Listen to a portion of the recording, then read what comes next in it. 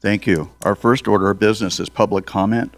We have a list of restrictions regarding public comment and our responses to public comment that are on page 1 of the agenda. I'm not going to bother to read that. Just ask everybody to be respectful of one another. That's the main thing. Public comment is limited to 3 minutes per speaker unless additional time is granted by myself, the board chairperson. I tend not to do that because that would open up public comment to, if one person gets it, then other people feel like they should have it as well, okay? The Board of Commissioners uses timing lights to ensure that everyone has an opportunity to speak. You will see a green light when you begin. We ask you to sign in and state your name for the record. And once you do that, then we'll start the timing light. And then a yellow light and a signal will indicate that you have 30 seconds left and should try to conclude your comments. Once the light turns red, we ask you to please sit down. In addition to opening public comment will also be taken on administrative agenda items that are identified for possible action, and again, at the end of the meeting at closing public comment.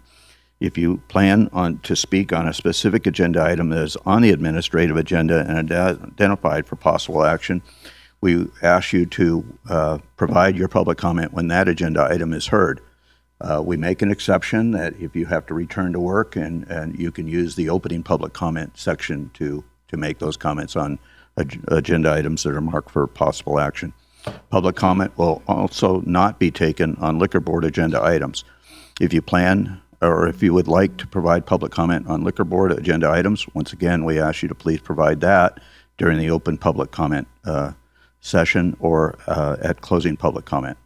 So anyways, public comment must be limited to matters that are within the jurisdiction and control of the Board of County Commissioners. Public comment must be addressed to the chairperson and not to members of the public so that the board may take future action on the issues that are raised by the public. So at this time, public comment will be taken on those items that are within the jurisdiction and control of the Board of County Commissioners. Public comment.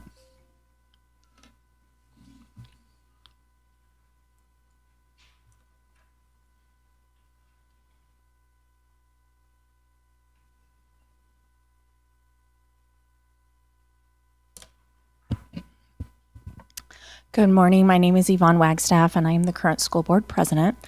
And I am here to inform our county commissioners and our public that on Tuesday night at our meeting, with heavy hearts, our school board has given public notice that we will be combining C.C. Manili Elementary into Scarcelli Elementary. We'll be consolidating those two elementary schools.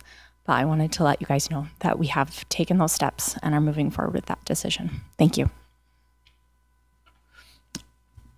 Thank you, Ms. Wagstaff.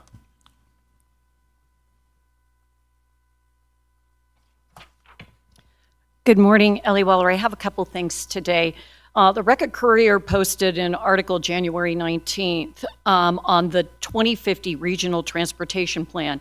This will include Topsy improvements included in the Carson Area Regional Transportation Plan, an estimated $17.6 million improvements at the intersection of Topsy and Highway 395, close to where I live, over the next 10 years, where among those items is the 2050 Regional Transportation Plan approved by the Carson Area Metropolitan Planning Organization on January 14th. Vehicle collisions in that area abound near Clear Creek and also at Jacks Valley Road. The plan outlines short-term and long-term road projects over the next 25 years. It prescribes that the population is expected to grow modestly to 97,000 residents, says region. The growth in that population is primarily centered in Lyon County. I'm hoping we can get a presentation on this information.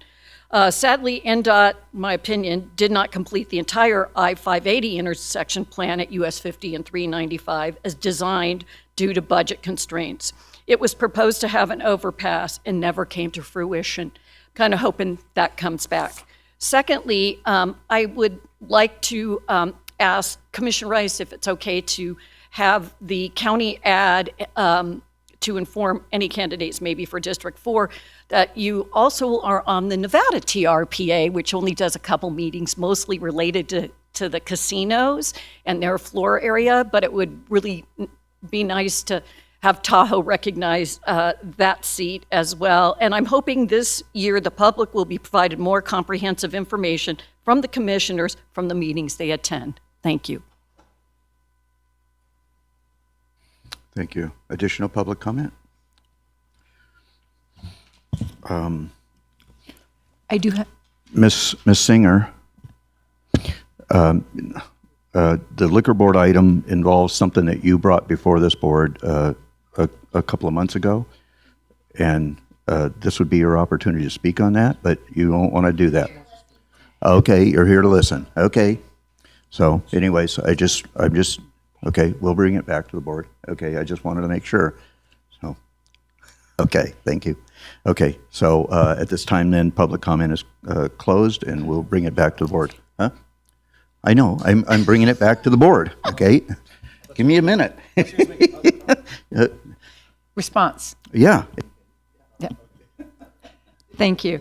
I just wanted to respond to President Wagstaff's comment that we as a community appreciate the hard work that you're doing and that you are in our prayers. This is a hard situation, and we know that you are working diligently in every corner to do the best that you possibly can, and we appreciate that. And I should just say, maybe for a little context, in case people don't know, our school district is in the red on the budget because of many factors, one of which being a reconfiguration of the per pupil funding by the state. And that has left our school district several $1 million short. And they are meeting frequently, they are working hard, and have a good team on board, and we are confident that you'll be able to get to a situation that's the best possible way forward. Thank you, Commissioner Hales. And I also wanted to express my thank you, I guess, to you and the other members of the school board in this daunting task.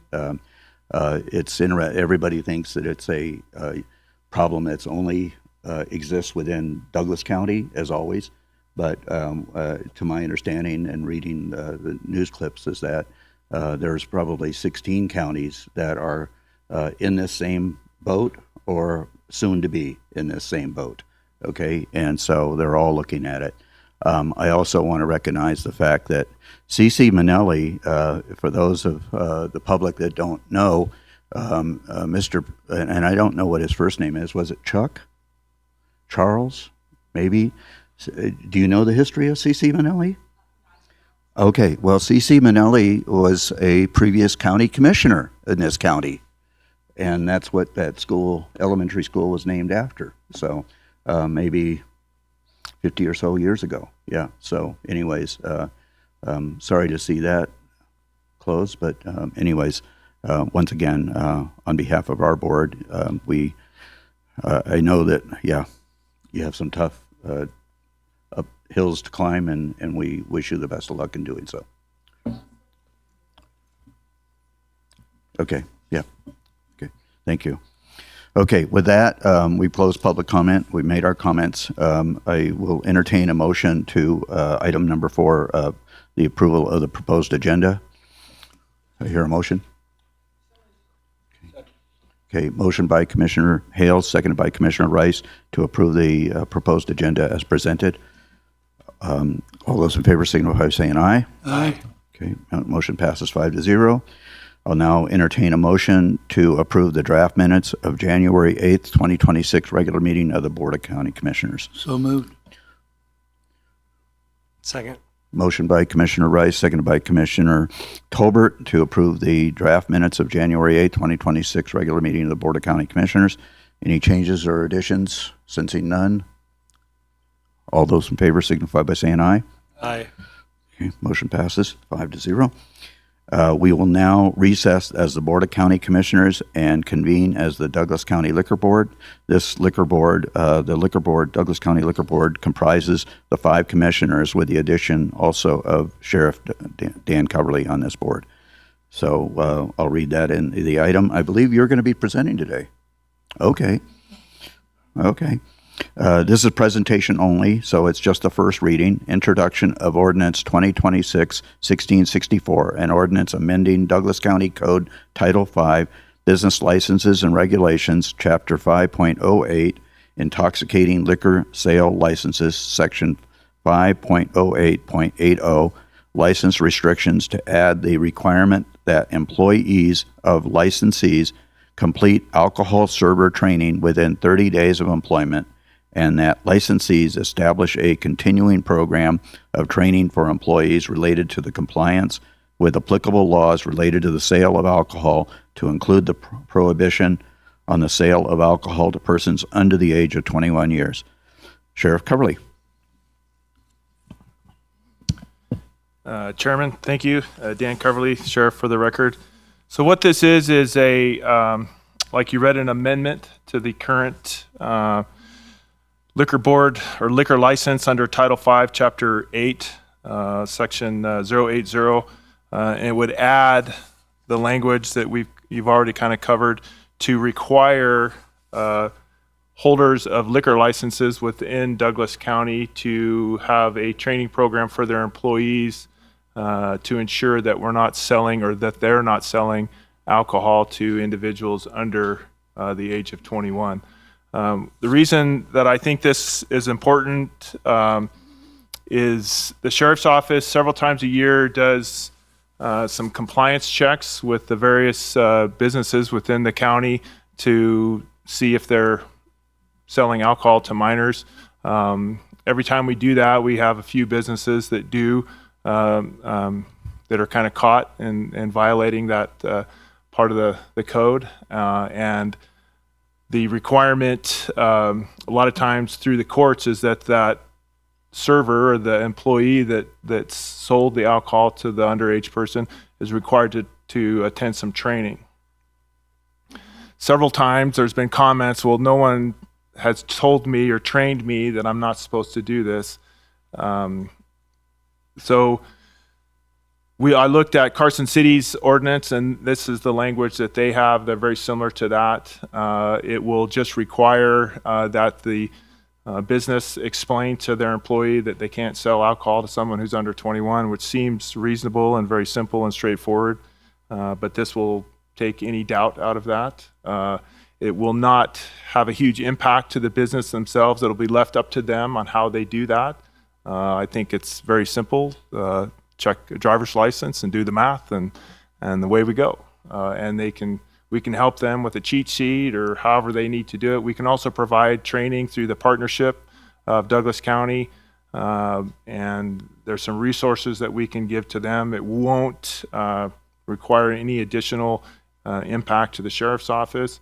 And the hope is that it will reduce alcohol that is being sold to minors, and do that. So I think it's a good thing. There's no impact, negative impact that I can see, and so that's what we're hoping to do. Thank you. Go ahead, Commissioner. I got a question. Do you honestly believe somebody working at the store doesn't know they can't sell to somebody 21? And the reason, and it sort of seems like another bureaucratic layer of stuff, although it isn't going to take a long time, but you're adding something in that everybody knows. If they're doing it, they're intentionally doing it, and they should actually be punished for it. If common sense was rampant, I would probably be out of a job, but it is not, and therefore here I am. I wish that it seems pretty simple. I think this is an easy add to our code that doesn't, like you said, over-regulate things and stuff. It just adds another thing. It takes away that excuse that when you're caught, that you can't say, well, I didn't know. Now you're required to know. And if the business fails to provide the training as simple as it can be, then there's some ramifications with their license that the board can address if that comes to it. I do think that I'm confident that all of the, businesses within Douglas County do their best to not sell alcohol to minors. I think they go through employees fairly frequently, depending on the type of business, and that's just the nature of it. And so there's a lot of turnover, and sometimes you get somebody in there that maybe isn't doing the right thing, and so now we hopefully we can prevent that, or the excuse is being taken away. Thank you. Any other? I did add, so it says here, complete alcohol server training. So this doesn't apply to retail liquor stores and outlets. So when I buy like something at Walmart, I know that they, when you try to check it out at the self-checkout, they always come over, and even at my age, they check my ID. Okay, is that correct? It would apply to anyone that serves. Or sells or provides alcohol, in whatever capacity, whether you're a bartender or you're the clerk at the AMPM. If you are providing alcohol, whether it's it's served for consumption on premise, or you're selling it in a package retail and they're consuming it elsewhere, that person is required to check the agent ID.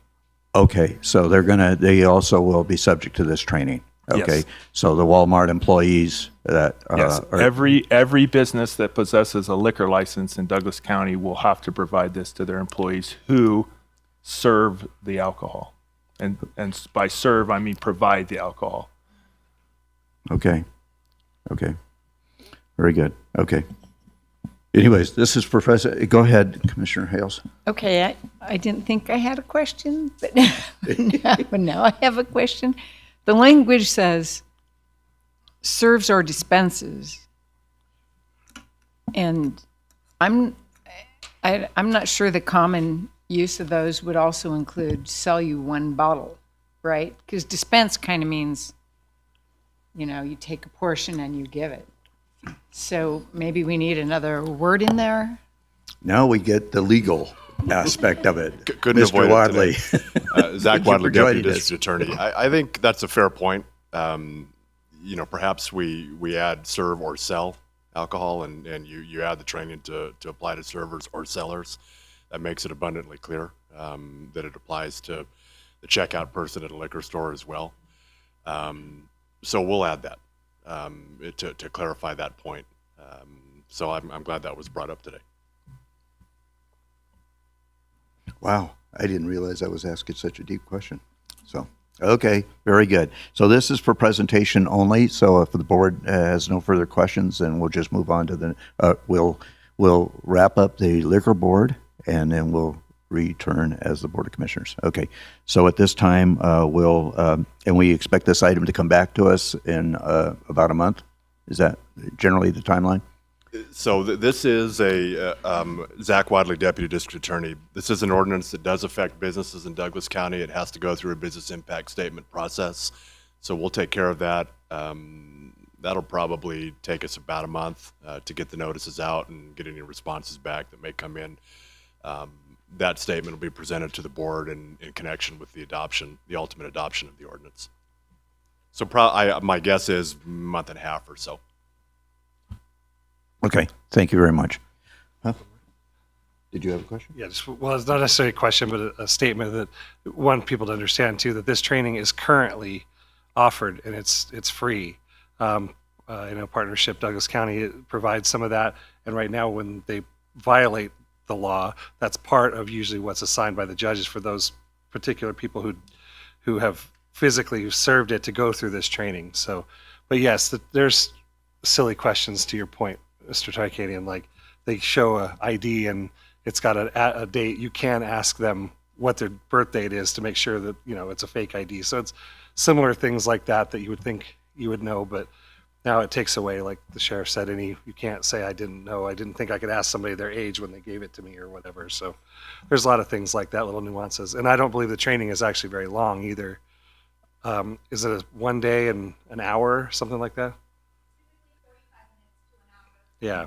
So it's not like this is a huge mandate. So, and it would prevent, I feel like it would just give that extra line of defense.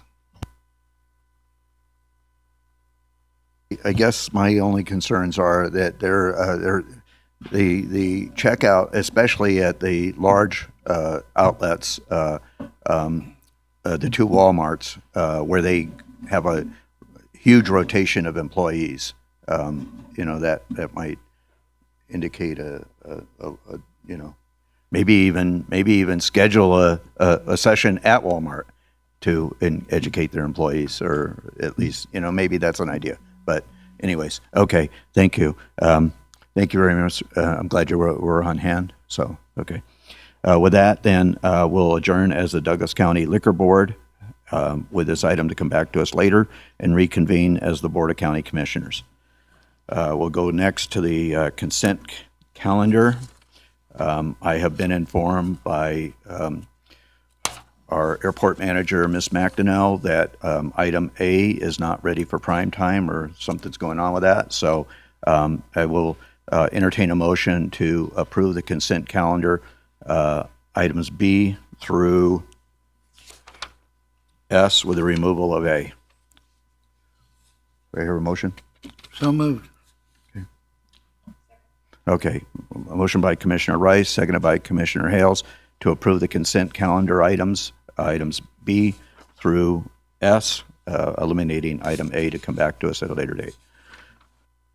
Any discussion? Sensing no discussion, all those in favor signify by saying aye. Aye. Aye. Motion passes 5-0. And we'll now move to the administrative agenda. We have no items that were removed from the consent calendar.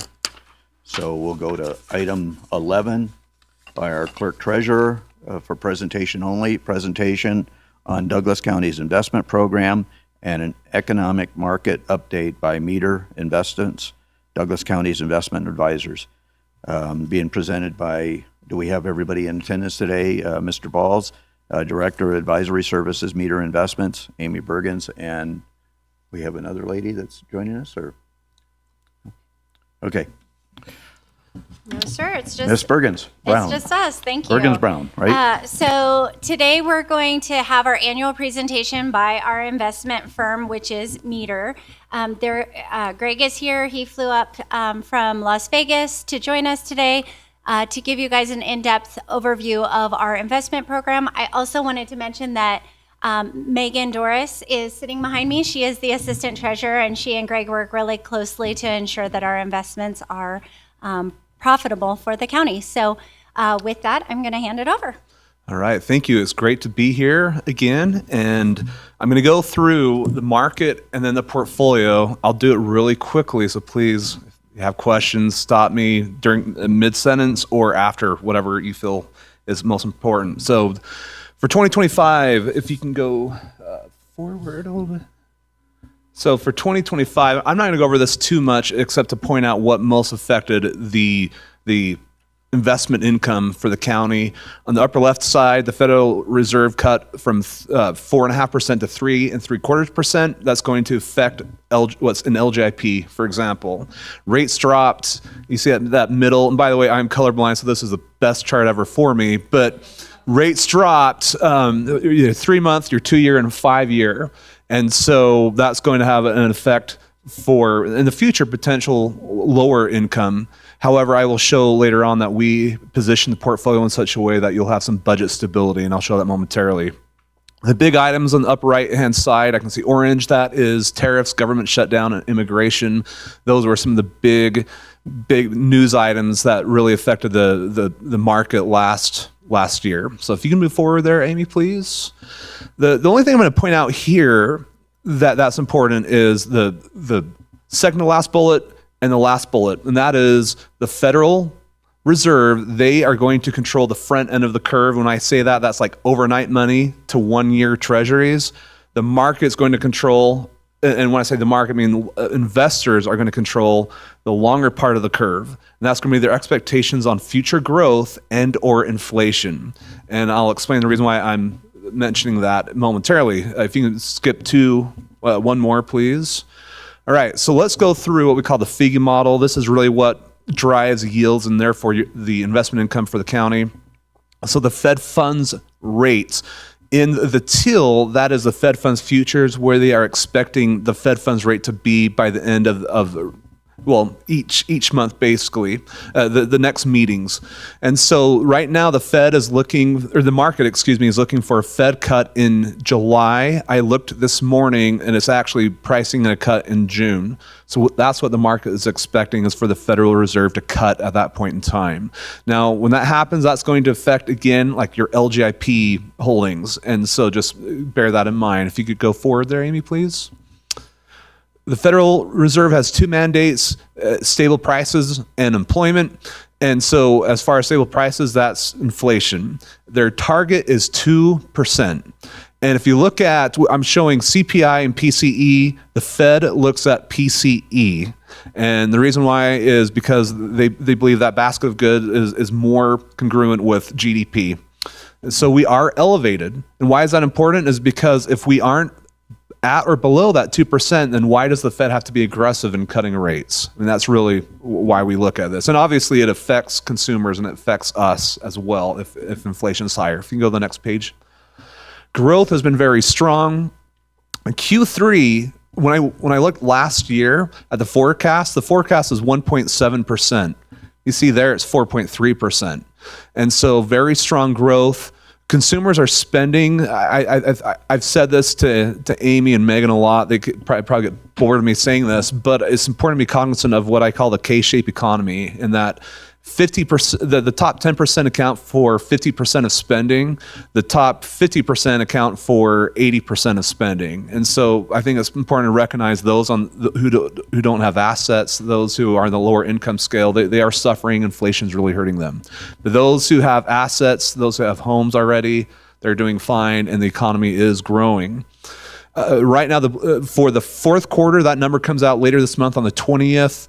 And it's around 2% now is the new forecast. And so I think 2% is always like the forecast, by the way, when you look at the survey estimate. So we'll see what we get. Next page. As far as employment, so this is the Fed's second mandate, is full employment. You notice how the unemployment rate is ticking up and it's getting near that full employment zone. Employment has slowed, and I'm not going to go over this too much unless you really want me to, but immigration is a massive reason why. We have less supply of labor, therefore we don't need as many jobs to keep at full employment. So employment is somewhat of a concern, but it's not like the sky is falling type thing right now. So next page, Amy, please. All right, so as far as yields, showing the Fed funds in the orange, September of 2024 was when the Fed first cut rates, and you can just see how they've cut rates from 5.5% to where we are now at 3.25 or 3 3/4. Excuse me. The 2-year I have there, you notice how it's much more volatile. That's driven by investors. So if I were to go out to like 5 years and 10 years, it'd be the same thing, much more volatile and really driven by investors' views. If you go to the next page, and so let's talk about how this affects the portfolio. This is the county's portfolio positioning right now, under a year, 45%, and then fairly well laddered as we go 1 to 5 years. We'd have a few securities that we bought longer than 5 years when yields were really high, and so we locked in some really good yield, actually, which will be beneficial to the county. Well diversified, as you look on the upper right-hand side, between treasuries, agencies, corporate bonds, and then LGIP accounts for about 31. Well, not about, it's 31.1%. If you go to the next page. So I really like this chart, and it might be my economic nerdery or investment nerdery, I don't know, but it tells a story. And so this is looking at the yield by maturity by 6-month buckets. So that 3.72% is what the weighted average yield is between now and 6 months. Whereas you look at that 2.46%, that's 6 months to 1 year. So why is this important? Because if yields are lower than that 3.72% now, we're going to be reinvesting at lower yields, for example. And as of now, yields, depending on what we buy, are trading right around 3.72%. Now, as we go out 6 months to a year, that is where, as we reinvest those maturities, I think we're going to be able to pick up incremental income, because I think yields, and I could be wrong on this, I think yields will remain elevated, and so that will be positive investment income when we get to that point. As we go 2 years and longer, notice all those four handles. Those, for the most part, are locked in. And so that is great for the county, because that means you have budget stability. They're not going to be volatile like the short-term LGIP. And so that's going to be beneficial to the county, at least for the next 5 years. You can go to the next page, Amy. As far as cash flow, this is, I'm only looking at coupon payments. I'm not accounting for LGIP's dividend, by the way, because that's hard to predict. So as far as the coupon payments, you're looking at $3.4 million as far as like treasuries and corporate bonds that we own. If you can go to the next page. All right, so let me give a final thought. So first off, as Amy mentioned, I do work with Megan and Amy as far as ensuring the primary objectives of safety, liquidity, and yield are met. Safety and liquidity are the foremost objectives, and we speak closely and say, hey, any cash flow needs that you need, and we ensure that if you need maturities, that they are there for those liquidity needs. We have increased diversification for the county, which is beneficial. And then I mentioned budget stability. We have locked in some yield for budget stability. Now going forward, I'm going to give you my final thoughts here on maybe what to expect with the yields going forward. The Fed, I think they do cut. So President, and I don't mean to get political, but President Trump has made no secret that he wants lower yields and a lower Fed fund rate. Now, keep in mind that the Fed does not control the back end of the curve. So when I say back end, I mean 3 to 20-year rates, or 30-year rates. And so we could see the overnight money and the Fed funds rate go lower, but I think there's potential for the longer rates to actually go higher. So if the Fed is too aggressive, the concern is that inflation does pick up, and you're starting to hear FOMC members state that concern, that if we're too aggressive, we could actually see rates go higher. So President Trump has nominated Kevin Warsh. There's uncertainty with him. He's been more of what we call a hawk, where he doesn't like all the QE, for example, but he says we need to have less QE and rates to be lower. We'll see what happens. I think at the end of the day, no matter who's at the helm of the Fed, if inflation picks up again, no matter who's at the helm, they're going to have to adjust policy for that. And so we can see rates a little bit higher, longer rates a little bit higher, overnight a little bit lower. And so we'll see. I know I went through that really fast. Any questions? I do have one. You've referenced overnight a couple times, and it calls to mind that we had a presentation at NACO in Vegas about sweep accounts. Okay. And I know that there's some counties who use sweep accounts. There's a school district who uses sweep accounts. Yep. Could you maybe touch on what those are? Yeah. Whether we do that? Yeah. So number one, I actually don't know what you do on the bank deposits, but what you mean is when it's at the bank at a certain point in time during the day, they'll have like a peg balance. Let's just say maybe yours is 5 million. I'm just throwing a number out there.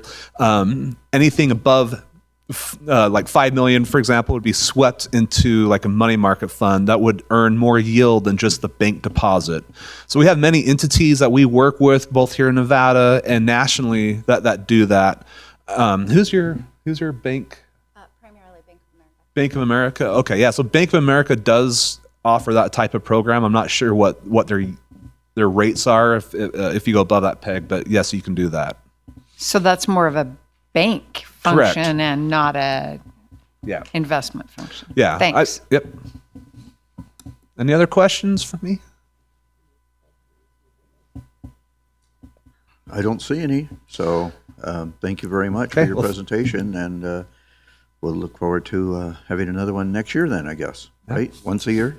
Yes, annually, unless you guys need him to come back if anything changes.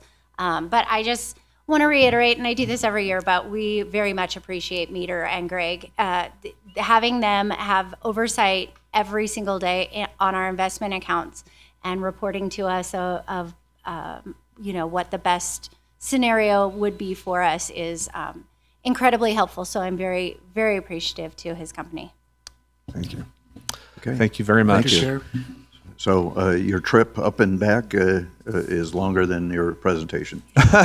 Well, I was able to meet with Carson City and the state of Nevada as well, so we're good. So I come up here anyway. Okay. Thank you. Sir, from what I heard, Douglas County is in good shape. And I'm stating this because every once in a while the public will go, we're going bankrupt, you're doing this, you're doing that. It sounds to me like we are in very good shape. Yes, I believe your portfolio is very well positioned and very sustainable. Yeah, I think you're great. The sky is not falling. The sky is not falling in Douglas County that I can see, nor nationally yet. So. Thank you. I think just the rainwater and We some of those potholes need to some fall. sky. Yes, I agree. We need some sky to fall. We need some snow to fall. Yes. So thank you so much. Appreciate it. And I'm sure Ms. Bergens will bring you back if the occasion requires it. Yeah. Okay. So thank you. Okay. So with that, we'll go to item number 12 for presentation only. Presentation of the upcoming Tahoe Basin Transit Comprehensive Operational Analysis. I hope you didn't try to put that on a business card. By the Tahoe Regional Planning Agency. Ms. Richardson from the TRPA.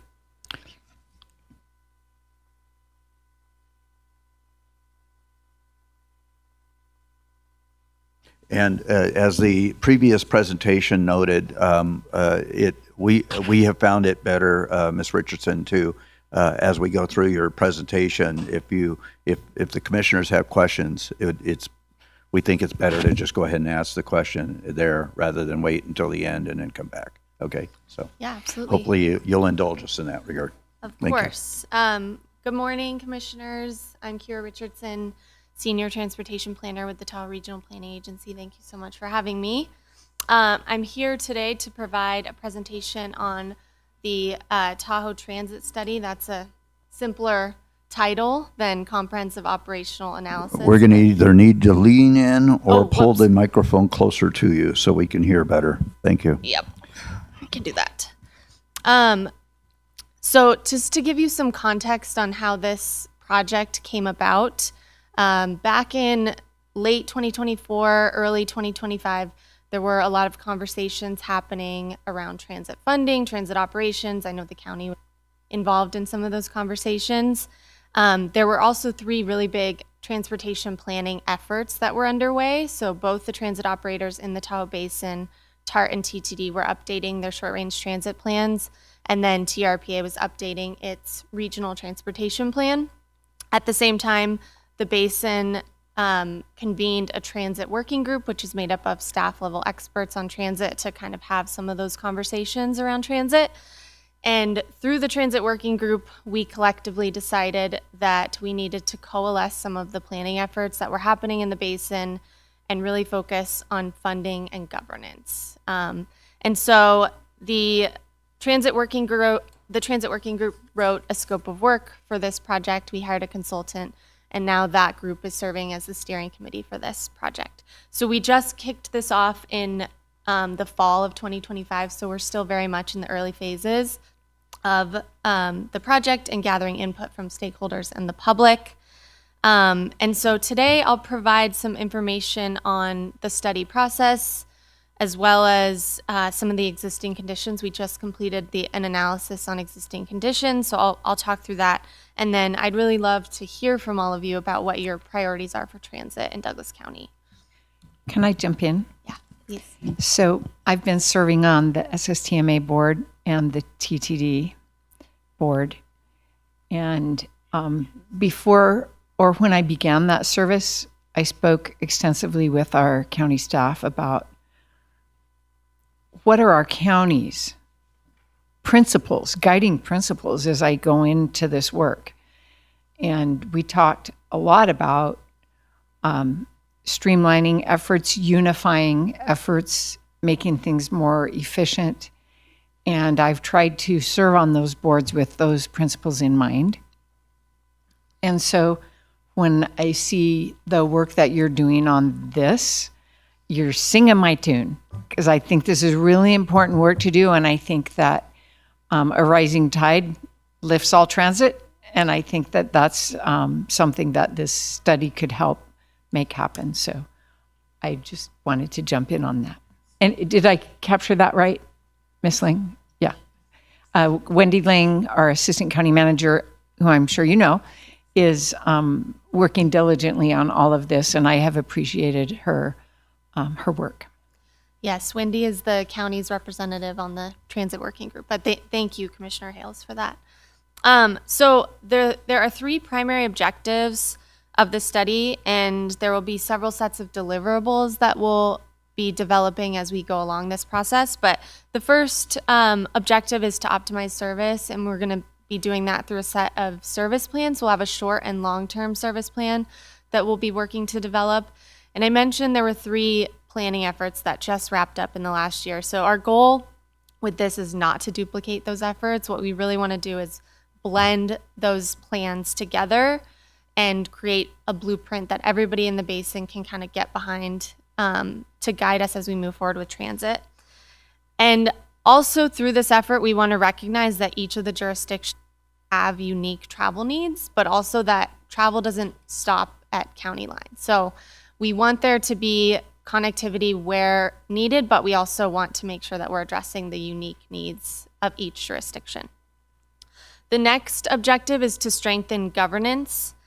We have so many different transit operators in the Tahoe Basin. We have a mix of public and private operators.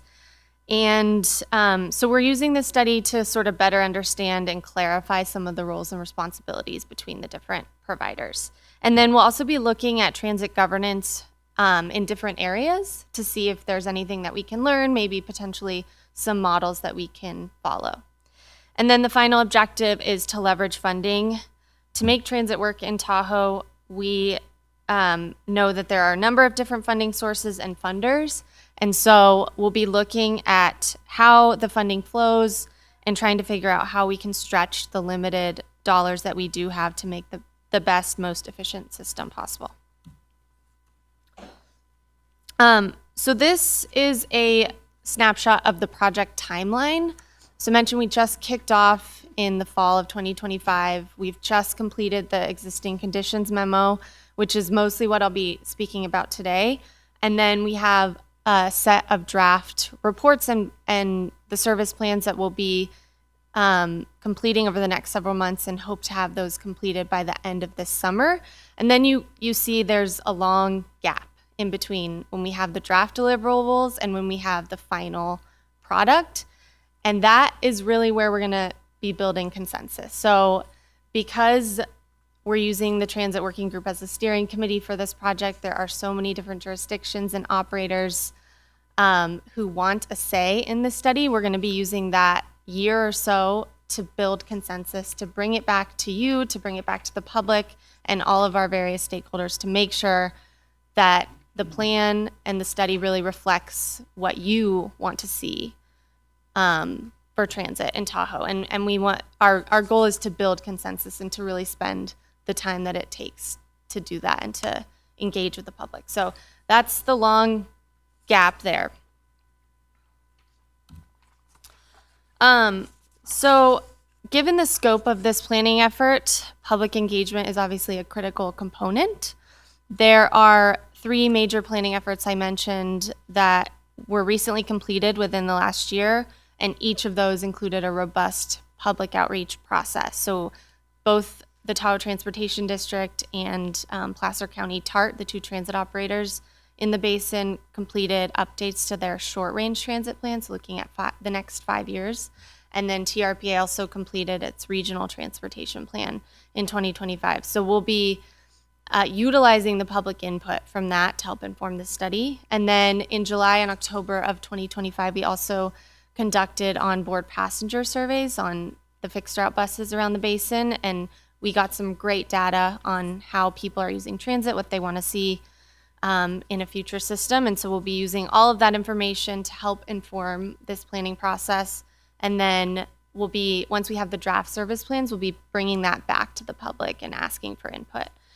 We also will have some sort of survey and a public workshop. I don't have the details on that yet, but that will all be posted on our public website. I'll make sure that Wendy has all of the information, and we'll be keeping the public informed as we go along. So we have the draft existing conditions memo. That will also be posted on our website. We're making some final tweaks to it based on feedback from our operators, but it should be up on our website within the next couple of weeks. So I want to give you some of the highlights from that today in the next couple slides. So starting off with transit propensity, when we look at transit service planning, it's important to understand the needs of travelers who are more reliant on public transit. So these are people who have less access to a car or have more barriers to driving and getting around, and they tend to be more reliant on public transit. So we have youth. Most of the time they can't drive themselves or they rely on other people. Elderly, people over 65, driving a car tends to be less accessible as we age. People with a disability, depending on their disability, have a harder time driving or can't drive. And then people living below the poverty line, car ownership can be a financial burden for those folks. And then lastly, we have zero vehicle households. Who those are the people that are obviously dependent on public transit or other means of transportation to get around. So this graph is showing the entire basin, and this is just the Douglas County portion that I've highlighted of the Tahoe Basin, so not the full county. And this is transit propensity for the whole basin. And then if we look, take a closer look at just transit propensity for Douglas County, of particular note here, I think, is the proportion of elderly residents. As the population ages, we've seen this number increase. We will likely see this increase again over the next couple of years. So given these numbers, we know that there will always be a need for public transit on some level in Douglas County. Ms. Richardson, I have a question here. You say, so the population we're looking at is strictly in the Tahoe Basin, is that correct? Correct. Okay, because I don't know. Okay, so. Yeah, just the Douglas okay. County portion of the Tahoe Basin. Okay, so I didn't realize that we had such a large elderly population in the Tahoe region. So, okay, thank you. Okay, I just wasn't aware of that. So it's an interesting percentage. Yeah. So while it's important to understand the needs of residents, I would be remiss if I didn't mention visitors. We obviously can't look at the demographic breakdown of our visitors. That's constantly in flux. We have no idea. But we do know that many visitors arrive to Tahoe without their cars, and those that do drive put strain on the roadways. So ensuring that we have adequate public transit to help mitigate that congestion while also providing essential services to our residents is critical and definitely a focus of this study. So this graph is showing historic ridership on TTD fixed routes from 2017 to 2025. And this graph requires... TTV, can you tell us what that means? Oh, please? yes, apologies. The Tahoe Transportation District. That's the South Shore transit system in the Tahoe Basin. And this graph requires a lot of context because when you look at it, it does not paint a very good picture at first glance. We see a major decline in ridership from 2017 to 2019. And the context there is that TTD used to operate the Heavenly ski shuttles on behalf of Heavenly. And then in 2019, Heavenly took over that service and is now running that in-house. So that is reflective in this ridership graph. And the point that I want to make here is just that the ridership is there. When we have service, people will use it. And I think that with greater investment in and better coordination between the transit operators, we can see this level of transit ridership again and potentially even exceed it. Does this ridership include the SSTMA? It does not. Okay. So after we have a solid understanding of who might ride public transit, we then must understand where people are traveling so that we can design services that will actually work for people to get around. So through our analysis, we found, I think, 3 key points that I want to highlight for you. So the first is that travel is highly seasonal. And I'll direct your attention to this map. So the map is showing trip activity in the summer and the winter. We know that we have peak travel in the winter and summer, that we're seeing more trips in those seasons as opposed to the shoulder seasons, fall and spring. So this map, the orange dots are showing summer travel, the red dot or the blue dots are showing winter travel.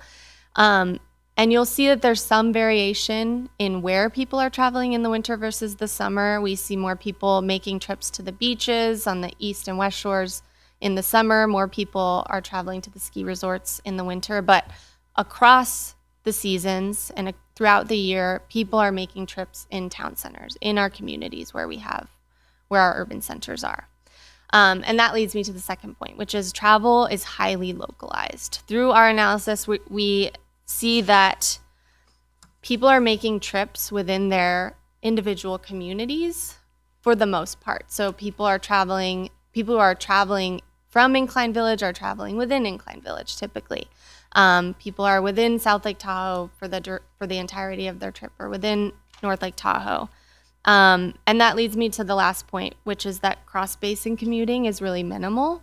There is a demand for that, but mostly people are making trips entirely on the North Shore, entirely on the South Shore. And that's a good thing for transit services, because transit is designed to serve those types of short community trips.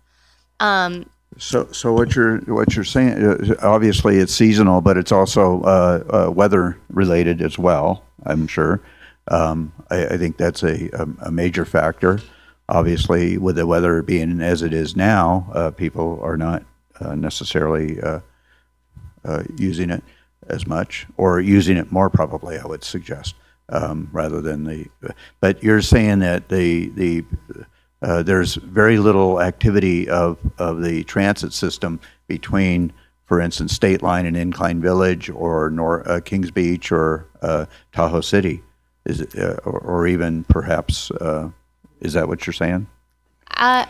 To a certain extent, yes. So there is a demand for a north to south shore connection for transit. There are people who are making those trips, but not as many people as are making local trips, either entirely on the North Shore or entirely on the South Shore. So if we were to propose some sort of transit service that connected North to South Shore, which we hear a lot of requests from people who want that, we would just want to make sure that local transit is sufficient prior to investing in a cross-basin service. Well, I mean, that would also be dollars dependent also, right? I mean, if you're running a bus from South Shore and State Line up to Incline Village, but it doesn't have any riders on it, that's a real waste of money. Yeah, absolutely. So here's a look at the existing services on the South Shore. And I know this map is a little bit hard to read, but when we put everything onto one map, we see that transit in South Lake Tahoe is actually pretty comprehensive. So there we have interregional connections to Placerville, Reno, Carson City, Minden, Gardnerville. We have local fixed route services in South Lake Tahoe, and a microtransit service in South Lake Tahoe that covers the majority of the South Lake. There are definitely things that we can improve, but overall the service is not bad. The concern here is more so with the governance of the system. So there are 6 different transit operators or contractors just on the South Shore. That does not include the North Shore. And having more cooks in the kitchen isn't always a bad thing, but with the current structure, we are seeing conflict. So Heavenly Services, Lake Link, and the Tahoe Transportation District fixed routes, they all overlap. And although unintended, they are competing services. So this is where my real interest is, because you talked about streamlining stuff. Are all those 6 publicly funded? Is Heavenly Link publicly funded? No. So Heavenly is privately funded. So we don't have any say in that. What about the other 5? The South Tahoe Airporter, I believe, I think there might be a mix of public and private funding. The Emerald Bay Shuttle, will be mostly And that- publicly funded. And that doesn't really apply here in the Douglas County. There's not a lot of people using Right. okay. So here in Douglas County, does the El Dorado Transit service out here? They go as far as the state line. Okay. So TD and Lake Link are basically the two that would be servicing in the Douglas County area, and maybe El Dorado Transit up to the casinos. Yes. The airport, And Heavenly does, it goes into Douglas County and takes them to the airport there. yeah, and Heavenly is working with us on this study. So Well, I've been asked a lot by people why we have so many different services, why we don't put them together so that you can streamline and be more efficient. It's one of the things you talked about and what you were looking at. Can you explain why we have at least the two main different ones, the TTD, the Lake Link, why we don't combine them, or do they do something completely different that there's a reason for it? Anyways, that was my question. yeah, it's a great question. And I think the answer to your question is this study. That's something that we're looking at. There's a long history, and there are a lot of reasons why we have so many different operators, and it could take all day to go through it. Right. But yeah, I think all of these different operators, they are interested in doing it more efficiently, and that's why everyone's sort of bought in on this process. And so that's the main question we want to answer is it feasible? Does it make sense to combine? Where can we combine? How do we do that? And then, so there's 6 different operators, and there's 24 different funding sources just on the South Shore. Our Assistant County Manager had Thank you very much, Mr. Chair. And Kara, thank you for the information in your question, Commissioner Tarkanian. I believe that Kara provided some really great information to you with regard to why this study is being conducted and the types of things that we can accomplish for more efficient delivery of services and efficient use of taxpayer funds. I also want to just take a moment to note some of the action that this board has taken in the past year. By providing funding contributions to the microtransit system, which is operated by Lake Link through the SSTMA. That was a lot of layers. I just wanted to put on the record for everyone.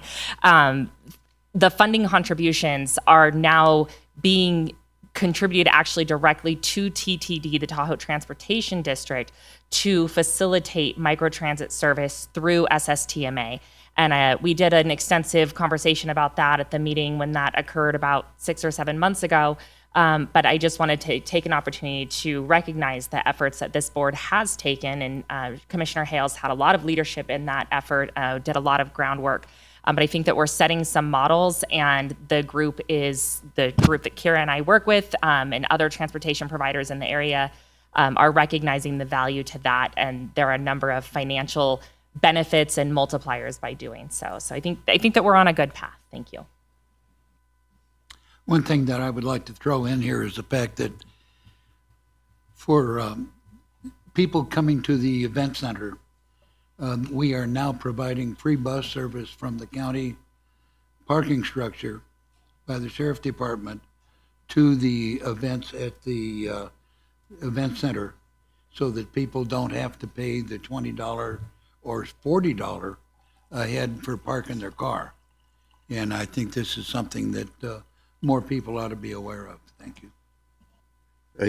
Thank you. This is making it very obvious why this study needs to be conducted. I mean, 6 different entities, 24 different funding sources, absolutely.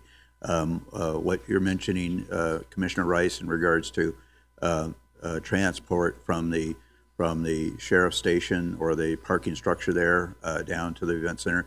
But what really is also important, I think we need to recognize, is the ability to get folks up to the lake from the valley floor as well. Okay, so a connection there needs to exist as well. So, okay, good. Okay, good. To the event center. Okay, not to the parking structure, and then okay. Thank you. Good. Well, I mean, yeah.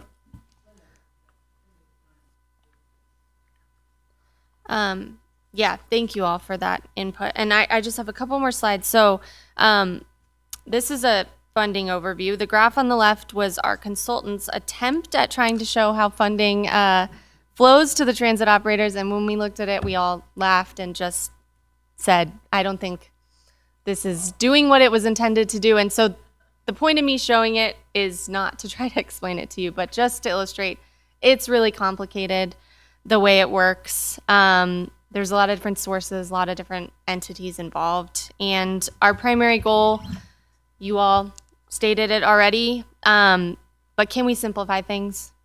Can we make this easier? And if so, how? So we're looking at, can we reduce admin and overhead and make everyone's dollars go further? And then the last thing I want to highlight on just funding is this graph on the right. So this graph is showing the total transit ridership, that's the blue bars, and the total transit funding around the basin, that's the orange line. And so aside from COVID years when things got a little weird and there was a lot of relief funding and ridership dropped, what we're seeing is that additional investment in transit has generated additional ridership. So those last 3 years, we're seeing both of those, the ridership bars go up and the total funding go up. And that's just a testament to everybody working together to make that happen. Can I jump in on that Please. slide? So I note South Shore Resorts and Businesses there on that, I don't know what you, like if you threw toothpicks in the air, you know, and maybe that's how it would look when they fall down. But anyway, South Shore Resorts and Businesses has an arrow to SSTMA. My understanding is they have, the South Shore Resorts and Businesses contributions to Lake Links have seriously dwindled to nothing. They do contribute to van pools, and they also, and they do excellent work, and it's great. They have a van pool. They have started a casino to Round Hill Pines van, which is excellent. They pay for that. They have van pools for work from the various places, including Minden Gardnerville up to the casinos. That's also excellent. But they don't contribute to Lake Link. And the concern that many people have voiced, and it's my concern as well, that means that Lake Link is largely, or perhaps exclusively at this point, funded by public dollars. But they do not follow public entity laws. So that is a real concern, and I'm sure you're aware of it and are going to fix it. We will certainly do our best. But yeah, great point. So after looking at the existing conditions and summarizing the data, there is a lot to be excited about, and I know that you've all mentioned a couple of things already, but in the past year alone, we've seen increased frequency on the Highway 50 route. The Total Transportation District has improved their cost efficiency, so they brought down their costs. We're seeing a greater commitment to public transit, particularly from local jurisdictions. Douglas County has been a huge and very important partner in contributing to public transit over the past couple years. We're seeing improved coordination between TTD and the SSTMA, as Wendy mentioned, and I also this is already, the improved coordination is already decreasing some of the unintended competition between the two services. And that is really a testament to, I think, the agreement that Douglas County put in place with TTD that sort of forced that coordination to happen. So huge kudos to you all in kind of getting that started. We are definitely looking at that contract agreement as a model and how we do things with other jurisdictions. And then we're seeing expanded service coming online. We'll see microtransit zones expand this summer. TTD added a late night fixed route. We have more seasonal services. So things are looking great. But there are also areas for improvement. I think we've heard from a lot of the public that they want expanded connections to Reno, Carson City, Minden Gardnerville. They want a North and South Shore connection. They want better service connections to some of the recreation areas on the East and West Shores. Both TTD and TART have significant staffing challenges, and that's a nationwide challenge. It's really hard to find bus drivers, to hire and secure bus drivers, and that puts a strain on the transit system. So that's a big focus of this. And then there are other areas in South Lake Tahoe that want additional service. And then TTD is struggling with their current operating and maintenance facility. So we're looking into that. I know they've been working on it for several years. But I would ask you all, is there anything that you would add to this list? And with that, I'll take any additional questions. I also just want to mention for the public, our website is trpa.gov/transit study. We'll be posting updates. We'll be posting deliverables on that website. My contact information is there. We'd love to hear your comments, questions. But yeah, I would love to bring it back to you. Thank you again for having me. Thank you, Ms. Richardson.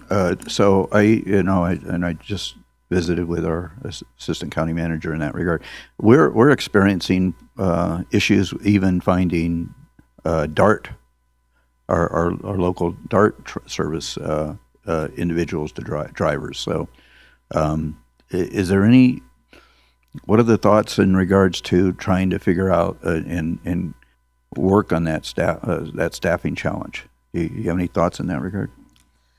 Yeah, so the transit operators in the basin have done a number of things. They've increased wages for drivers.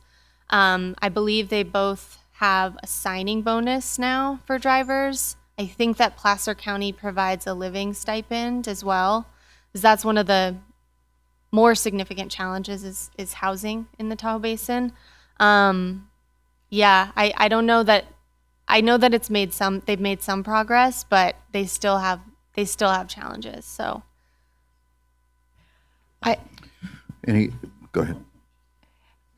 One concern that we have had and haven't really begun to address is that we have expanded Lake Link service in Douglas County, and we have not marketed that. It's hard to wrap your mind around how to market it without overwhelming. Like, you want more riders, but you don't want too many riders because you can't, accommodate way more. So I don't know if that's probably embedded in your areas of improvement, but in terms of Douglas County, that's something on my list to try and address, is how to get the word out better so we get more users of Lake Link on the Douglas side without overwhelming it. Like a little bit of marketing, not too much, just the right amount. Wish us luck. Thank you. Go ahead. For me, you've touched is the TTD's maintenance. And so, typically jurisdictions, as my understanding, provide places for transit to operate. And it's my understanding that TTD is leasing from City of Southlake to provide transportation for the City of Southlake. So I would really like to see us push to get them into a better situation, especially since they have, 2 stalls to work on 8 buses or something like that. So if they have to wait for a part, that means that one stall is full, waiting a day where another bus can't get in. So there's a lot of issues going on with the maintenance of those that they're having to deal with. But first and foremost, getting them a location that's not costing Douglas County to pay City of Southlake for TTD to have a maintenance place. That one, for me, is a big issue that needs to be resolved. Excuse me. When I was on TTD, it seemed to me that was the perfect place to coordinate all of this transportation. It looks like it has now gone from there over to you. And it seemed to me that there were so many sources for transportation with no coordination. And so I'm very glad to see that you're taking this on, because we have the resources. We just need to combine them in a way that makes sense. And I would really like to see more. Now, how do I do this without insulting South Lake Tahoe? I would like to see. I guess you already did. Oh well, what the hey. it seems to me that they were really pushing for electrification of the transportation system, which seemed to me insane. Because number one, they don't have enough providers of the buses. We had how many buses sitting idle because we couldn't get parts for them, and now they've gone from that to hybrid, which is a wonderful thing. But we need forward-thinking people, because regardless of what California says, we don't have the infrastructure to electrify our entire fleet. It just doesn't exist. And in the summertime in California, I'm glad I'm not paying for air conditioning. So at any rate, before I get into further hot water, thank you for what you're doing. Thank you, Mr. Rice. And I want to piggyback on top of what Commissioner Hales indicated. We have approximately 530 VHRs. We have 4 hotels, 5 with Edgewood. We have timeshares that are up at the lake.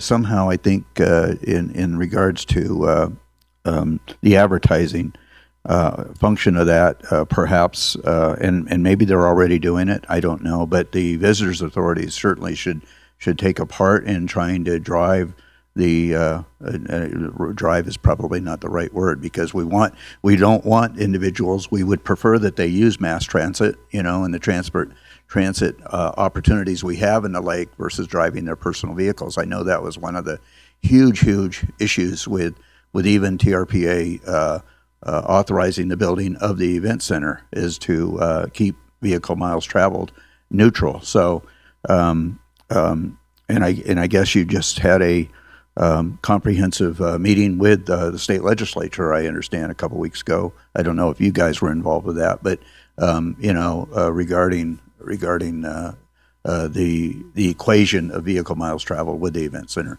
I guess that was a big question that arose. So yeah, somehow we need to, as Commissioner Hales is pointing out, advertise it without over-advertising it. That's a fine line, right? So yeah. And be able to use the available resources we have without increasing resources. So, anyways, thank you so much. Okay, any other questions, commissioners? Okay, thank you so much, and hopefully we'll be visiting with you again as this thing unfolds, and you'll come and bring forward the progress that you're obtaining. Right. So, thank you so much. Appreciate it.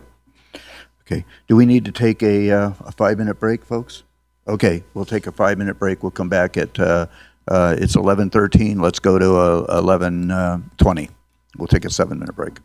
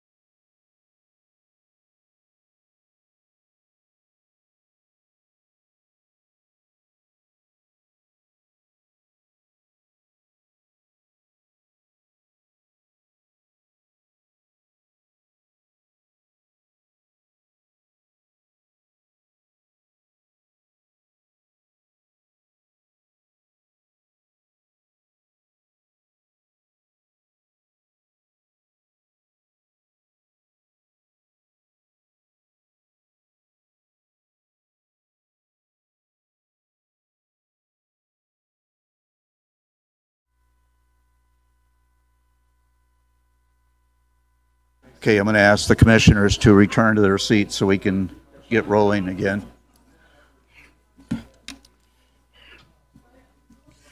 Thank you.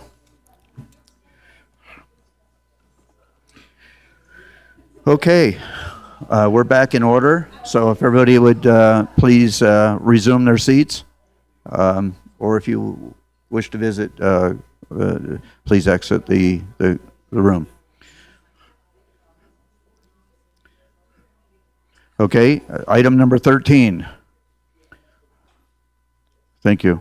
Item 13 for presentation only, once again, introduction of ordinance 2026-1663, amending Title II of the Douglas County Code by amending Chapter 2.58, Douglas County Airport Advisory Committee, to change the election cycle of the chair and the vice chair. More specifically, Section 2.58.020 will be amended to change the election of chair and vice chair from annually in the month of March to annually at the first meeting of the calendar year. This is the first reading. It'll come back to us for an action item in a month or so, as normal. And it's being presented by Airport Manager Heather McDonnell. Thank you, Mr. Chair. Thanks for doing the heavy lifting on reading that ordinance into record. I was really hoping I wouldn't have to. So we bring this before you guys as an ordinance change because it is in the code of when the election cycle happens for our Airport Advisory Committee.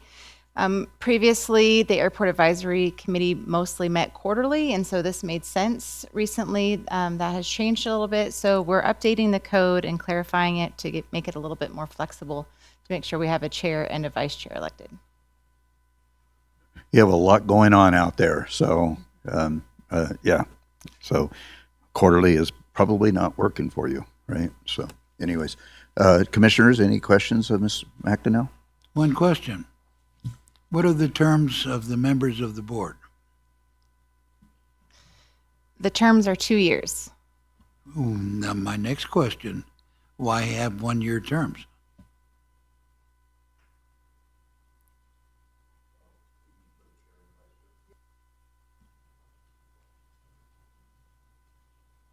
So to put in to elect a chair and vice chair, I'm similar to your commission. Sometimes they don't want that heavy lifting role for more than 1 year at a time. That would explain it. Yeah. You've served as chair. Were you interested in serving as? Okay, I was gonna say, yeah, there's always that opportunity for a person to serve more than 1 year, but this gives the flexibility of vacating also after 1 year, which sometimes might be a good idea, right? Yes, I understand.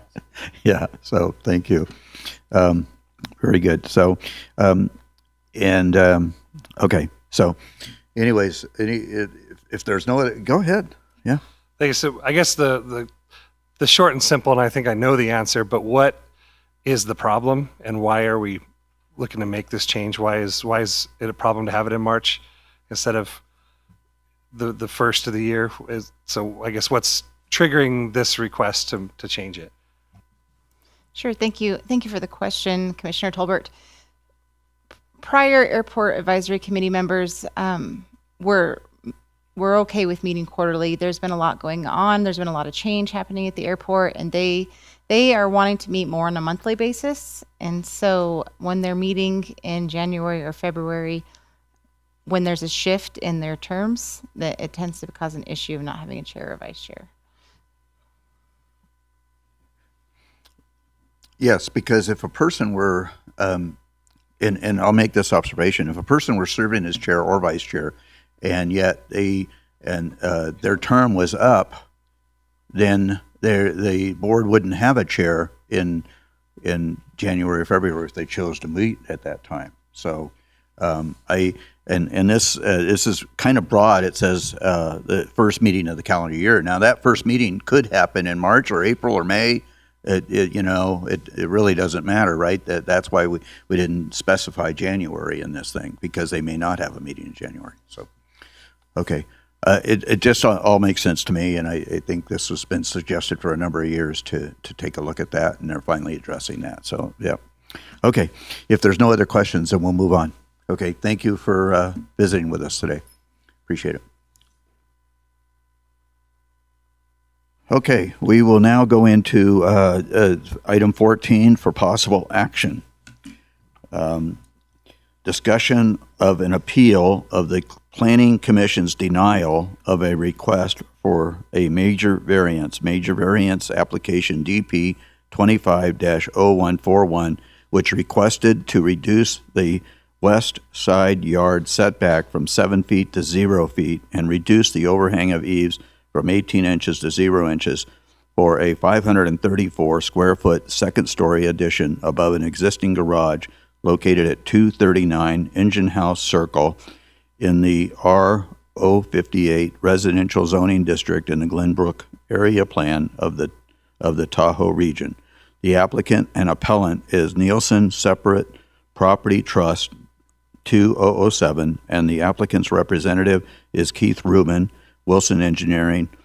This is APN number 1418-10-710-074, and being presented by our senior planner, Lucio Rayo.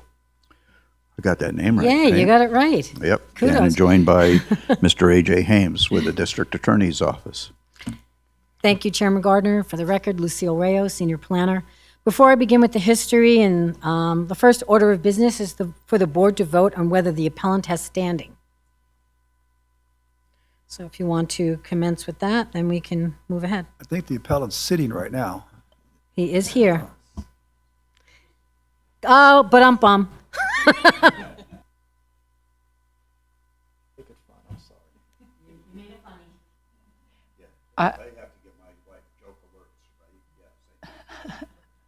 I can make a motion, but do we need public comment before we take a vote on this? She hasn't made the presentation yet. Oh, we have to vote on whether or not they have standing. Okay, I didn't get that. Okay, I apologize. Okay, go Thanks. ahead, Mr. Doug Ritchie with the District Attorney's Office. Because it's an appeal, you might want to allow the appellant to get up and explain how they own the property and why they are appealing, and kind of explain at least why they think they have standing to appeal. Because apparently it's held by a trust. So there's should be a trustee, trust documents. I was reading and not paying attention. I apologize. Okay, so anyways, at this time then, because we have to, first of all, determine standing, we'll allow the appellant, is that right? To make a presentation. We'll go to public comment on that. Then we'll come back and have a motion by this board, perhaps, and then we'll go further. Okay, so let's address that first. So as the appellant here. Okay.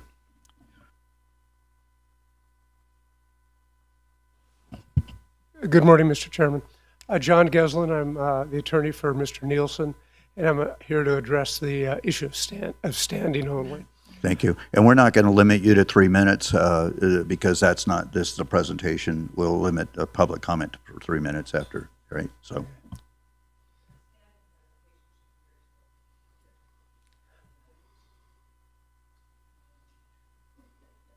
Okay. Okay. Mr. Nielsen we presented a application before the Planning Commission on December 6th, which was denied. Mr. Nielsen is the trustee of the Nielsen Separate Property Trust, which is the owner of record of the property at 239 Engine House Circle in Glenbrook, Nevada.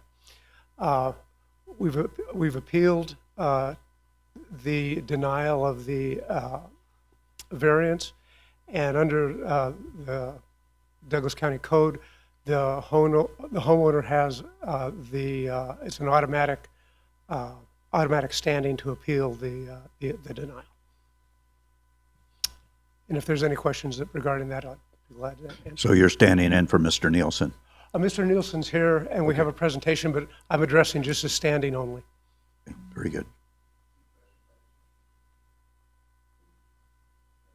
an action item, we have to go to public comment, right? Okay.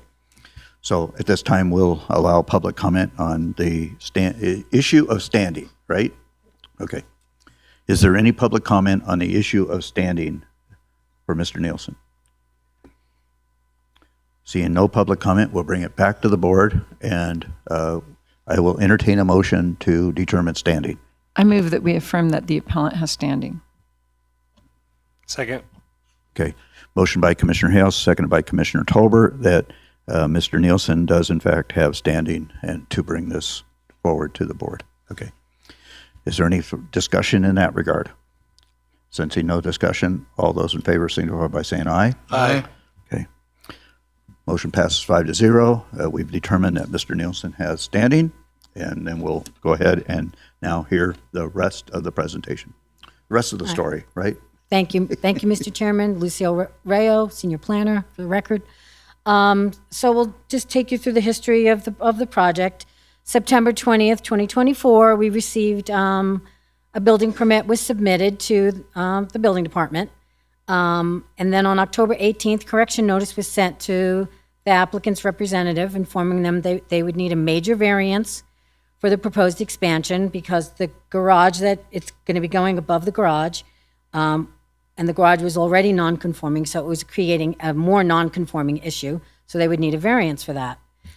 We never heard anything between October and August. Then on August 18th of 2025, we did receive an application for the required variance and proceeded to process the application.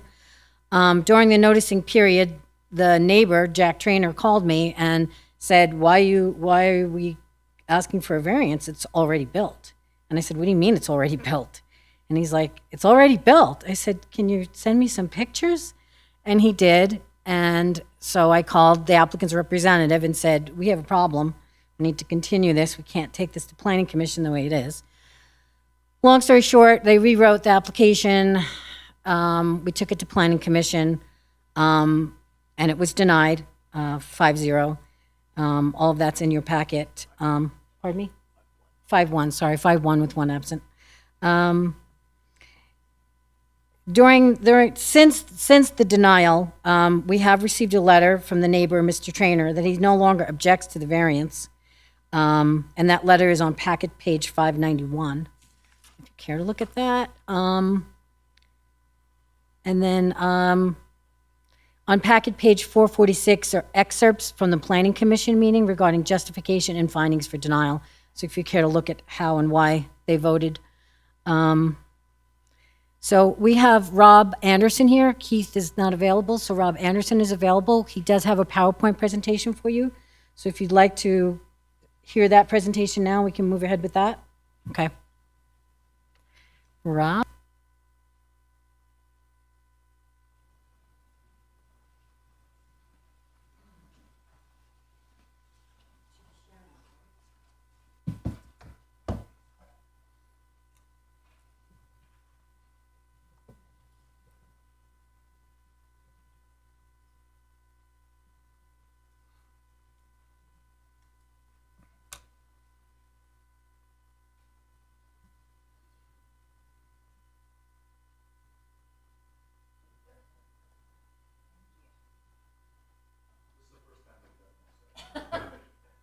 Not at all.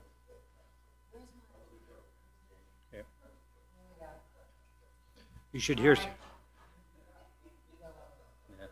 Thank you.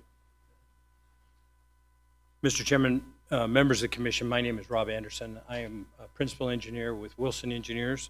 I am here today on behalf of the Nielsen's separate property trust.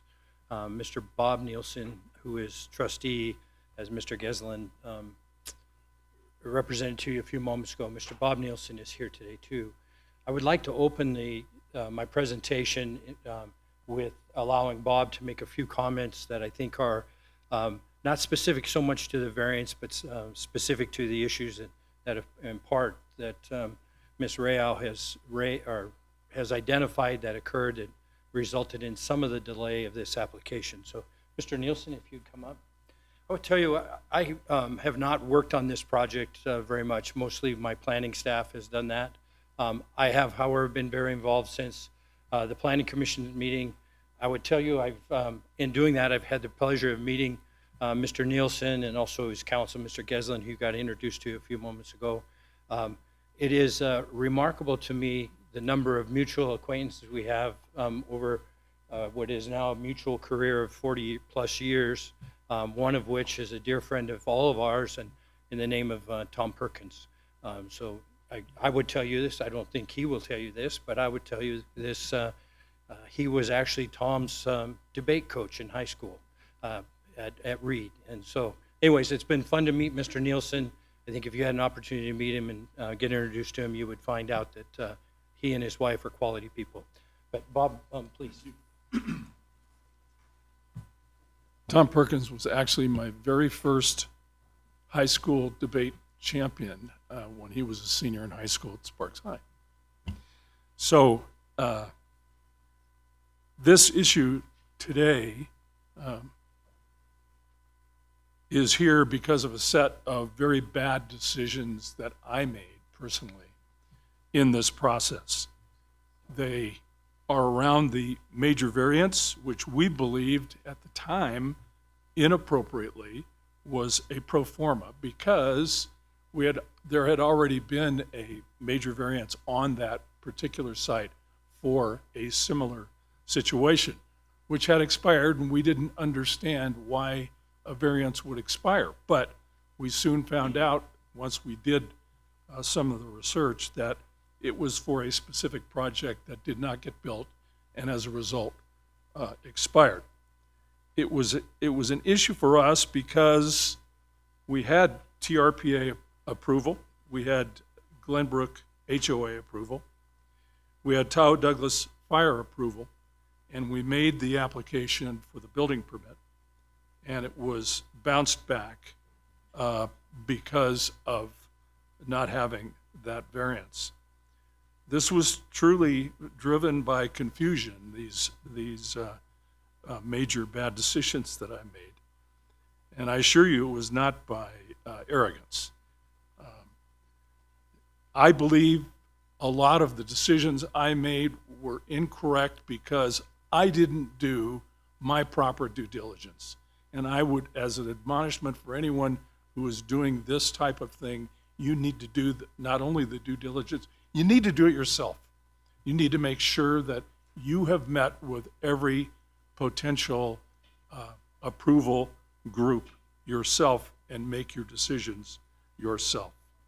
Now, findings are going to be dealt with by Rob, but I do want to speak to Chairwoman Casey's testimony at the Planning Commission hearing. Let me just make it very clear that I do not disagree with the chairwoman's testimony about me personally. There is no question that my decisions do not display the level of accuracy that would be expected by the National Association of Home Builders, which I have been a member of for 40 years and had the honor of being their chairman in 2011. Clearly does not have that import for the National Housing Hall of Fame either, as she pointed out in her testimony. We made mistakes. We made bad decisions. And as the chairwoman pointed out, we do not want to set a precedent to allow others to make the same bad decisions. And like other times in my 40-year career of building affordable housing, owning and managing that affordable housing, when I have made bad decisions, we do whatever we need to do to rectify that situation. And I stand today prepared to move forward on whatever path the commission believes is best for us today. That concludes what I have to say, and would certainly stand for any questions that you might have of me. Thank you, Mr. Nielsen. Commissioners, any questions for Mr. Nielsen? Go ahead. Ms.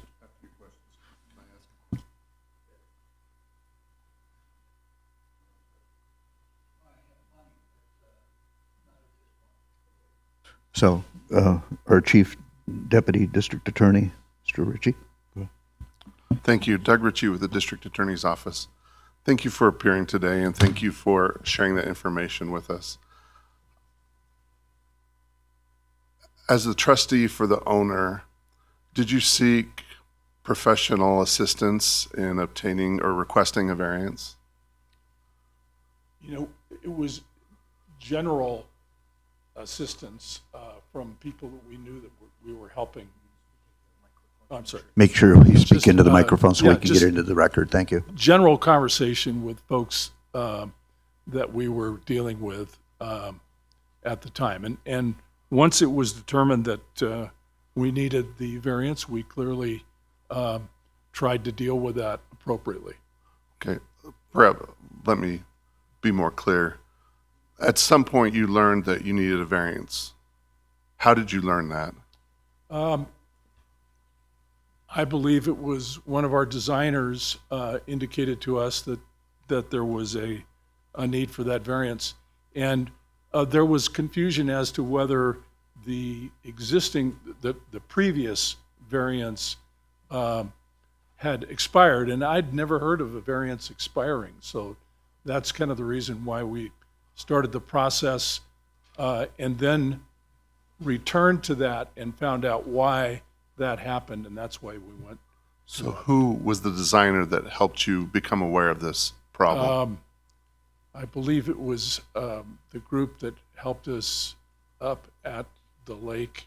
I don't have their professional name. I can get that for you, though. Okay. And when you kept referring to we, who's the we that? We is me and my wife. Okay. Okay, so the designer helped you become aware you needed a variance. Is that correct? Yes. And did you submit a request for a variance then? We did. We meaning you and your wife. Correct. Did anyone assist you with that application? Yes. And who was that? The engineers. When you say engineers, who specifically? Wilson Engineers. Okay. Was it R.O. Anderson at that time, or was it Wilson? I think that's correct. Okay. And R.O. Anderson, that's Rob Anderson. Right. Okay. Who specifically with that firm were you working with? Was it Keith Rubin? Was it Mr. Anderson? Was it some other person? Mr. Ritchie, could I help a little bit? Well, it's his testimony. Yeah, and he's to his credit falling on the sword saying it was my mistake, but I'm trying to figure out when he became aware and who was helping him become aware of those mistakes. If I could, again, for the record, Rob Sure. Anderson. I mean, we need to get all of this out. Okay. Yeah, on the record. Mr. Nielsen approached our firm to assist him with the design of the building. That would have been Andy Nolting. Mr. Nolting is a licensed residential designer in our office, and he would have. Get up closer, excuse please. me, I'm sorry. And he would have been the one that would have had the initial contact with Mr. Nielsen. He would have been the likely party who made the building permit submittal, and he would have been likely party who would receive the contact information back from Ms. Rayau requiring the variance. Okay. So, was it Mr. Nolting then that told you you'll need a variance? Yes. Okay. Yes. And was it Mr. Nolting that let you know that there was a previous variance submitted by a prior owner? I believe that's correct. Okay. And let me just clarify. I don't think we, at that time, Mr. Ritchie, I don't think we knew internally in our office that there was one. We only discovered that after we informed Mr. Nielsen that a variance was needed. There was a lapse of time, as Ms. Rayau has testified to a few moments ago, when Mr. Nielsen called us back and asked us to proceed with the variance request. It was at that time that it was beyond Mr. Nolting's professional expertise, and Mr. Rubin, Keith Rubin, who each of you know, got involved. Mr. Rubin is the one who in fact did the research, actually in coordination with Ms. Rayau, and I believe then we discovered, and only then, did we discover that there had been a previous variance on this property. Okay. Okay, so you, go, I'm sorry. I just,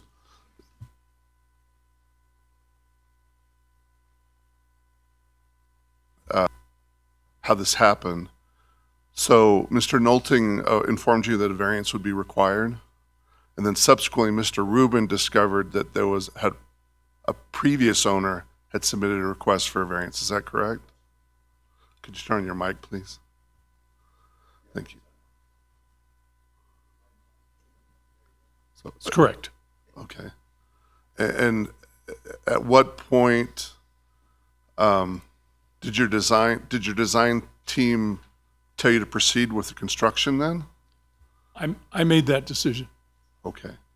Was your design team aware that you were proceeding with construction on the plans they had developed? Yes. Okay. And did they tell you you haven't got the variance yet? Yes. It was a series of issues because we had done some demolition prior to finding out. We thought it was going to be a pro forma variance that would come immediately. We had started some demolition on that. And so at that point, we felt like we had to proceed to protect the property that was demoed. So just so I understand, did you speak to R.O. Anderson, Wilson Engineering, before you started demolition work? Before the designs were completed? Or? They had done the designs. Okay. And we had started the demo.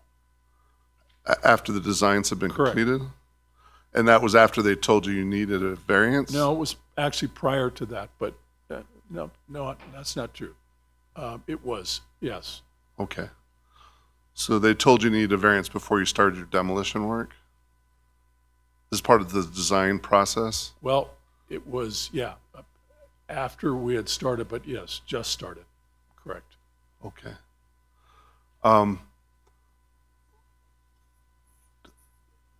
Obviously, Wilson Engineering's helping you now. At what point did they re-engage with you on the current variance and appeal that you're? Is that August? August? Okay. And again, I think you testified at that point you'd already completed the demolition and already completed Correct. the construction.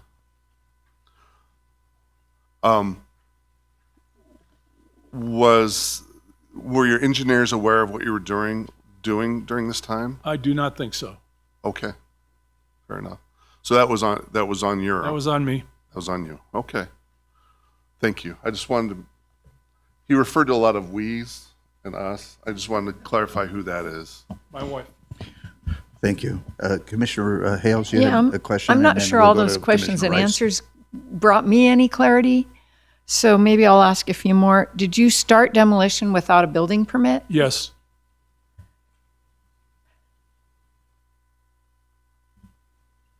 Okay. Bad That decision. says a lot to me. Bad decision. Yes, and I heard you say we relied on the 2004 variance, but that had a 3-foot. No, that had expired, and we knew that had expired. We weren't relying on that. That's when we realized that I think that we had to get a variance and because I hadn't experienced variances expiring, and so apparently a lot of the lots up at Glenbrook have conforming uses. So that happens quite often. And that's when they said, yeah, I think we need to go in and get a variance. So that's what we did. I'm confused though, because it seems to me like you're saying you relied on the variance, but you didn't rely. I'm not, what is it? No, I did not rely on the variance. I was the one that said, go forward. It was on me. Okay. Thank you. But clearly, I understood I needed to get a variance, and we thought that was going to happen quickly. It didn't happen quickly, and so we went forward, and we always knew we were going to need a variance at that point when we went forward. Thank you. So, yeah, I guess that's my question is you knew you needed a variance, yet you went forward. Yeah, okay. Commissioner Rice?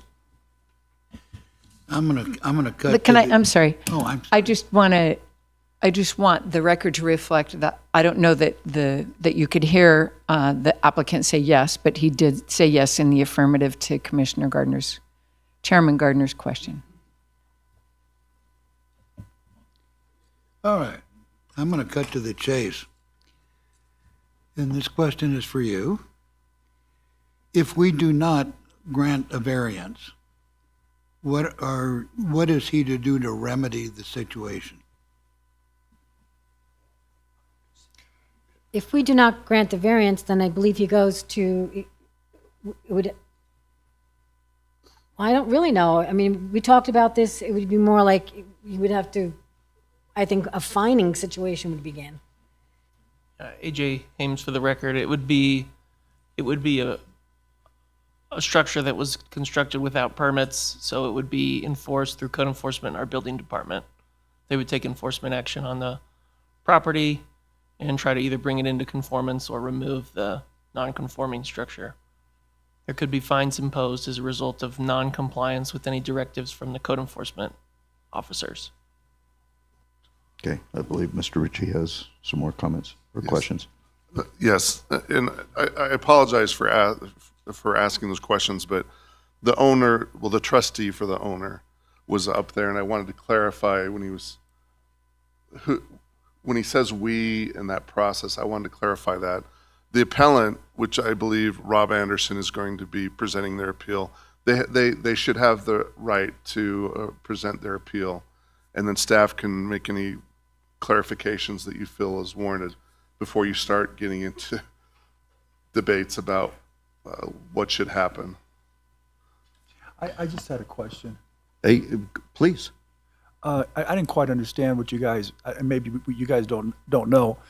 If the variance isn't granted, it goes to code enforcement. They can say, hey, take the whole building down, which seems, if it's in compliance now, that's ridiculous. Or they can fine him. Now, my understanding is, can't he be fined anyways by us or by the under county code for starting without a permit, with us still granting the variance? Typically, I think the fine for starting construction without a permit is just a doubling of the permit fee. So if he pulls a building permit, then that fine would be imposed at that time. It would be a double fee, basically. Do we have discretion to allow code enforcement to do the fine? So the code enforcement fines would be separate. There's one fine for building without a permit. There's other fines for just non-compliance with code. And the fines are imposed a certain amount per day that the code violation is allowed to continue. And that is for any kind of code violation. Okay, last question I'll have, and I'll let him get started, is non-compliance to code will be those three issues that you guys, that are discussed here, and what the planning board commented on, correct? Non-compliance in this case would be building without a variance. So basically building a non-permissible structure. Okay. So and I'm sorry, now you made me ask another question, because in our meeting, in our 2-on-1, I was told specifically, you could only look at the three issues dealing with the variance, and we could only discuss whether the variance was denied appropriately. Yeah, so that's a little separate than the fining. Well, So- that's the point I'm trying to get at is, seems like all the conversations, and my concern is the intentional start construction without the permit, but I was told in our meeting that we couldn't discuss that when we were looking at the variance. Is that accurate, or was I misunderstanding what you said? Well, I think we're kind of jumping the gun a little bit because we're getting into what will happen if we do this or that. Or I think first, you are right. The focus of the hearing needs to be on whether the Planning Commission properly denied the variance. And in order to make that determination, you have to focus on the three findings, which are in your staff report at page 446. Yeah. Yeah. Yeah. And so that's where we are right now, and we'll have Mr. Anderson's presentation, right? Am I right? Okay. Mr. Anderson, you may proceed.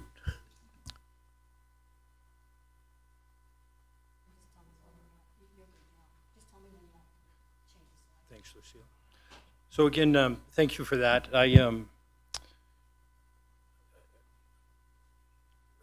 I guess the purpose of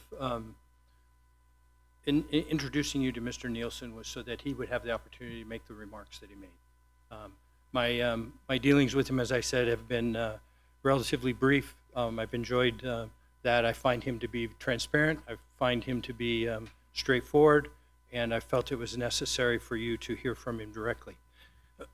Before going into what this presentation I'm about to make, I would also just say, as a design professional who's been in the business for 40 plus years, I would tell you it is not that uncommon for contractors. And one question that didn't get asked by Mr. Ritchie was, was there a licensed contractor involved?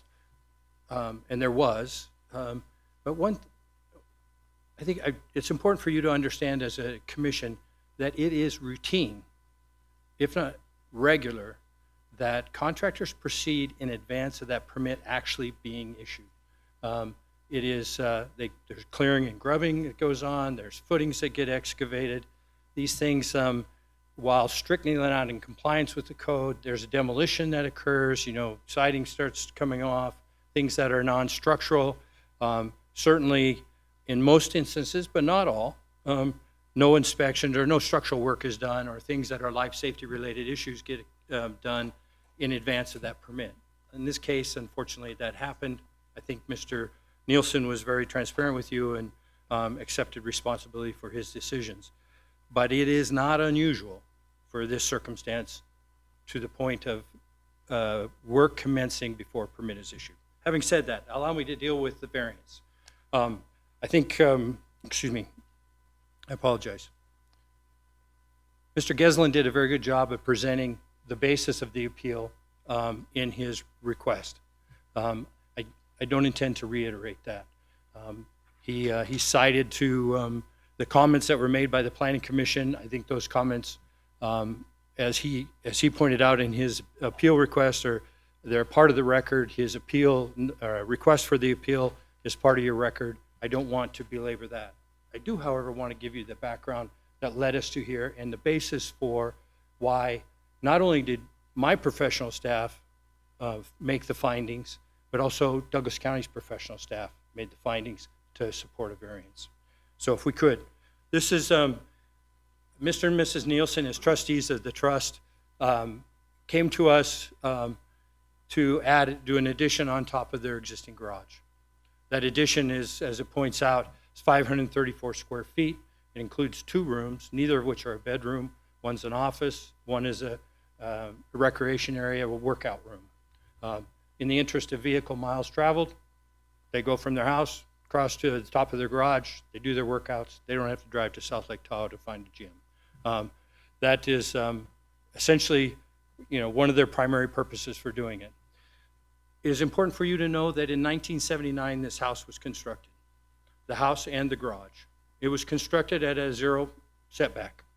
It was constructed, I believe, by the Glenbrook Company, who did that development in its entirety until the early 80s, at least when I came here. The Glenbrook Company and each of these lots, as you're going to see in a couple of these photographs, each of his neighbors have similarly configured properties. 0 setbacks, no additional space. They are very tight, very constrained lots. But it happened in 1979. That was prior to TRPA adopting their ordinance and the area plan for that particular area. It was prior to the ordinance being adopted that would require a 7-foot setback. Ms. Real was absolutely correct when we submitted, Mr. Nolting submitted the building permit application, and she pointed out that the current setback requirements are 7 feet under the zone. Those all changed after this house was constructed, after this garage was constructed. Therefore, it is considered a non-conforming use. But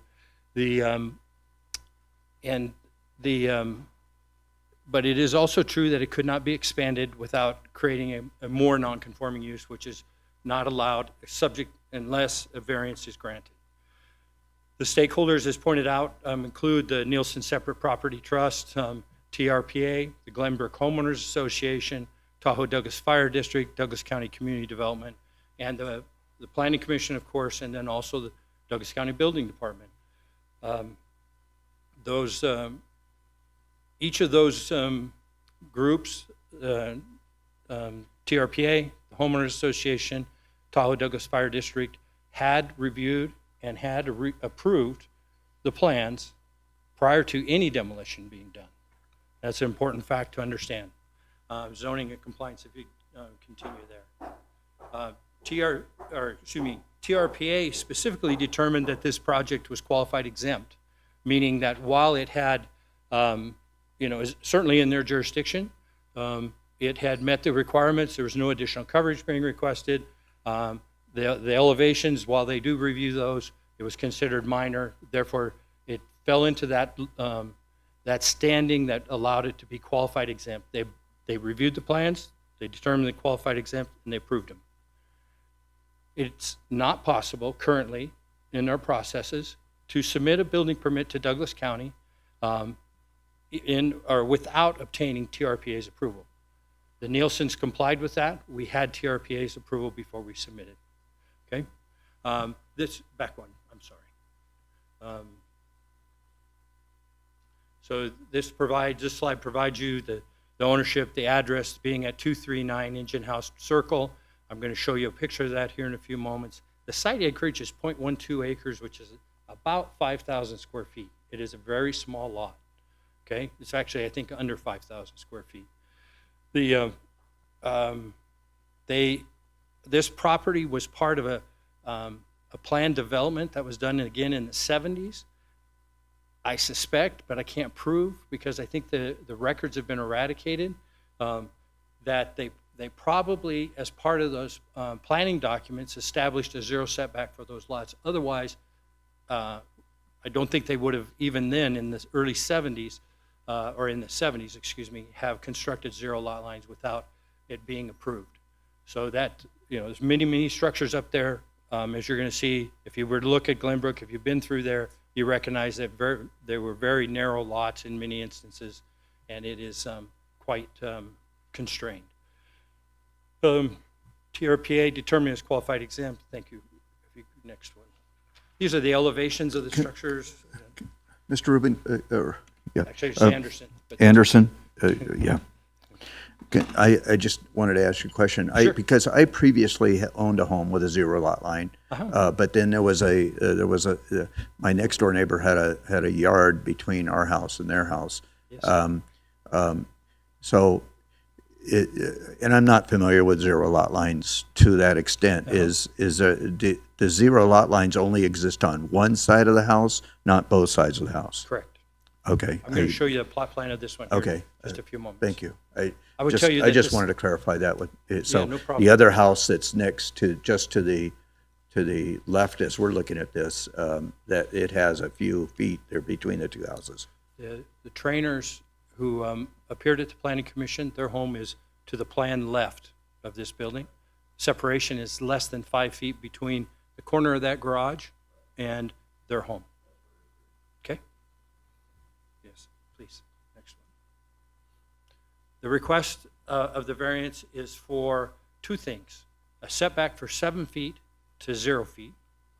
It's also to allow the addition up there, but additionally a variance to the length of the eave. Okay? Douglas County has adopted codes since this building was originally constructed that require an eave as part of the design standards. That again was not applied to the original structures in Glenbrook. They all pre-exist that and therefore are non-conforming with that. And I will get to the approval by the Homeowners Association, which again occurred prior to Mr. Nielsen commencing any work at the site. Again, the original garage was built in '79. At that time, it complied with TRPA's rules and regulations. They did review all new construction at that period of time. They were established, as many of you know, in about 1969 by federal compact. They've gone through a series of iterations, but this house and this garage were constructed in '79 based on the regulations that were there. It was subsequently to that construction that this 7-foot setback occurred. Additionally, it was subsequent to the construction that Douglas County design criteria was modified to require an 18-inch eve. That justifies or is why we are here today, is to request those variances.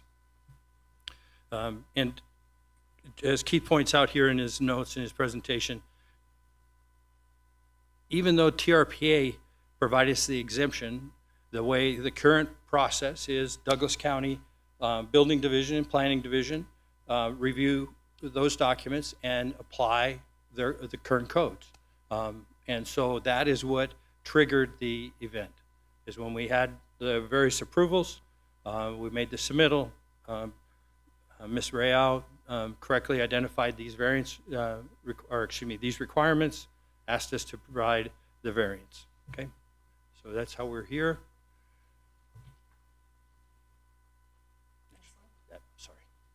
This is how we did the research after being engaged by Mr. and Mrs. Nielsen.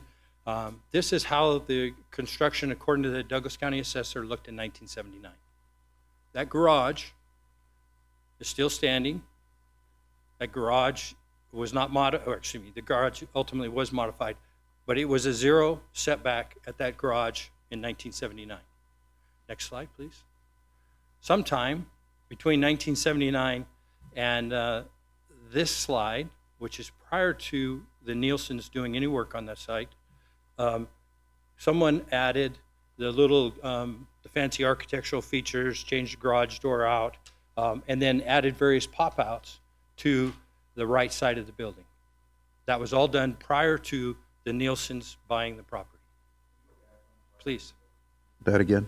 Yes. They fixed all the crooked siding. Sorry, just obsessive compulsive. I'm gonna interrupt your presentation for just one moment, if you don't mind.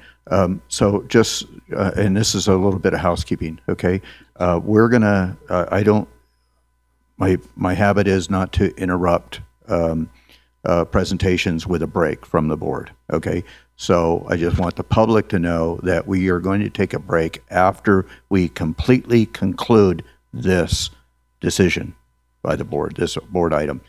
So if you're here for items 15, 16, 15 and 16, then I would suggest that we are going to do that after we take a lunch break.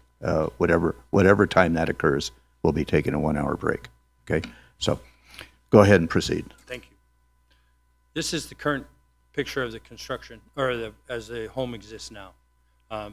You can see the garage with the fancy architectural trims has now been extended up per the design drawings. It is continues to be a 0 setback. There are no eaves on the building, and in fact, I think if you went up and took pictures of virtually every other house on Engine House Circle, they don't have eaves either. But this is how it looks today, after Mr. Nielsen completed construction. The home to the left in this picture is, in fact, the Trainer home residence. You can see the separation that exists there. If I had a pointer and you could see where I was pointing, you can, if you carefully look between those two edges, is the separation between the two buildings, which I submit to you is less than 5 feet, 3 feet 3 inches by my faithful assistant. And therefore, that home on the left, what is owned by the Trainer. I just want to point out that Miss Rayo is not your faithful assistant. For today, she is. I am going to say she is not. Okay, fair enough. Excuse me, I withdraw that remark. I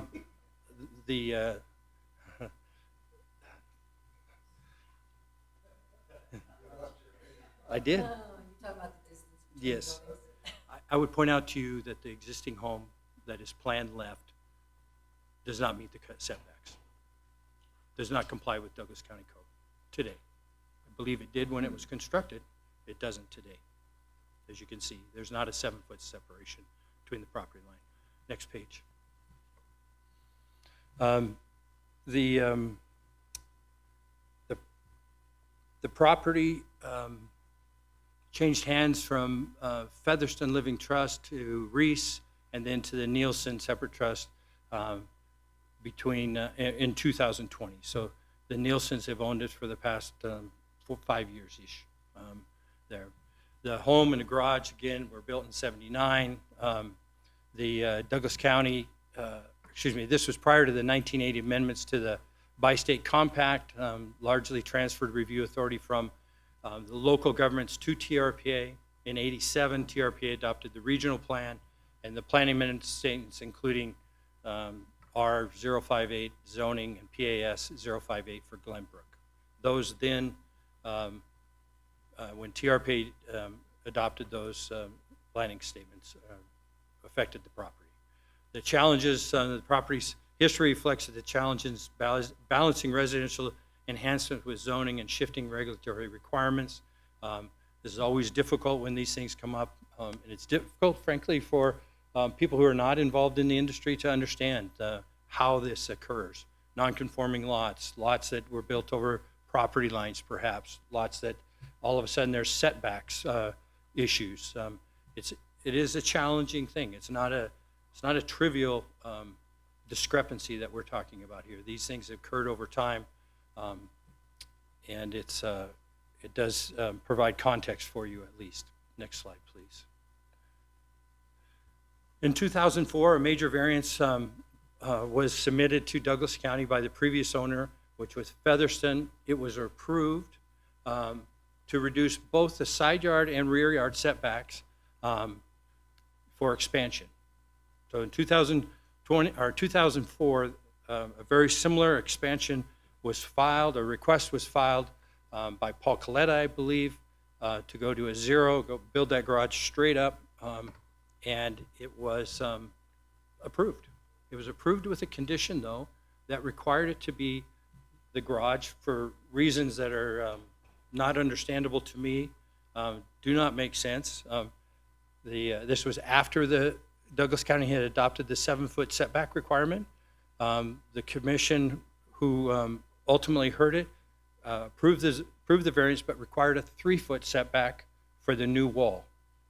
Okay, that would have required, because it created a circumstance where you have a vertical load offset to the foundation, it would have required a beam, a large, likely a steel beam, under today's standards, certainly large headers, probably steel, and those would have required large footings. And although we were not involved whatsoever in that, my guess is, professional guess, is that is why that project didn't go forward. It would have been impossible to, it would have been infeasible to construct it reasonably without making a bigger mess than what existed already. It is, that presented a hardship in itself, that those requirements, and again, it's my suspicion that that is why that project did not go forward. It expired since the project was never inaugurated, and the building exists, the garage existed prior to the modifications by Nielsen at a 0 setback. Next slide, please.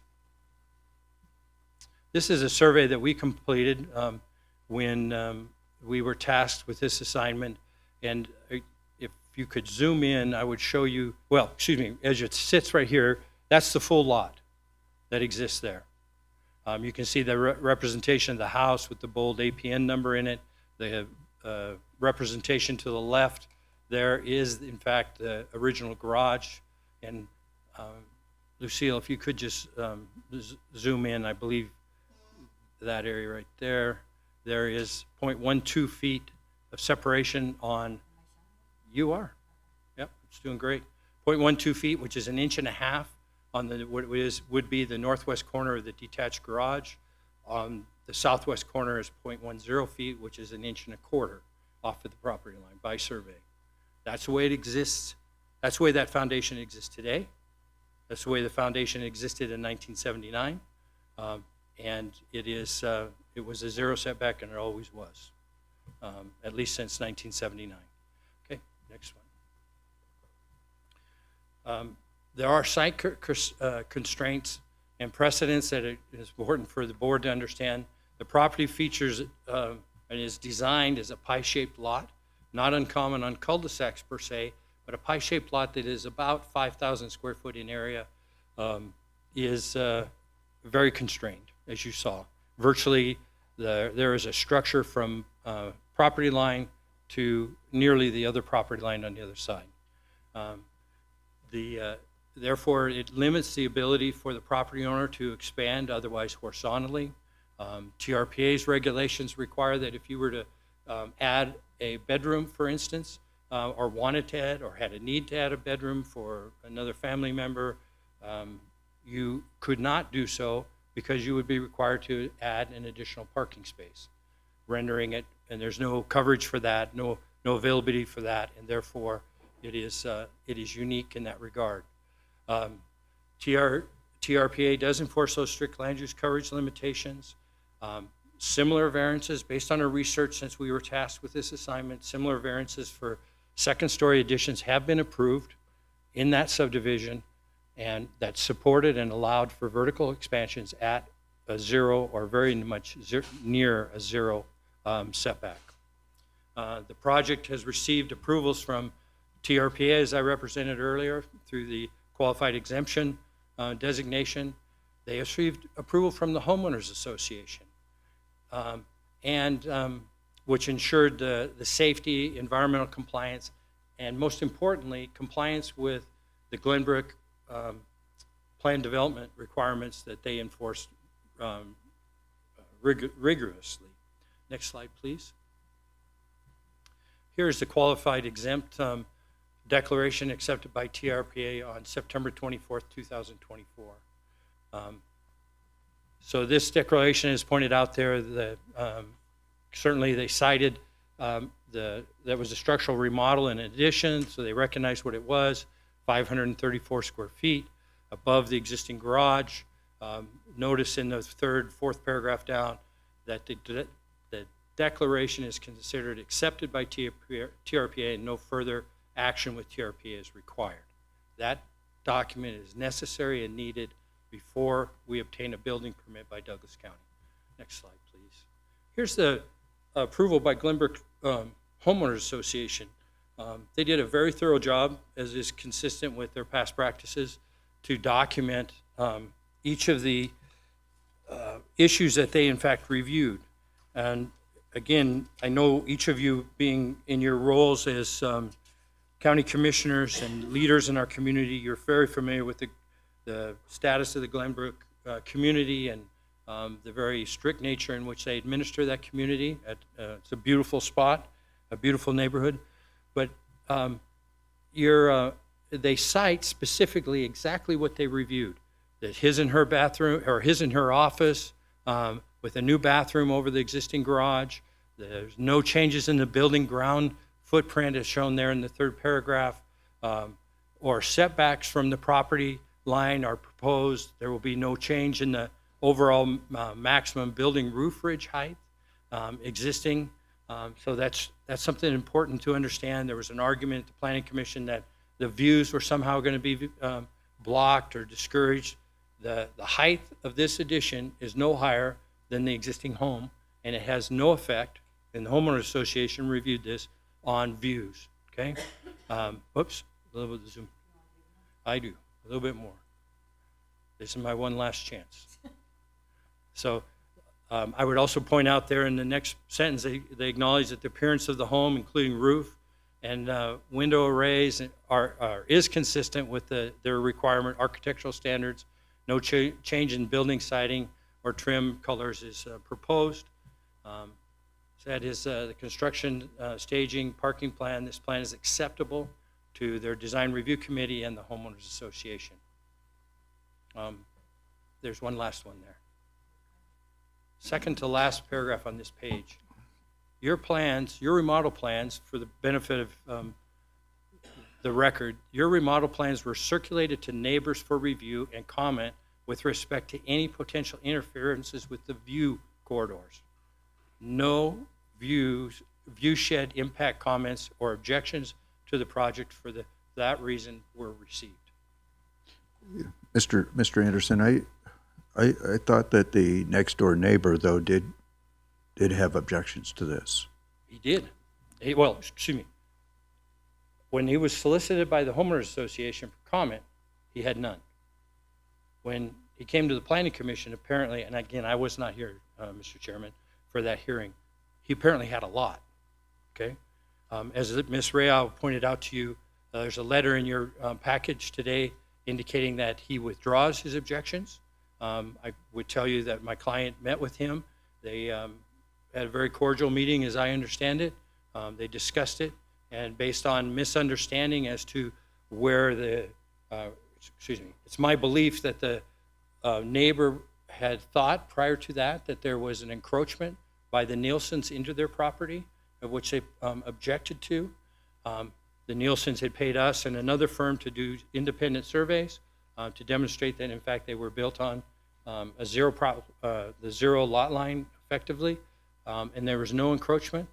That, together with other discussions relative to fire hazards and existing trees, I believe satisfied the adjacent neighbor, and he so much has written a letter to you documenting that his concerns are resolved.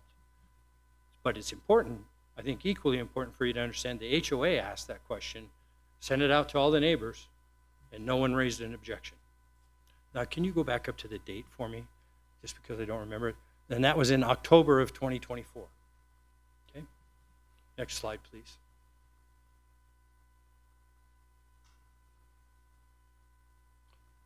Again, it's all right. So these are the citations I just gave you, in a little bit bigger print, but it's a part of your package. Again, there's no viewshed impacts or comments or objections to the project that the HOA received. And next slide, please. So in addition to Tahoe Regional Planning Agency, in addition to the Homeowners Association, the plans were submitted to Tahoe Douglas Fire District before they were submitted to Douglas County. Tahoe Douglas Fire District approved the plans. This is a copy of their plan approval on the right, and then highlighted up a little bit better. But they approved the plans on August 30th, 2024. So I got to ask you a question, because when I had my one-on-one with the county staff, they said the fire department had not approved the plans. And they told me that the side wall where the windows are at was not the required, and I'm going to screw up the terminology, fire resistant. I understand. Is that accurate? No, Tahoe Douglas Fire District did approve the plans. What I think, there may be some confusion, Douglas County Building Division has not approved the plans. About the fire department, and they said specifically those windows were put into a wall that wasn't the right fire resistance. Am I saying that correct, Doug? You were part of that conversation. Doug Ritchie with the Douglas County District Attorney's Office. The meeting that you had with the county manager and I, we discussed the fact that the inspections hadn't occurred and that it was unclear. We were not aware that the Tahoe had approved these plans. We do know that they didn't do the inspections because they never occurred.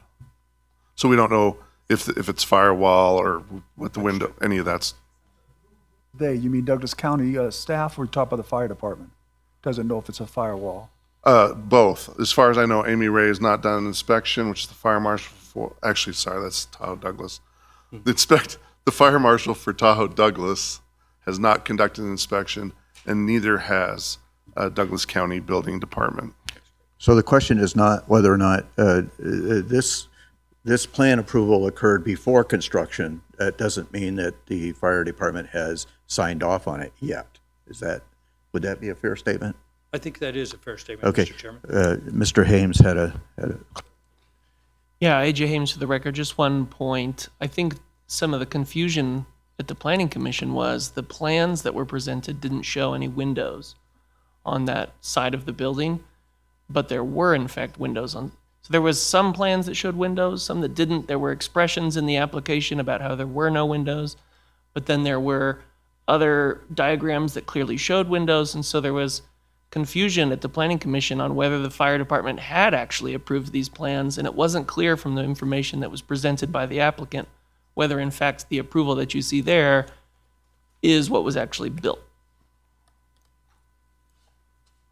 Is that the common practice? Is they take the plans to us, they take the plans to the fire department, and then, so they get approval on the plans, but that doesn't mean that it still requires inspections and other things to occur, right, as the project progresses. Yeah, AJ Hames again for the record. That is correct, and it's a series of approvals. TRPA, for example, doesn't look at building codes. They're really just looking at coverage because they want water to be able to seep into the earth. An HOA doesn't really look at building codes either. They're looking at architecture. They want to make sure that it's going to look pretty, and fire is looking specifically at safety. So each one of those entities is looking at different things, and the approvals that you receive are given in increments. First, your plans get approved, then you start construction. There's inspections along the way in order to ensure that you're actually building what you said you were going to build.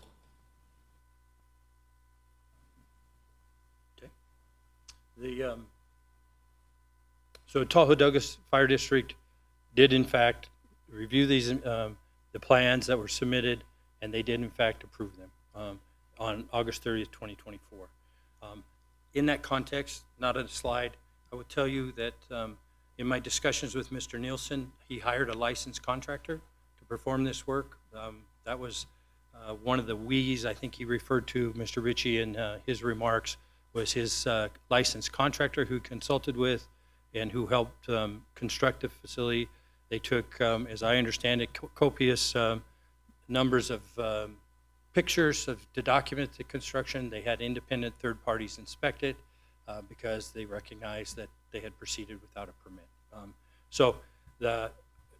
Ultimately, in my conversations with the local building official, Mr. Davis, I understand that should we be granted an approval by this board for the variance, these variance requests, that in fact we will go through that building permit process with Douglas County finally. At such time as those plans are approved, they will come forward and they will do inspections, and they will document what was in fact constructed by potentially doing destructive testing or any other investigations that the chief building official determines are necessary. Next slide, please. Again, we're getting to the findings now. Again, this diagram, just to reiterate, shows you the constraint on this lot, which did not, or precludes their ability to go horizontal in any direction. Next slide, please.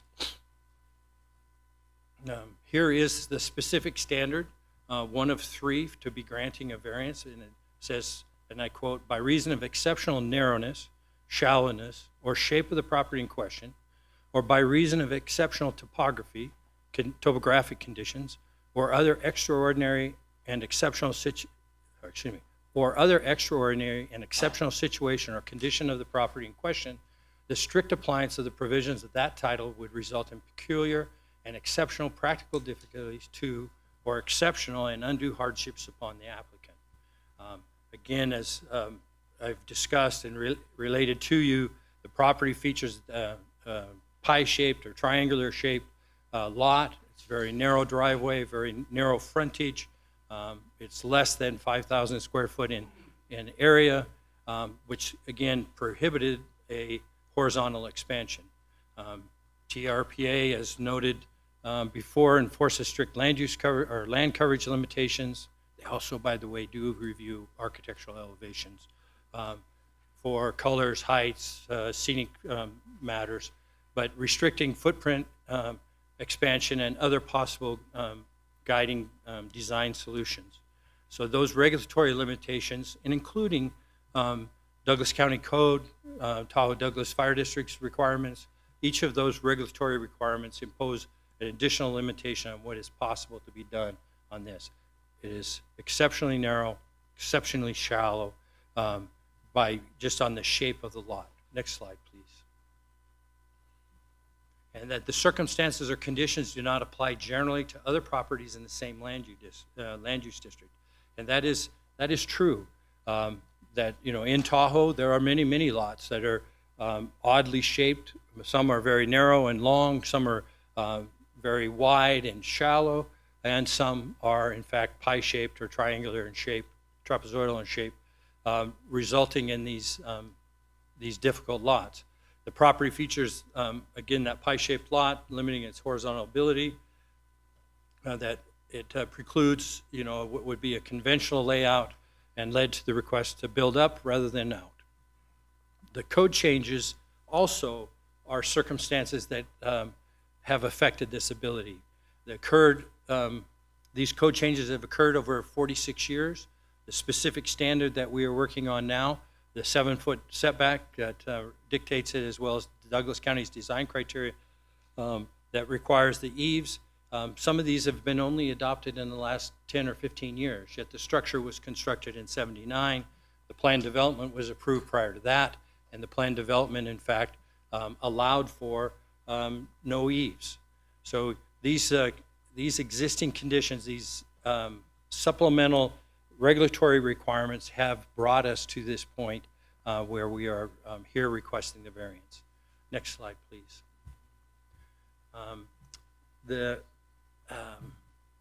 As I've pointed out, there are many homes in this neighborhood that have expanded and added living space above the existing garages. These garages generally do not already extend into the setback area.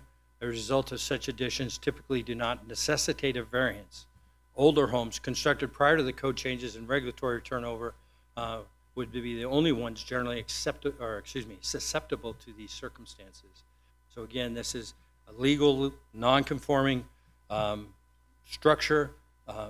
At the time, it had a 0 setback. The net effect of doing this addition is not to change that. It just keeps it 0. We didn't encroach further. We just went up. The eave height, or the ridge height is at or below the ridge height of the existing primary residence on the site. Mr. Anderson, if a house, I'm going to pose a theoretical question to you, but if one of those houses, including this one, were to burn down, yes, and of course the landowners would want to rebuild, yes, sir, would they still be allowed to build on a 0 lot line, or would they have to have that setback? By Douglas County Code, they would be required to have the setback, and I suspect you would be hearing a variance request. Next slide, please. Did I miss that one? Okay, good. This is a picture, a site picture of the general area. The engine house circle is to the northwest or northeast there. That circle there. Thank you. Can you point to Nielsen's house? It is that one. Up, that one. No, next one. That one. That is Nielsen's. One more up. I'm sorry. There you go. That one. You can see how narrow that original subdivision design created these lots. Again, that subdivision was approved by Douglas County based on the codes in effect at that time. The houses were originally constructed in accordance with that plan development approval, and we are here just seeking to not encroach any further into the setback, build straight up, and that is the variance that is needed. Now, if you look across the street, they have obviously other configuration of the parcels, and so in that context, these circumstances and conditions that are applicable to the Nielsens do not generally apply to some of these other homes in this area. Next slide, please. In the same land use district. So the final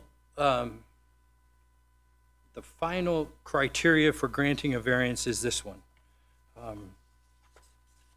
And this one is, as you see there, says that the granting of the variance, and again I quote, the granting of the variance will not result in material damage or prejudice to other properties in the vicinity, substantial impairment of natural resources, or be detrimental to the public health, safety, and general welfare. There is no evidence in the record of any material damage that would occur as a result of this. The proposed addition is minor in that it only occupies 534 square feet, does not require additional water supply, additional sewers disposal capacities. The addition is the same height as the existing and neighboring structures in the vicinity and does not generate additional traffic.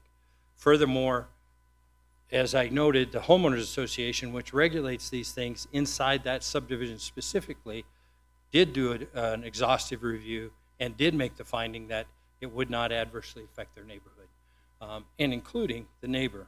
And again, I would just remind you that in your packet is a letter from the neighbor indicating that they do not object to it. And so again, there is no evidence that of material damage. Regarding the public health, safety, and general welfare, the minor changes have been considered qualified exempt by TRPA, as I testified earlier. Tahoe Douglas Fire District, Homeowners Association has also approved the request. And so at that point, it's we have made the findings in our application for Douglas County. We're not in the habit of, by the way, making applications for variances that don't meet the findings. Obviously, there's a lot of interpretation for which you have a professional staff. I would tell you your professional staff reviewed these things. Ms. Real was very cooperative and actually helpful as we prepared it. I think she did a very diligent job in preparing her initial staff report to the Planning Commission, which included that Douglas County professional staff made all the findings and recommended to the Planning Commission for approval.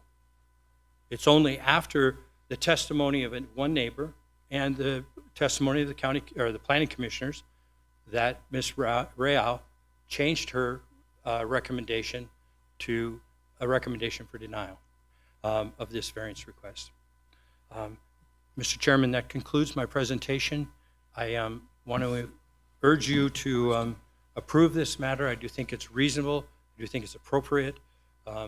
Notwithstanding the circumstances that revolve around the building permit, as Mr. Nielsen has testified, we will go through that process, and whatever we need to do to rectify anything that was omitted or was confusing in the application, we will work with your chief building official to make sure that that is taken care of. Thank you for consideration. I'm happy to answer any more questions. Thank you. So before we go into deliberations, do you have any further questions before we go to public comment? Yeah. Go ahead. So it's not for you. So that was a question I had coming into the meeting, was the staff originally approved it, and then after the planning commission meetings, they didn't approve it. And that doesn't normally happen that I see, at least on my term on the board. So I was trying to understand why the staff would change their recommendation. Was it because the neighbor came in and testified, or is it something else? For the record, Lucille Rayo, staff did not change their opinion or their recommendation. The planning commission could not meet findings, and the majority of them could not meet findings 1 and 3. We didn't change our recommendation. So let me try to understand this. Staff made a recommendation that the findings were found or could be met, correct? Is that the position of the staff now? We stand by our original yes. Our original yes. I just want to make sure I'm clear on that. So staff did find that the conditions could be met. However, when that went to the planning commission, they found otherwise.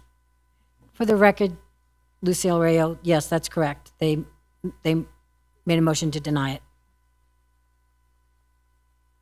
Any further Mr. Rice? I would like clarification. If we do decide to grant the variance, what exactly are we granting? For the record, Lucille Rayo, so you're reversing the planning commission's decision, correct?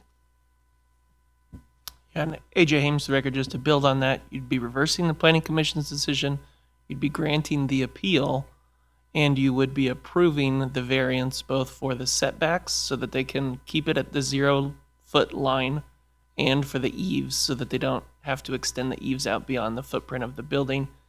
You could also, in approving it, impose the conditions. There are basically 2 alternative motions in your staff report. One would be to deny the appeal and affirm the planning commission's decision. The other is, if you are in support of the appeal, that you would grant the appeal and conditionally approve the variance, and then the conditions are on page 448 of your packet. All right, thank you. That's what I thought, but I wanted clarification. And I have a further question. If the eaves were required, that would intrude or go over the zero lot line, would it not? It would.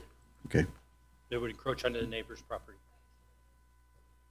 Okay. Any other questions? Okay, Commissioner. So, we're here about the findings, and just to right, to go to the public comment. So my question is, the finding number one about the lot being unbuildable or being the hardship. Simply stating that it's small doesn't mean that you couldn't do things. So the hardship to me, because that was specifically found by several of the planning commissioners, that just because it's a pie shape, it doesn't mean that it's special. My initial thought was that the coverage has been exhausted on that lot. Seeing the site plan, is that correct? That TRPA would not allow any further horizontal expansion, and that's why vertical is the only option? Absolutely.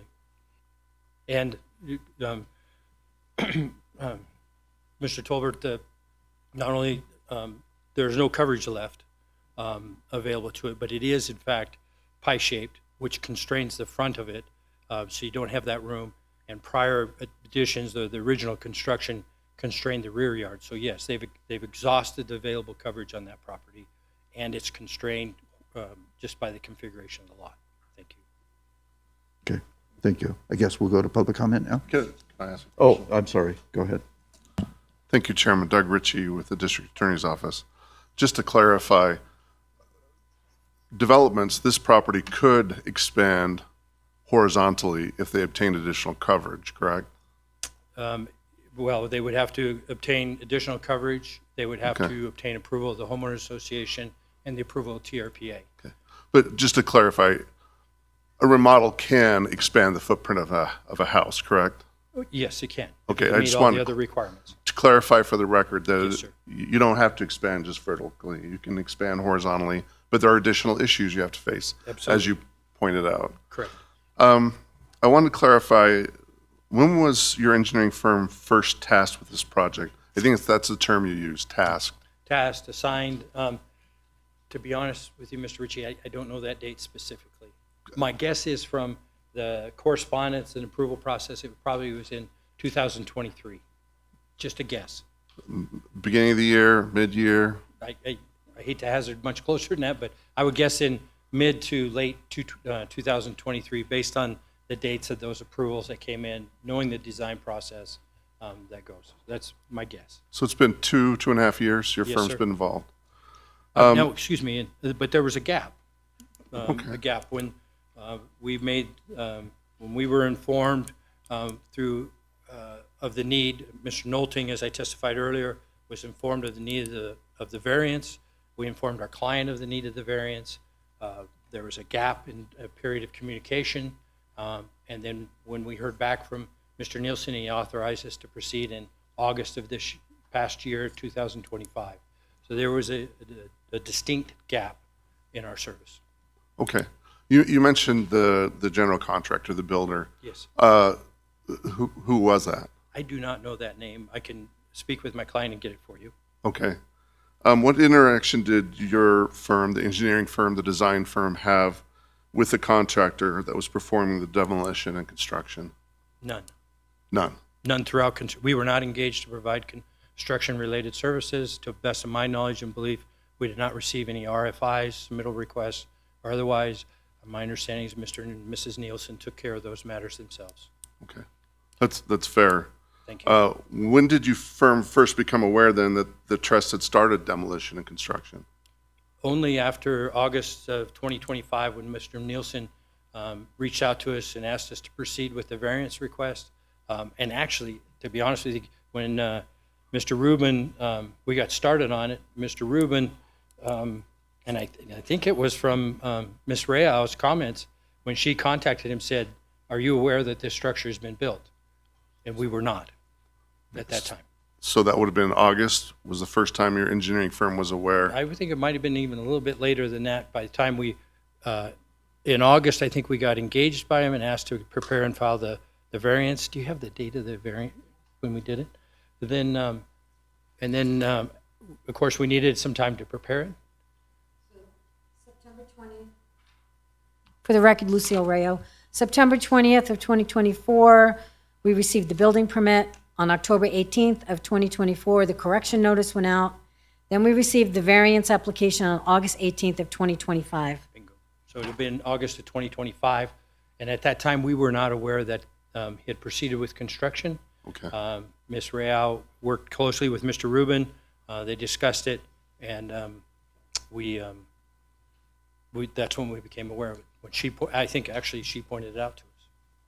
When you say we, you mean your firm. Yes, representatives within my firm, Mr. Rubin particularly. When did you personally become aware of this?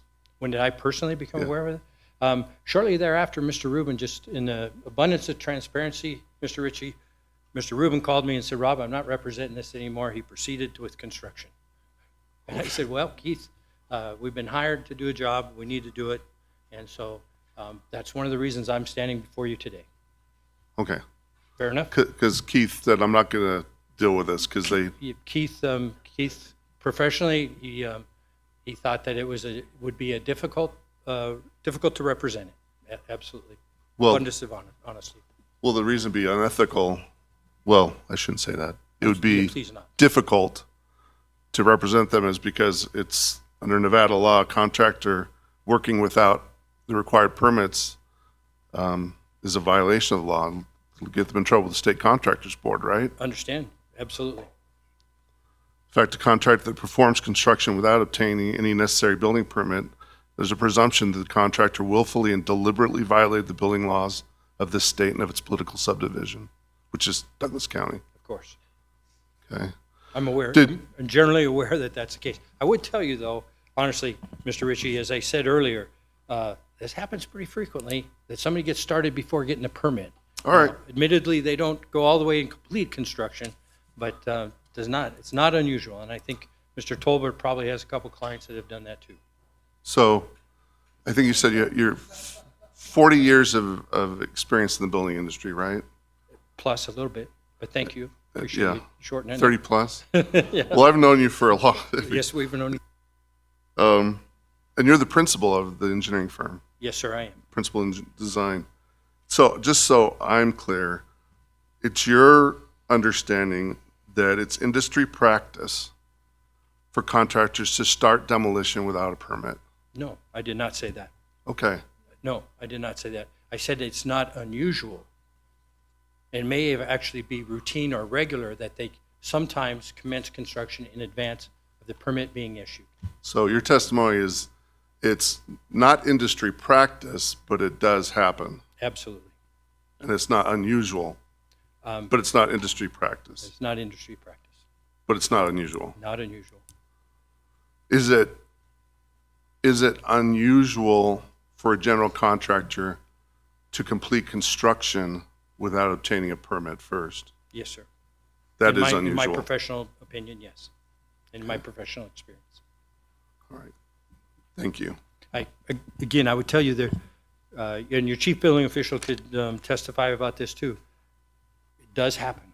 There are structures. I know realtors that come and see me. I had one recently, last couple of weeks, that questioned whether or not a building permit had been issued on a structure that was existing. That question is not unusual. Then the research is required to find out whether or not a permit was issued.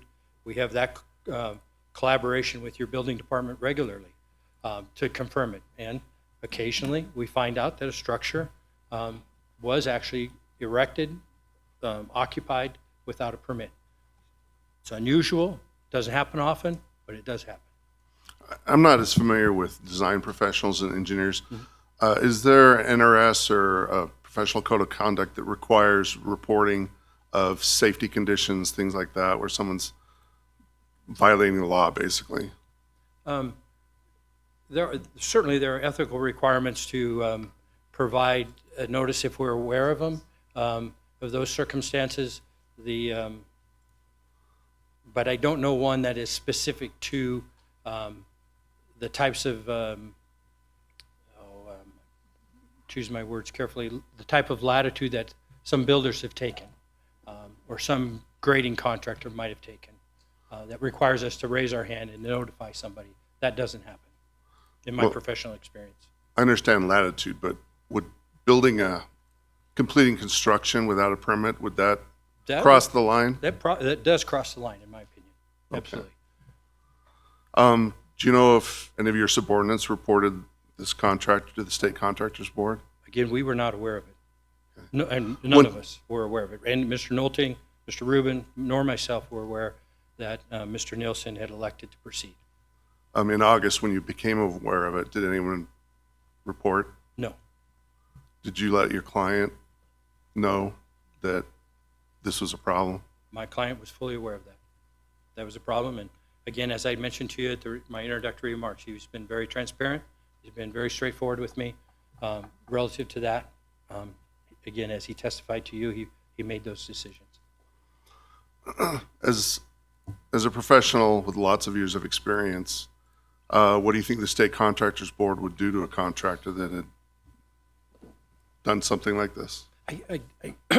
Honestly, I don't know. I've heard of various, only tangentially have I ever been involved with the State Contractors Board, fortunately.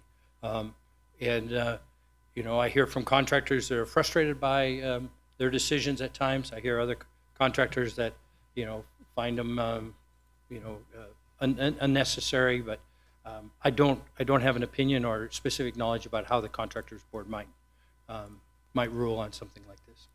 Okay. Thank you. You're welcome. You've raised several questions in my mind through this process. As Mr. Hames indicated, when an individual goes about building a residence or whatever, there are a number of inspections that have to occur along the way, right? So especially in regards to the building materials, whether or not they meet the fire codes, the electrical inspections, the plumbing inspections, all have to take place as I understand it, as the progress is occurring.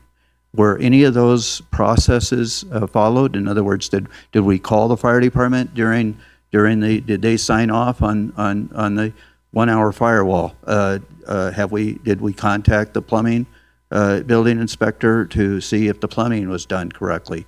The electrical, those kind of things.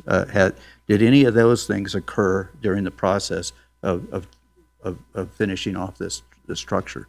My understanding, Mr. Gardner, is that in fact Nielsen's retained a third-party inspector, and they had a licensed contractor, building contractor, construct it. But they had a third-party inspector review and inspect it, presumably for conformance with all the applicable codes.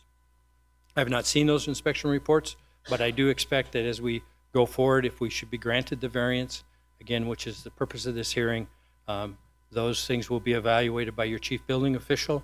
And as in my conversations with him specific to this particular residence, he informed me that we would go up, we would pull off sheetrock if we needed to, we would inspect the certifications and confirm it, the types of construction, and it will include likely destructive testing of portions of that structure.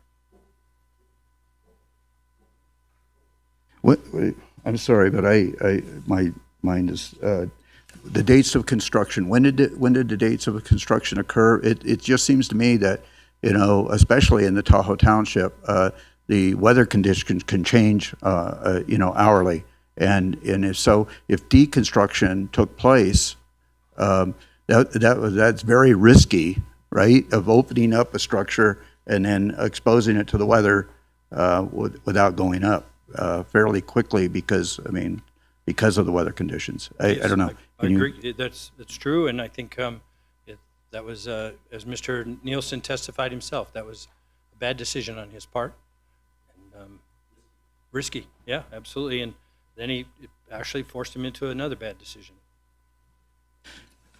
Any other questions? Okay, I don't have any other questions. So thank you very much. Thank you. I guess we can go to public comment. Again, Public comment may elicit other questions we may want to ask you afterwards. That'd be great. And Yep. if if I could, just reserve the opportunity to respond if needed. Yeah, Thank you. that's right. Okay, we're going to go to public comment. Is there any public comment?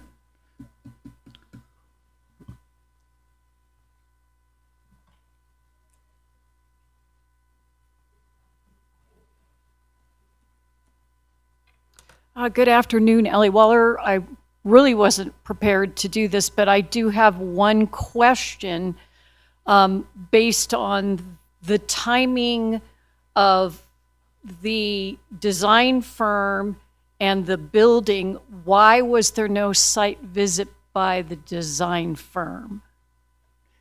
If that makes sense, to see if there was structure or not being built. Thank you.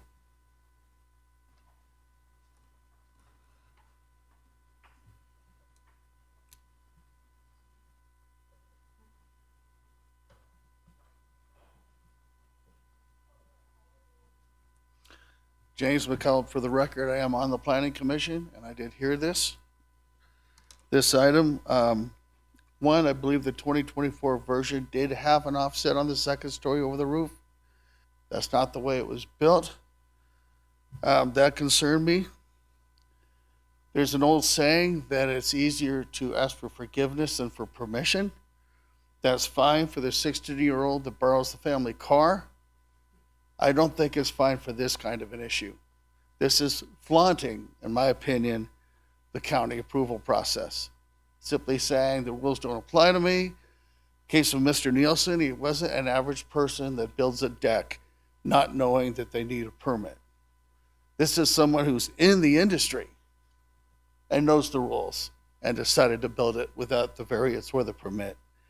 And that's my criticism of this whole thing. It's flaunting, in my opinion, the rules, and it's setting precedents. What are you going to do when the next door neighbor decides he's going to do that without a permit or a variance? And you've set precedents. Thank you.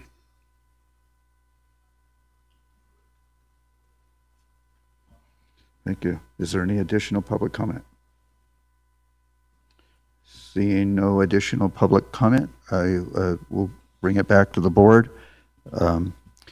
I don't know that there was any questions there that Mr. Rubin, I'm sorry, it says Mr. Rubin here, okay?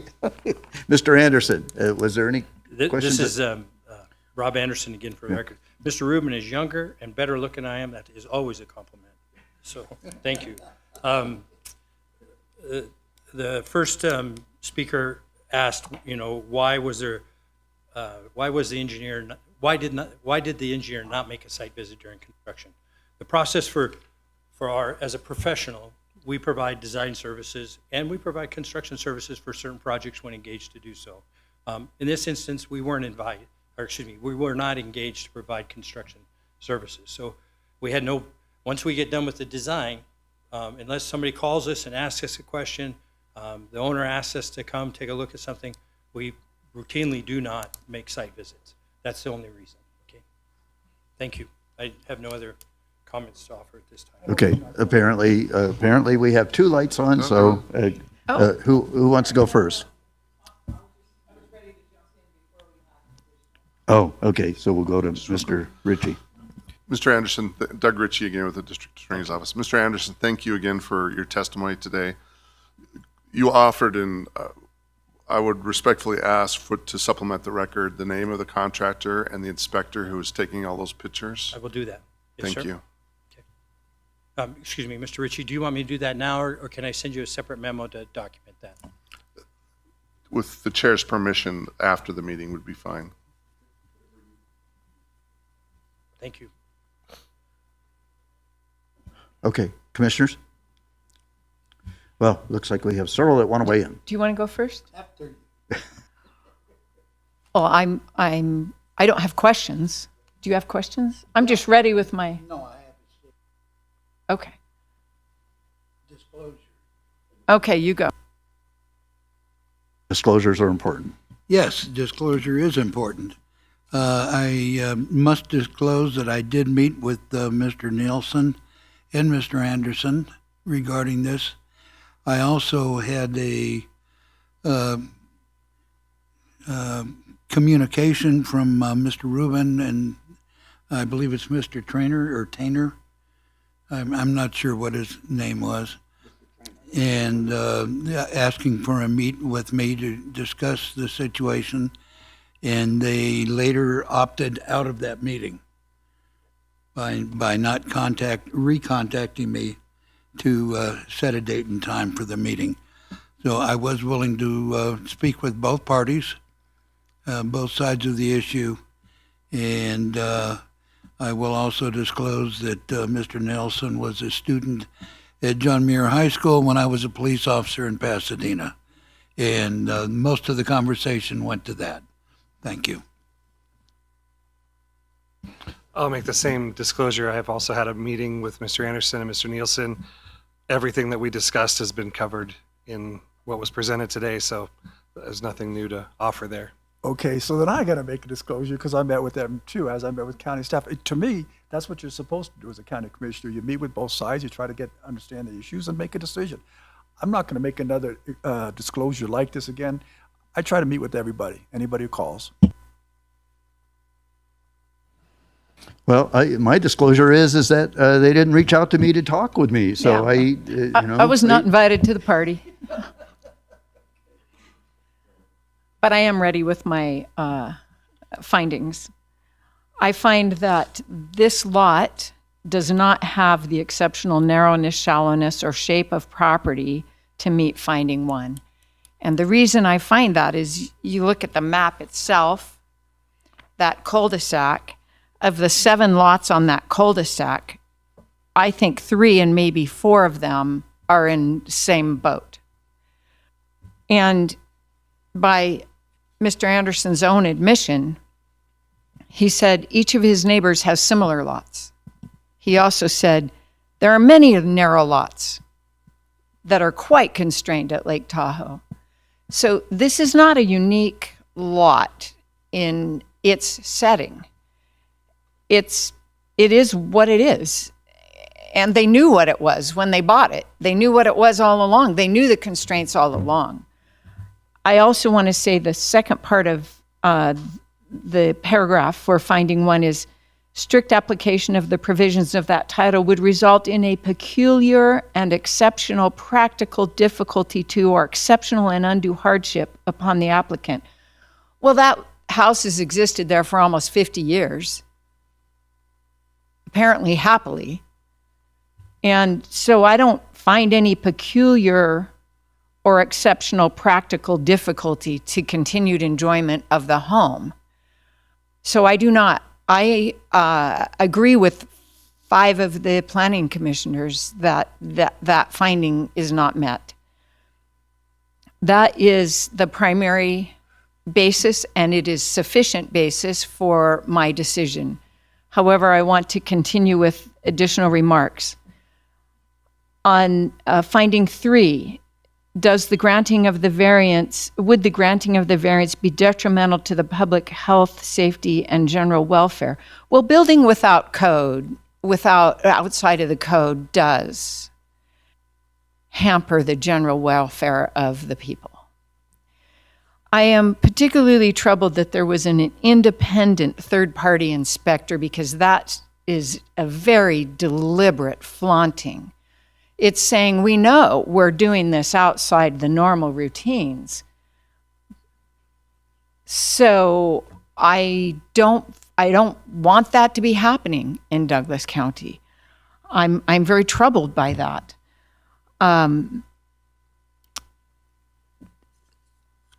I want to also note that I specifically do not find Mr. Anderson's testimony credible. First, because of the contradiction, asking us to find, in finding 1, that this is an exceptional lot, but at the same time telling us there are many of these lots in Lake Tahoe. He provided a long list, large number of red herrings. One is that the Nielsens know Judge Perkins. Doesn't matter. that they're fine people. I believe they are fine people. I believe this was a mistake. But mistakes have consequences. That VMTs will be reduced. That's irrelevant. That other entities, the fire district, the TRPA, the HOA, they all approved it. That has no bearing on whether the county code has been followed, whether the findings are made, or can be made as required for this variance. They all are reviewing for their own purposes. We have our own purposes, as you well know. They can go do their thing. We respect that. It's separate from our thing. Our thing is important. And if we ignore the requirements of our code and our process, then we are inviting rampant disregard of the work that we think is important, the code that we think is important. That the lot is very, very small is a red herring. It is small. He knew what it was when he bought it. It's irrelevant. You know, people are not entitled to enlarge their homes. If you don't live on a lot that accommodates the size of home you want, that's on you to fix. It's not on the county to accommodate your desire that doesn't fit with the lot. So I will be voting I will be voting to affirm the denial of the Planning Commission.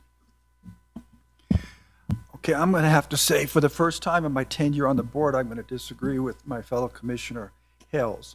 Although I do agree with the things that you said at the end, but I'm just going to go through these conditions.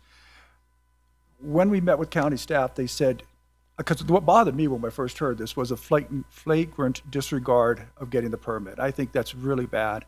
Something should be done, and we'll discuss that when I get finished. But the county staff said, look at the three issues and see if they are determined there or not. I agree with Mr. Bruno. I agree that he's a one-county commissioner that didn't. So when you talk about the exceptional narrowness, shallowness, and shape of the property in question, they don't say in your neighborhood or in your vicinity. They're talking about the lot in general. Well, yes, there's a lot of homes in Douglas County that are Lake Tahoe, that are exceptional narrowness, shallowness, and shape of the property. They're in Douglas County. They're in Lake Tahoe. That doesn't mean none of those homes in Lake Tahoe can fall under this variance. You're looking at the lot in general, a general type of lot.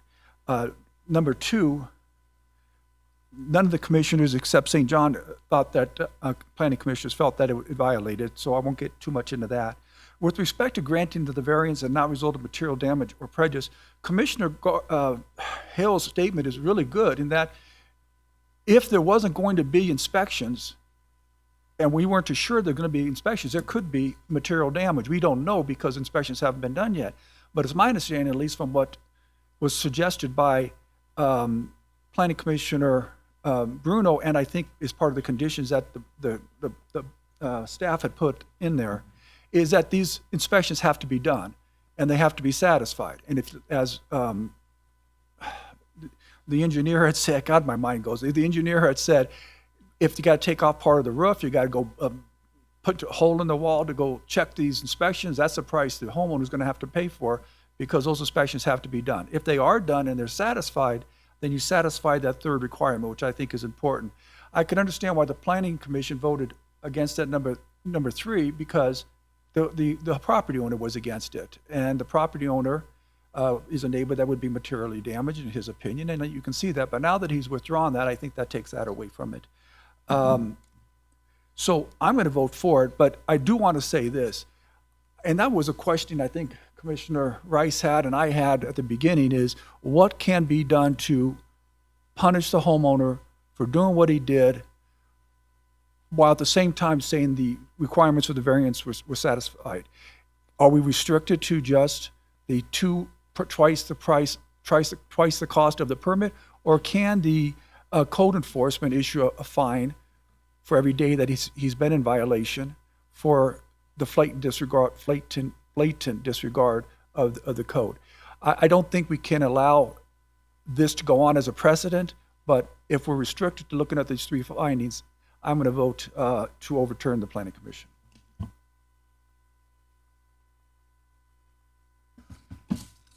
I hate it when I agree with you.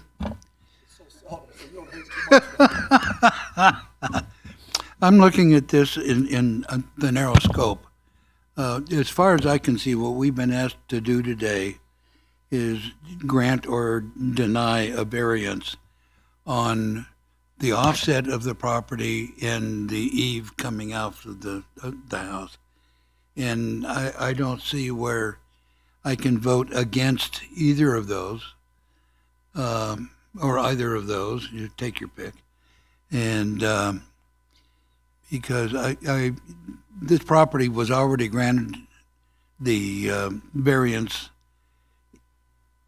years ago, and the homeowner was acting on that variance, although he was incorrect. He has told us that he has made mistakes, and I think that those should be punished in the proper fashion, but I don't think that that's enough for us to not grant the variance. Thank you. My turn? Okay, so I'm afraid Danny's gonna have a heart attack. Because I'm right there. But it's important that everybody understand that we have to focus on whether or not the variance findings can be met or not, separate from the issue of construction without permits. I can echo what Mr. Anderson said in my experience in the construction industry, that many times construction will proceed ahead of the issuance of the permits, especially when you are pretty sure that you're going to get approved. So in this particular scenario, I can personally imagine, I thought it was going to get approved. I started demo. Now it's not going to be approved. I have an open garage now, and based on the timelines, winter is coming. Do I spend the money to put my roof back, assuming I'm not going to get my permit in a reasonable amount of time, or do I go ahead and frame it in and close it in to protect my investment where I'm in the house? Now, the owner rode that pony to death as far as he went. So in my experience, if you know where you are and that you've now proceeded beyond where you meant to be, what is the county going to require of me in order to get this approved in the end? And the typical procedure that I understand is you're going to have to pay whatever fees they say. You're going to have to document how it was built. You're going to have to get some affirmation to the county whether they make it built. So it makes sense to me, knowing that you're way out in front of the horse. You're way out in front of the horse in this situation. You would do what you did. So I don't feel like I fault the homeowner for that, doing the due diligence that he should do, knowing what's coming, right? That being said, does not let the homeowner off the hook in any manner for building without a permit, because that still has to come, and that's going to come from code enforcement and the building official. That's yet to be done. Our focus today is exactly on the variance and whether or not those findings can be made. For me, I agree with Mr. Tarkanian in that, yes, this is a small lot, a narrow lot. It is in Tahoe, which creates its own set of circumstances. If this was a lot in town, they would have horizontal ability to go. They would not have to deal with TRPA.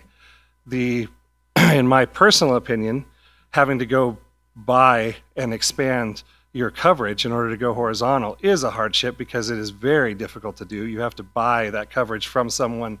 It's usually banked through the state of Nevada. You'd have to work through them. There's a lot of stuff that in itself is my personal opinion, a hardship. So I have to go through that. So in reviewing the full record, I believe there's reasonable basis to reach a different conclusion than what the Planning Commission did. But since their action, the most directly affected neighbor has withdrawn his objection and submitted written support. So while I can see on my own an approval for line 1, which wasn't wholly objected to by the Planning Commission, the big one was number 3. So it materially changes the record, in my opinion, regarding impact, compatibility, and the potential detriment. So I feel like they've demonstrated what they needed to satisfy. It's been approved previously by staff. Situation has changed since the Planning Commission made theirs, so I'm going to vote to overturn.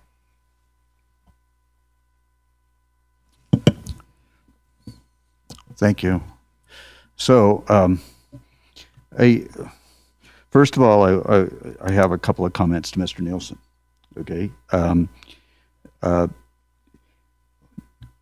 I can assure you that these decisions and these items that come before us are extremely difficult to deal with. Okay. I hope you appreciate that. Okay. Whatever decision this board makes is going to try to be based on what we have before us. But and I'm very, very concerned about setting a precedent, and how do we go about ensuring that we don't set a precedent in this regard. Okay. I don't want other residents, whether they be in the Tahoe Township or on the valley floor, basically ignoring the fact that we have a planning department, we have codes, we have laws, and they have to be followed. Okay. And so how do we ensure that, should we allow the variance, how do we prevent that from happening within our county? We do have a code enforcement department, and when called upon, they go out and inspect properties to see if they are following our code. If not, then they tag them or they send them a letter to correct the situation. And if they don't correct the situation in a certain amount of time, they get fined. But we're not a proactive code enforcement office in that regard. As I understand it, we are reactive. In other words, one resident has to complain about what's going on with their neighbor's house, or you drive by and you see something that you feel is a violation, then you contact code enforcement, and they go out and inspect and determine whether or not it's a violation of our code. So just real difficult situation for us, and it's not. I think all of us are turning over in our stomachs, because these are not easy decisions. And I also, we have advisory boards, and our advisory boards have a role, a very important role, especially the Planning Commission, because they do a lot of research in this regard, and so it becomes extremely difficult for us to overturn a decision of theirs. And so if we do basically come to a different conclusion than the Planning Commission is, I hope that, and we have a number of members here that are on the Planning Commission, they're in the audience today. I want to ensure that to them that that decision shows no disrespect for the jobs that they've done in regards to taking a look at this situation. So anyways, I look at the page 448, which is a list of the if the board grant the appeal, overturn the ruling of the Planning Commission, conditionally approve the variance application with the following conditions. And there is a huge list of is that the conditions up there that you've put them up there. Okay, very good, thank you. So there is still a lot of hoops to jump through. That's 448, yeah, that's the, there are a lot of hoops to jump through should this board come to that conclusion, and a lot of timelines on that also. But I am very, very insistent upon us, the community, knowing that we can't do this on a routine basis if we do that. So anyways, with that, if there's other comments or questions by the board. I just make sure I am clear, because sometimes after moving on, I feel like I may not have been 100%, but I want to make sure that I'm clear that proceeding with demolition and construction prior to permit issuance is not appropriate and cannot be condoned. I want to make sure I'm completely clear on that. Just because I understand how sometimes it happens doesn't mean it's appropriate. And I want to make sure everybody understands that the applicant is not off the hook. He still has to resolve any code enforcement actions and obtain the required permits. And that permit review could require modifications to the existing construction. He could still be looking at a lot of out-of-pocket expense, including potential changes or removal of the windows, if the fire separation requirements call for that. So there's really, just because we may or may not approve this variance and just say we did, does not mean that he's off the hook and is just done and we set a precedent saying you can do whatever you want, because we haven't. We had to look at this as if it hadn't been built because it's a variance put before us. Does it meet the conditions? Can it meet the findings or not? That's as simple as it is. It's not our job to punish over what's happened. We have previous policies in effect for that, and we have a lot of documentation on the record today from this to explain exactly where the situation is. So I have complete confidence that the appropriate departments will take the appropriate action to make sure that this is resolved appropriately. There's a good word. I'm going to use that over and over today. So that's where I am. I just want to make sure I was clear with that I'm not trying to set a precedent that you can build and then we'll just give you the variance because it's built. That's not the case. I believe the variance is appropriate based on being able to meet the findings. And the fact that it's built is a completely separate issue that will have to be resolved through the appropriate departments. So, and thank you. And I don't care for the word punishment. Okay, I don't think that's what we're trying to do here is punish anybody. Okay, what we want them to do is follow the code. Okay, we're not trying to punish anybody, in my opinion. Okay, we want our residents to follow the code. The code is in place for public safety. Okay, public health and safety, and that's the primary responsibility of this board, is to make sure we're looking out for the public safety and health at all times. That's the first consideration, I think. So, anyways, is there any questions? I have to ask: is there any questions by either Mr. Anderson or, for that matter, Mr. Nielsen in regards to the conditions? Should we vote to approve this? Are there any questions about the conditions that the planning department is setting upon this? Mr. Chairman, all commissioners, thank you for your comments. We certainly respect your input and appreciate your consideration and deliberations. I did have just a brief moment, Mr. Gardner, to review these conditions with my client, and we are agreeable to the conditions if you should approve the variance and apply those conditions. Good. Thank you. Appreciate it. Okay, so entertain a motion. Mr. Chair, I want to make one comment just for the record. The way that the conditions are structured, it's a conditional approval. And so if the conditions are not met, then the approval essentially goes away. There would be no variance. So I just want to make sure that that's clear on the record today. It is a conditional approval. If the conditions are not met, there is no variance. Along with the timeline, is that correct? Including the timelines. Mr. Chairman, Mr. Hames' comments does bring, and the timeline in particular, does bring me just some pause. The permitting process in Douglas County and elsewhere is not trivial, and it's not necessarily always timely completed. And in fact, there's typically multiple reviews. So my only hesitation is with respect to a strict timeline like this. Part of it is predicated on the other agencies' timely review, being able to get it back to them and get in their queue. I would just like the board's forbearance and recognition that, Mr. Nielsen has assured me he will proceed directly to accomplish these things.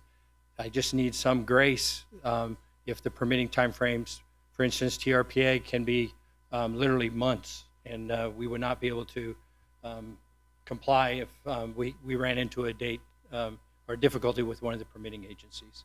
That was my only request, for just a little forbearance on the permitting timeframes. Yeah, I understand your concerns, and I certainly appreciate that. There is item number 4 on the conditions: prior to the issuance of a certificate of occupancy. So a certificate of occupancy has not been issued for this property. Is that correct? Is Mr. Nielsen currently occupying that addition?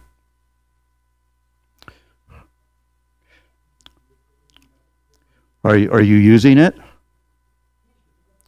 Then I would suggest, because you haven't received a certificate of occupancy, you need to withdraw from that use of that building. Okay, right?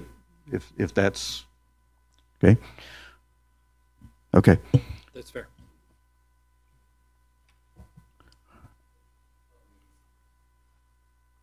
How does Mr. Hames and Ms. Rayau feel about the timelines?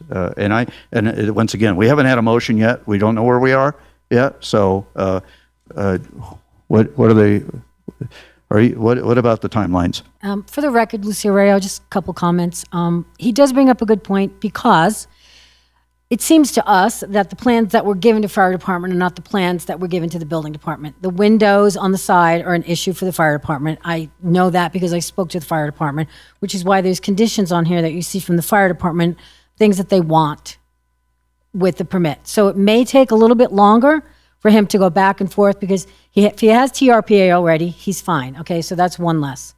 He's got the HOA, he has all that, but the fire department will take a little bit longer.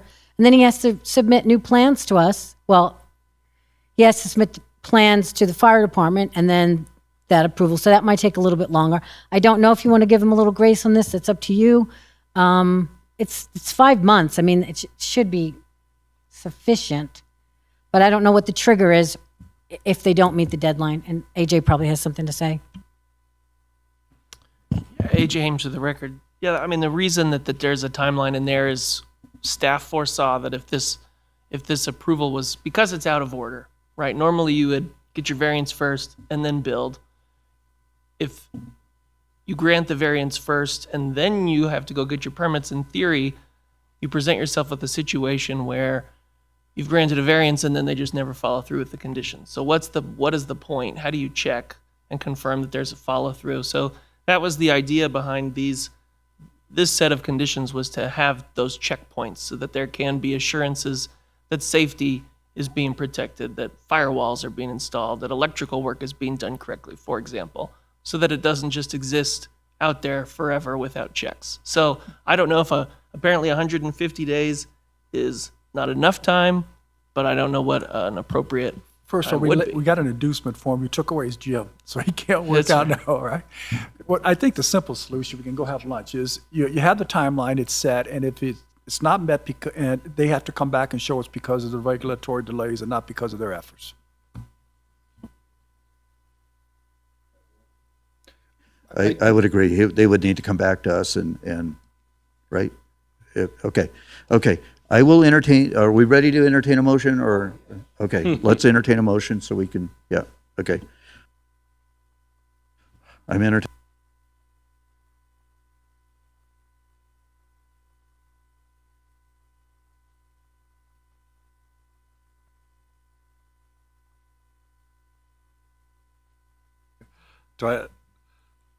Okay. Mr. Chair, I move that we, is it that one? It would be on page 440. Is that what Yeah, that's what I'm reading. So, but this says,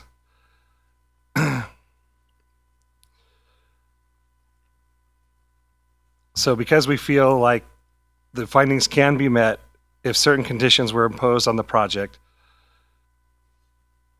I move that we support the appeal. There we go. Support the appeal with the alternative conditions being applied as posted in the presentation and in the packet. Is that close enough? Do you want me to read all of them? I don't know. This seems like an easier motion. You want to look at that? Am I reading? See if you agree with that. See here it says here. On 448? 440. Oh, 440. I thought I was reading the same one. I imagine that's where you're going. I'm not trying to put words in your mouth. It was, but I guess I was reading what the planning commission had proposed and didn't. There we go. So I move that so strike that. Let's start over. Clean. I move that we reverse the planning commission's decision and approve the major variance subject to any applicable conditions because the findings listed in DCC 20.606.050B can be met based on the information supplied by the appellant, public comment, and the discussion of the county commissioners.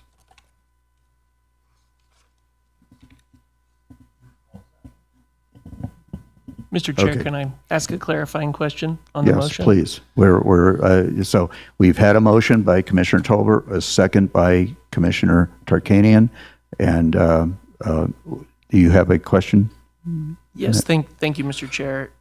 The motion was subject to any applicable conditions, and I just want to be clear that those conditions include the conditions as stated on page 448 of the packet, with an additional condition that if the deadlines are not met, the applicant must return to the board for an extension of time. I believe that is acceptable to Commissioner Tarkanian, Commissioner And that the Tolbert? extension of time must be based on regulatory delays. Okay. Not delays of the applicant. Okay. Did we get that all correctly into the minutes? Okay, so we know where we are. Okay, that's And important. I agree to that amendment. Right? Of my original Huh? motion. Okay. Okay. Is there any further discussion on that motion? Okay. Then those in favor of the motion signify by saying aye. Aye. Those against signify by saying no. Okay. The motion passes 4-1.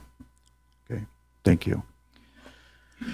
With that, it is thank you very much. Thank you. And I hope our Commissioners, public thank you has been very much. watching also. Okay. Mr. Gardner, Chairman Gardner, members of the commission, thank Okay. We're going to break until 2:30. That gives us 2:30. We'll return. Thank you.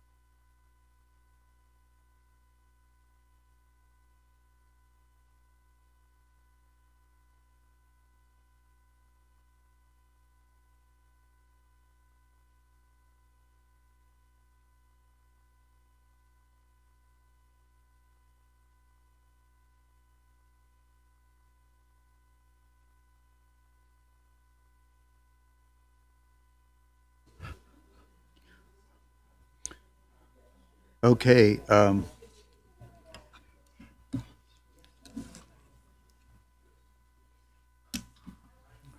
We're going to go ahead and proceed. It's 2:30. I indicated we'd come back in the session at 2:30. I would notice that Commissioner Tolbert is still out to lunch, I take it? And you're not being literal like No, literally, physically, yeah, right, yes. I assume that's where he is, so I'm sure he'll be joining us back very shortly. But we're going to go, there he is, see? Told you. Oh, okay, or, yes. Okay. Reasonably tall. Okay. So we're back in session, and we're on item number 15. This is for possible action, so we will have public comments in the middle of that before we come back and deliberate and make a motion by the board. This item, discussion to approve the creation of a licensed clinical social worker position, pay grade 205, salary range $196,866 to $135,637 for the Mobile Outreach Safety Team, MOST. This position will be located within the Douglas County Sheriff's Office and funded from the One Nevada Opioid Settlement Funds. And it's being presented by our Community Services Director, Brooke Adey. Ms. Adey. All right, good afternoon. Thank you for allowing me the opportunity to talk about the Mobile Outreach Safety Team and some new ideas that we have for this program going forward. My name is Brooke Adey. I'm the Community Services Director. I'm going to go ahead and go through my presentation. If you have questions, please let me know. And then when I'm done, I would like Sheriff Coverly to have an opportunity to provide some additional input, or if you guys have additional questions. And then Darius Singer, the Executive Director from Partnership, is also here, and I'd like to give her an opportunity to provide some comments as well. So our Mobile Outreach Safety Team is a program that started in 2017 through some funds received by Partnership Douglas County, which I'll get into a little bit more as we go through the presentation. But it is a program that has been around since 2017.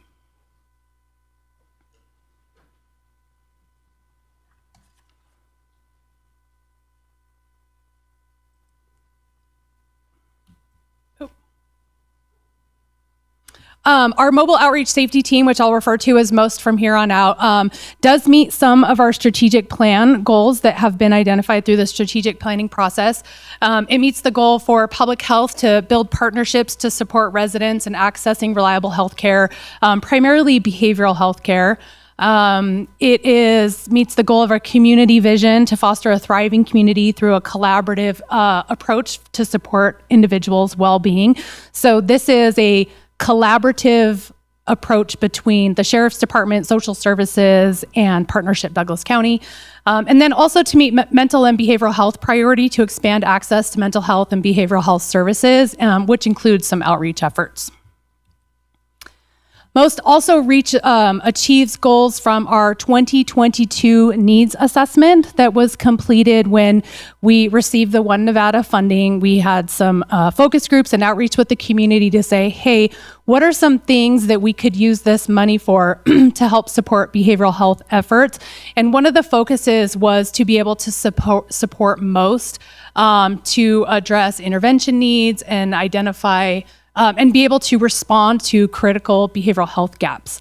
MOST serves as a vital on-the-ground response to individuals experiencing a mental health crisis. And one of the key activities identified through the needs assessment was the expansion of staffing levels for MOST. So when the program initially started, we had a couple days a week, and then we've expanded to 4 days a week. And so now with this staff, we'll hopefully be able to provide more services. So here's some background of the MOST team. The Douglas County MOST is a partnership with the Douglas County Sheriff's Department and Partnership Douglas County and Community Services. So there is a sheriff's deputy from the Sheriff's Department, a licensed social worker who has been from Nevada Division of Public and Behavioral Health through rural clinics, and then other support agencies like Douglas County Social Services. So we have licensed social workers that help provide like ongoing case management and support. So this program is intended for crisis stabilization. And so you have a sheriff's deputy and a licensed clinical social worker who go out and respond to individuals in crisis with the idea to destabilize the crisis and hopefully divert somebody from either the hospital or to jails by being able to provide some interventions and services. The teams receive referrals from fellow law enforcement, fire personnel, mental health officials, community members, friends or family, and most will go out during the week to talk to individuals and make referrals and see if there are additional services that they need. So this is a voluntary program, and the individual who is being referred does have the right to refuse help. This currently, most has been funded through the partnership Douglas County with grant funds received from the state, from the Division of Public and Behavioral Health through some liquor tax funding. There are some changes that are happening at the state level regarding most grants and funding. And so what we wanted to do was say, how can we as a community support this program and make it more sustainable? Some of the other changes that have happened with this program is the clinician, the licensed clinical social worker who would go on ride-alongs with the sheriff's deputy, took another position within rural clinics. And so we've been without a clinician for a while. We've been operating under the system where we either contract with clinicians or we use clinicians from rural clinics, and it has provided some instability in the program with having staff absolutely dedicated to this program. Here's some data on MOST and how the MOST team has been able to intervene with individuals either going to the hospital or to jail. So in 2024, there were 635 calls for service. 390 of those were individuals who were diverted from going to jail, and about 540 of them were diverted from the hospital. Now, some of these individuals could have been diverted from the hospital and jail, so there might be a little bit of an overlap. In 2025, there was 410 calls for service, with 112 being deflected from the jail, and 186 individuals from the hospital. There could be some overlap. As of September 2025, the numbers have decreased, and that has been because of the availability of a clinician. The clinician that we were using through rural clinics took another position within rural clinics, and we haven't been able to get another clinician. So Daria with partnership, myself, sheriff and undersheriff all came together, and we thought, how can we work together with some of the One Nevada funding, meeting the goals of the strategic plan and our needs assessment to help make sure that this program is sustainable. So we saw an opportunity and we said, let's use some of this funding to hire an LCSW. This LCSW will be an employee of the Douglas County Sheriff's Office. It will be funded through One Nevada, and it will be part of a collaborative team, which has already been in existence between the Sheriff's Department and social services and other community resources. So why do we need a MOST team? We need a MOST team for collaboration, to complete assessments, to do referrals, and to do some training. So they collaborate with law enforcement, community services, like I've talked about before, to provide crisis stabilization. Having an LCSW on staff will provide us the ability to do important clinical assessments to determine appropriate levels of care, and make recommendations and referral to services, and then also be able to provide training to staff, to Sheriff's Department officers, to social services staff on the best practices for our mobile outreach safety teams and crisis intervention. The way that this MOST operates is the licensed clinical social worker has been riding along as a passenger with law enforcement responding to emergency calls for services.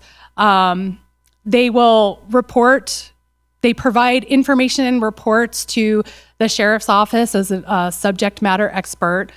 They apply clinical and evidence-based concepts to include crisis deflection. And this person will represent the sheriff's office and the community in all the mental health activities. The benefits of having an LCSW, part of most, and being an actual county employee, will provide for a lot of consistent services that are being provided within the community. It will have more potential for stability, flexibility, and longevity.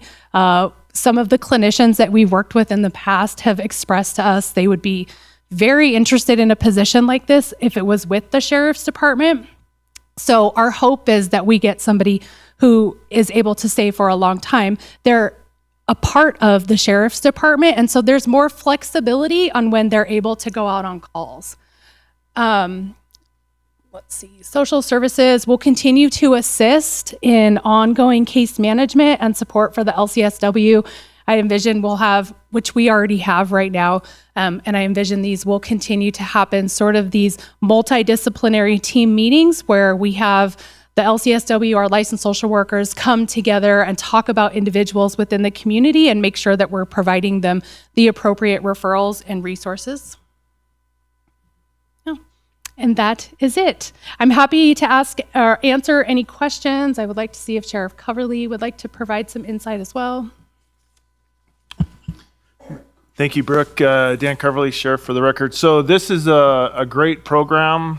It's one of those programs that once we started it and kind of got going, and we did this about the same time as Carson City Sheriff's Office started their program and Lyon County. So in the region here, we've all kind of been doing the same thing. And what we found is the calls regarding some kind of mental health issue have really increased with the sheriff's office probably in the last 15 years or so, significantly. And the reality is that your average deputy is not really equipped to handle a lot of those calls, but there's no other resource. Okay, so when your loved one is having a hard time or you're having a hard time, the only option you have in a rural county in Nevada, for the most part, is to call 911 and hope that somebody will come and help you. And here in Douglas County, that's the sheriff's office and the fire department to a certain degree. So department-wide, we've increased our mental health training for individual deputies. Brooke talked about the CIT training. Everybody goes through that. It's mandatory at the Post Academy now. The state is well aware of this issue statewide and stuff, and so they're doing what they can. But the MOST program has really helped. Not only has it equipped us to be able to deal with these individuals in a much better way, okay, provide them with the services that they need and truly help them. The other goal is to keep them out of jail. So mental health is, the reasons behind it are vast and varied, okay? And some are, it's a disease that you get and it's no fault of your own. Others, it's because of some lifestyle you participated in, and now this is the consequence of that. Nevertheless, when you are in that situation, you tend to make bad decisions and then you get in trouble with the law, all right? And you do something and you end up in jail. Jail is not the place for someone who needs mental health help, okay? In fact, if you stay in jail and you have a mental health problem too long, it just makes it worse.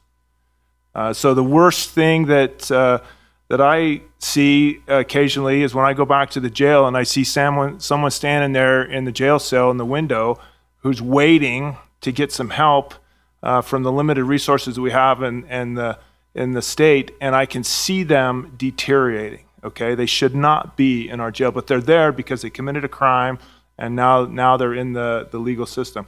This program helps them to stay out of jail, but helps them also to get the help that they need, at a mental health medical facility, and we help them to stay on their medication and to get in front of a crisis that may come and to stabilize them. The relationships that these individuals create with the deputy and the social worker are pretty amazing. They look forward to their visits. They look forward to the contact with them.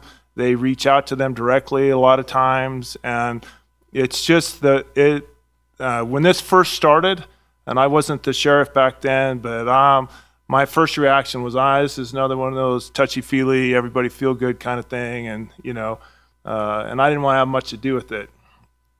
That is not the case now. This is vital. We need this. It helps all of us. It really does. And there's just not a lot of options to get help. Okay. And there's a juvenile component that we're working on with the partnership, and that's a little different, but it's modeled after the same program as this. And so I think we're making some good strides. And this is a great program. The difficulty had been funding the mental health clinician and getting them. This solves that, in my opinion. I think time will tell, but I'm very confident that this is going to solve our problem. Providing a deputy was never an issue. I've got several deputies that are interested in doing this. One that will be assigned. She's been doing it for a while. She teaches our CIT training. She's really good at this, and it's kind of her niche. But I've got several others that will fill in if she's on vacation or whatever. And they understand the importance of it. So it's a great program. I support it 100%. I'm very glad that Brooke thought of this funding mechanism. Because at the end of the day, we always come back to how much does it cost and where we can find the money, kind of thing. And so we're very aware of that, and Brooke is. And this money that we're receiving from the settlement, the opioid settlement, I think is the perfect use for this and stuff, because there's obviously a drug use component, or can be, and that helps with that. So this is a great program, and I think that moving forward, this may be the model for other counties within the state to follow. So as usual, we're kind of trend-setting and leading the pack. So it's a great program, and I'm very excited to get it going again. It's been down for a little bit, but we're doing our best, and I think this will be very good. Thank you for your comments. It was very informative. Commissioners, any observations, questions? I have a quick disclosure that I sit on the advisory board for Partnership Douglas County, although I don't believe that will inhibit my ability to make a decision on this. Thank you. I couldn't tell you if I was. That raises a whole other set of questions. Okay, we're not going to go there. Your Hales. There's no doubt that this is a good thing and we need this, and I'm in favor. I just want to dig a little deeper on the funding. So on page 596, it says financial impact.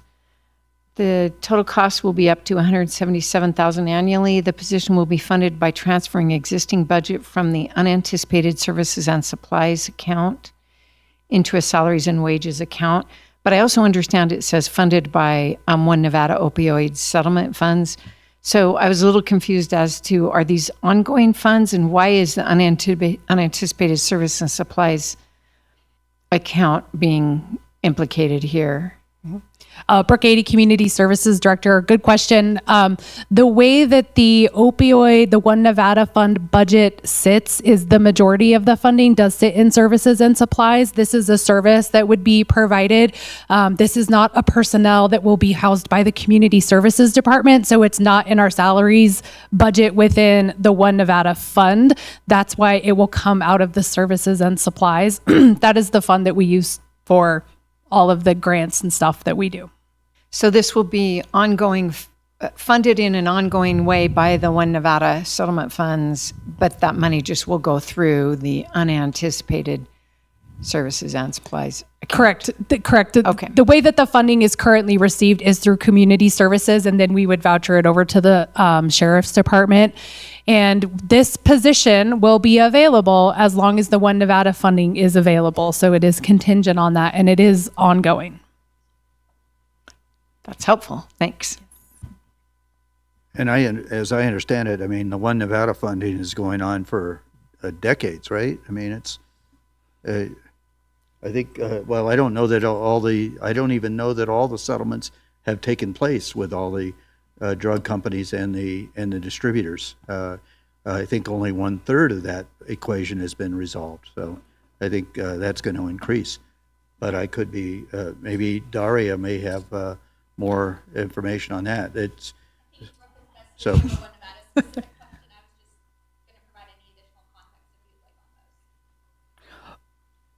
Brooke 80 Community Services Director and Doug Ritchie could also provide some information as he follows this really closely. When the One Nevada settlements came about initially, it was anticipated that we would be receiving money for the next 18 years.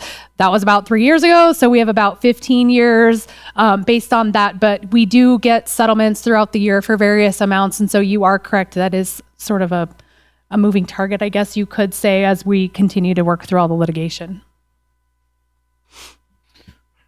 Ms. Singer, did you have additional comments in this presentation?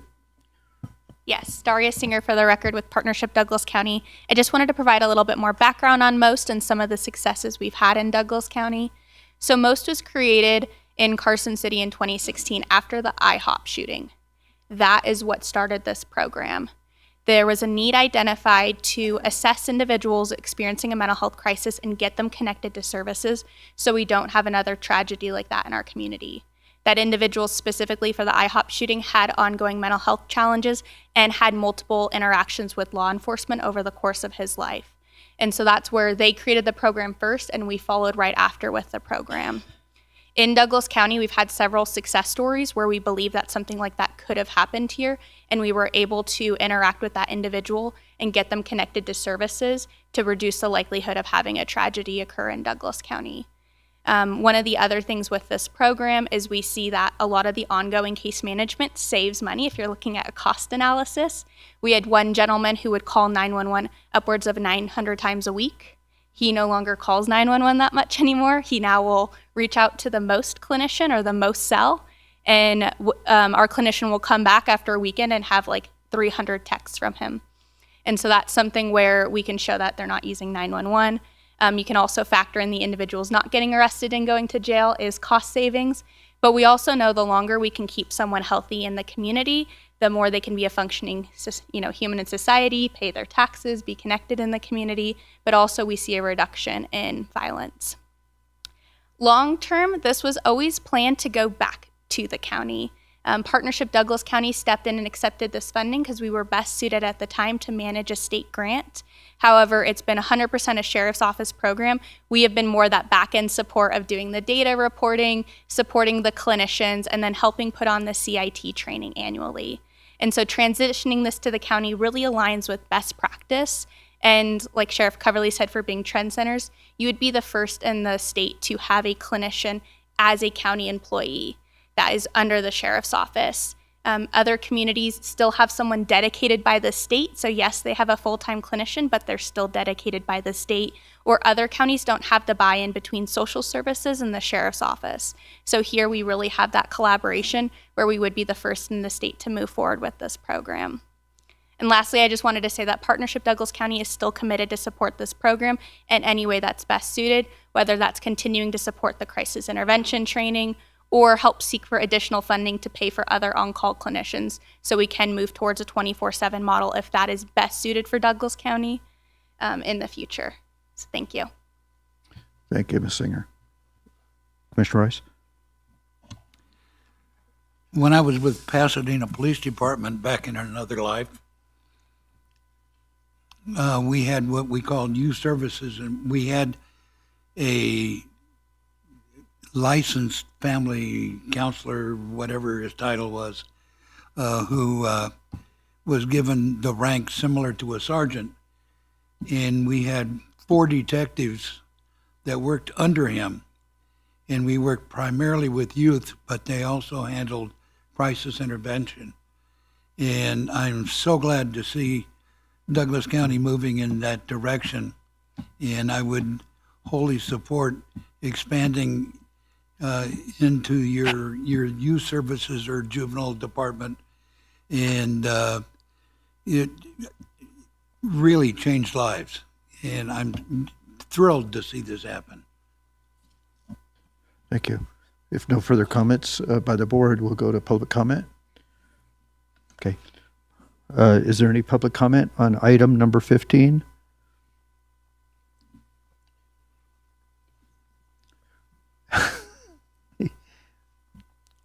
Daria Singer, Executive Director, Partnership Douglas County, for the record. I just want to comment on that. We do have a youth branch of the MOST team that Partnership Douglas County is continuing to oversee called the HEART program. So we have licensed clinicians, and we actually have a new clinical intern, a part of this team, where we're connecting with families and youth in crisis. MOST primarily focuses on adults 18 and older, and so this branch will focus on kids 18 in high school and younger to connect them to services. And we have an MOU with the Sheriff's Office, the school district, juvenile probation, and several other partners in the county. So we do have a youth branch, just a little separate from this. Thank you.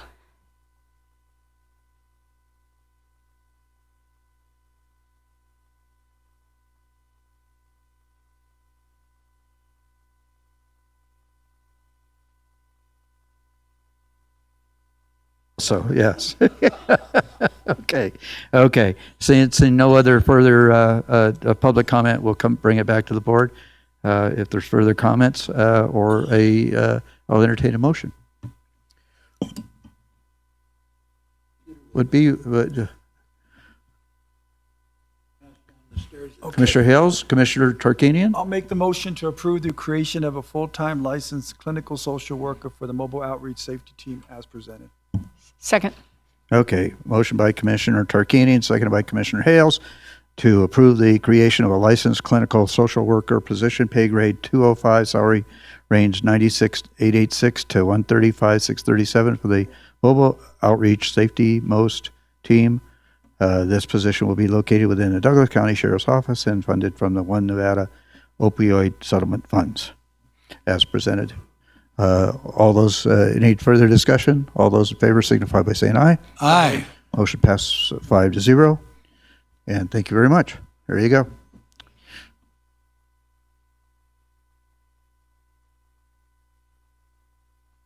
Okay, and we'll move on to item number 16, 16.1. For possible action, status update on the current design of the extension of Vista Grande Boulevard from its current terminus, which is south of Topsy Lane, to Jacks Valley Road, and discussion on possible revisions to the alignment of the road and modifications to the design, including alternative methods of traffic control.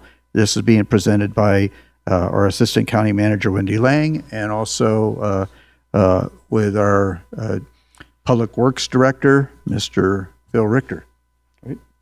Yes, thank you very much, Chairman. Members of the Commission, Wendy Lang for the record. I'm actually going to stay up here and let Mr. Ricker present the information because he is the expert in this area, but I'm happy to answer any questions or facilitate the conversation as we go through. And I also just want to make note, Mr. Chair, with your permission, that we did invite the 3 adjacent property owners to attend today's meeting. And so with your permission, we would like to give them an opportunity to weigh in following Mr. Ricker's presentation today. Thank you.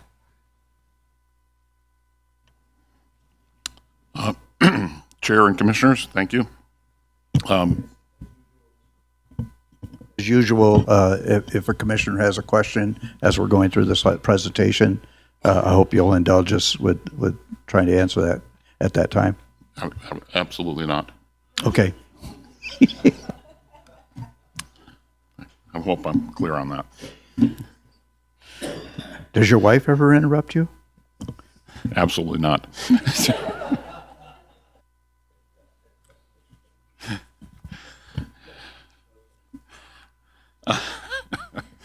Sorry. On this agenda item, I'm going to jump right in. I think some of this information has been presented over the years, but in a piecemeal form. And so what I thought would be important here is to sort of establish on the record and for the board, just and put it completely in context, sort of the chronological order of events that have happened up there and how we've gotten to where we are today. Let's see, will this even work?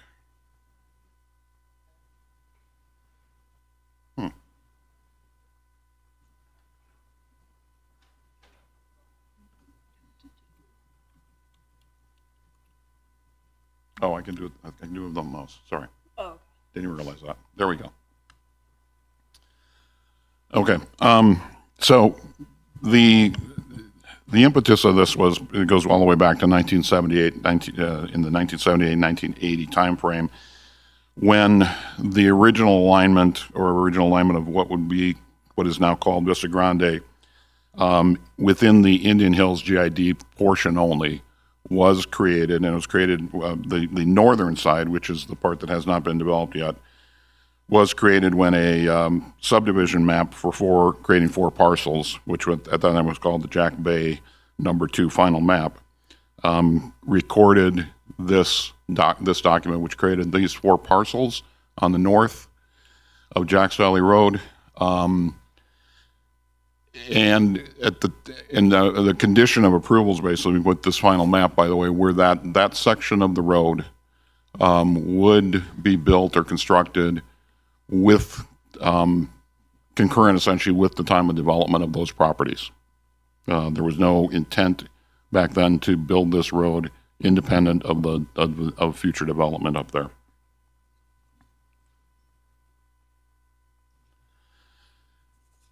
I know there's questions about the current alignment of that road compared to where the current southern portion of Vista Grande is.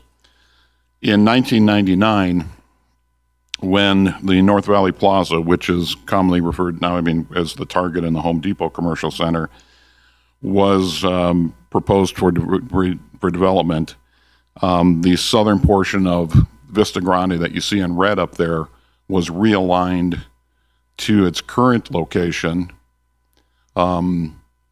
to make way for to enlarge basically the parcel for where the parking lot and Target Center is today. Home Depot Center is further to the south on that drawing, or on that map, not visible there, but that is how, if someone asks why the southern portion of Vista Grande doesn't align with the northern portion of Vista Grande, it is precisely this reason, and that occurred back in 1999. At that time, by the way, the Vista Grande portion of the road to the south was constructed as part of, by the developers of the North Valley Plaza.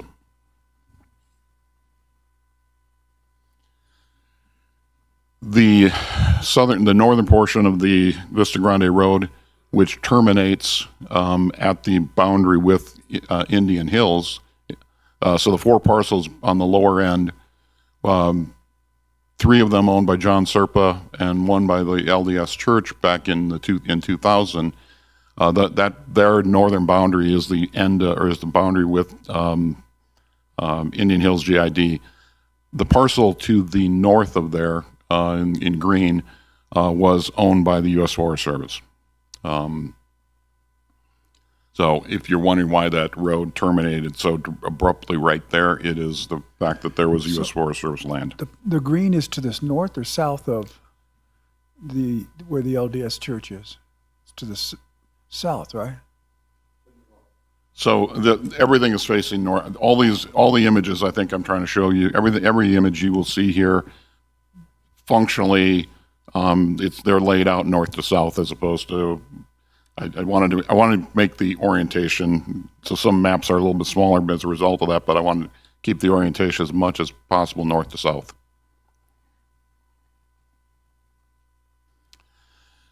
So then, rolling forward in 2003, that is when the portion, now even further north of where the U.S. Forest Service properties are, that is where the extension of Vista Grande, which exists today, was first proposed as part of the Carson Valley Center. The Carson Valley Center being where the Best Buy complex is, and then the center's there.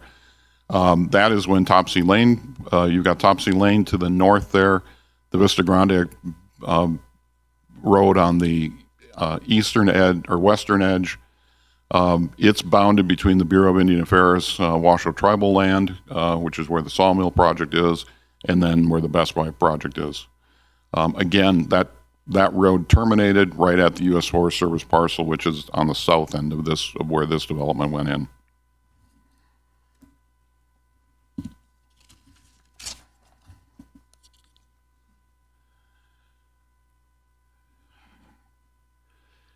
And that's essentially where development at that time, in that time period, kind of stopped.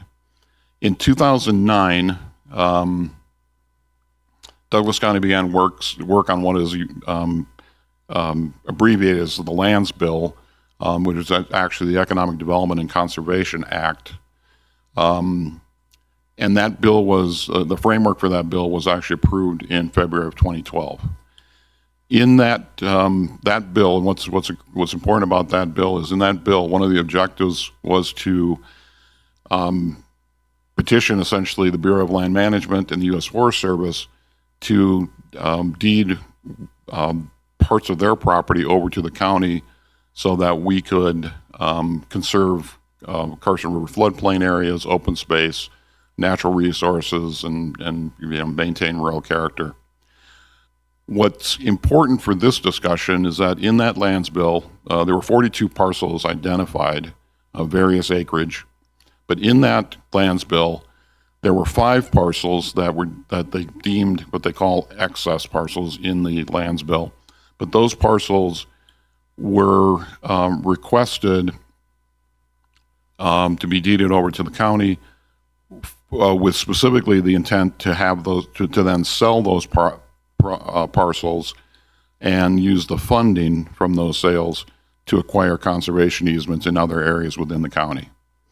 It was analogous essentially to the Southern Nevada, what's euphemistically called SNPLO money, but it was that was really the concept I think that they were going for here, is create that same sort of methodology where the county could acquire this land or be deeded the land at no cost, sell it, and then purchase conservation easements elsewhere to maintain the rural character of the county and floodplains. One of those 5 parcels was identified in the lands bill as parcel 17. From an APN standpoint, just so there's clarification here, that's actually 2 APNs. It's the 2 parcels that were in green on the previous map that are owned by the U.S. Forest Service. So what you're looking at there is where Jacks Valley Road comes through. It's basically that parcel that we've been talking about here. It's the 28 acres that has subsequently been put up for sale.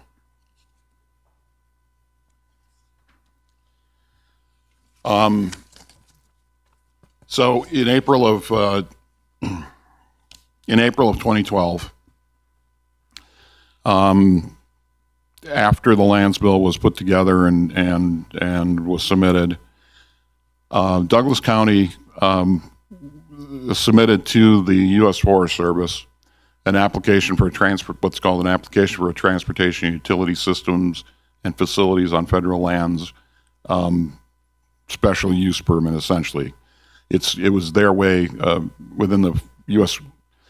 Forest Service does not grant right of way per se, but they do grant easements. Actually, they don't even grant easements. What they grant is special use permits for utilities and things that can access their lands. We've got those in multiple places within the county, but that was the petition. This was done specifically at that time, to look at the ability to extend Vista Grande between the north and south along through the U.S. Forest Service parcel. The intent at the time, the preference is that the county was going to own those parcels once the lands bill was approved. So the petition really to build that road was to put some infrastructure in, but also to increase the value of the property for future sale. It was not, so it's kind of at a dual purpose back in 2012. In December of 2012, the U.S. Forest Service returned a letter to the county, basically denying that request. And they gave the rationale was that it would create inefficiency for the government to have to deal with this while they were dealing with the lands bill. I didn't put it in the presentation here, but from 2012 to 2020 or so, the county, I think, almost almost every 2 years was petitioning the state for the same type of easement and being denied on each occasion.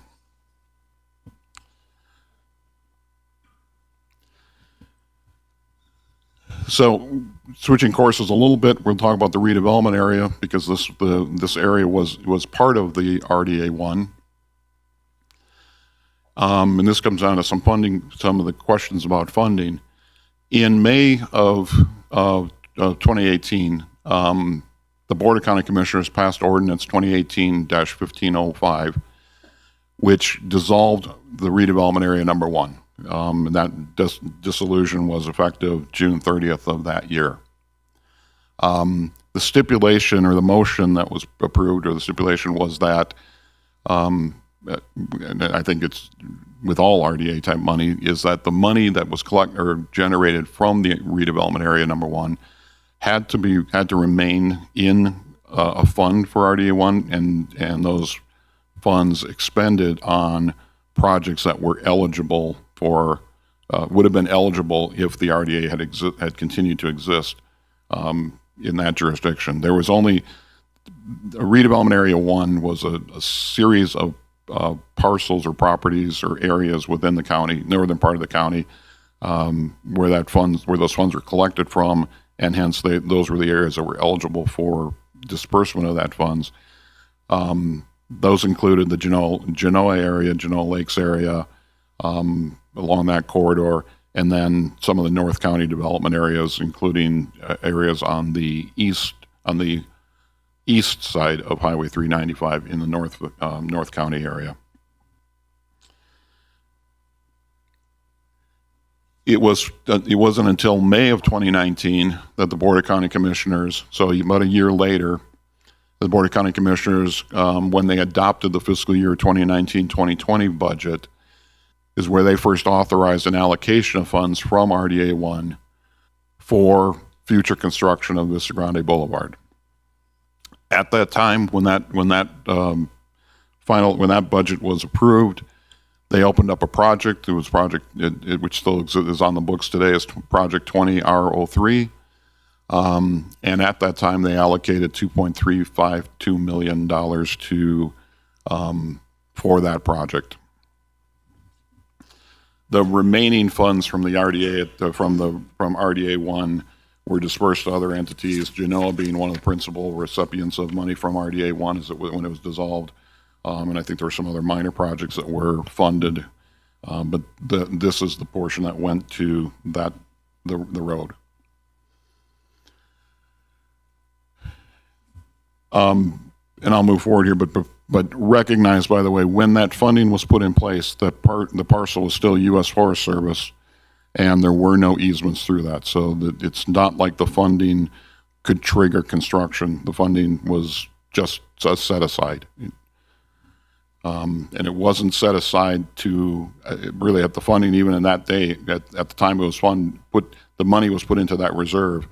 It wasn't anticipated. I don't think that funds were sufficient to even build the road back then. It was just what was available in RDA to earmark for that program in the future, if in fact it could be built.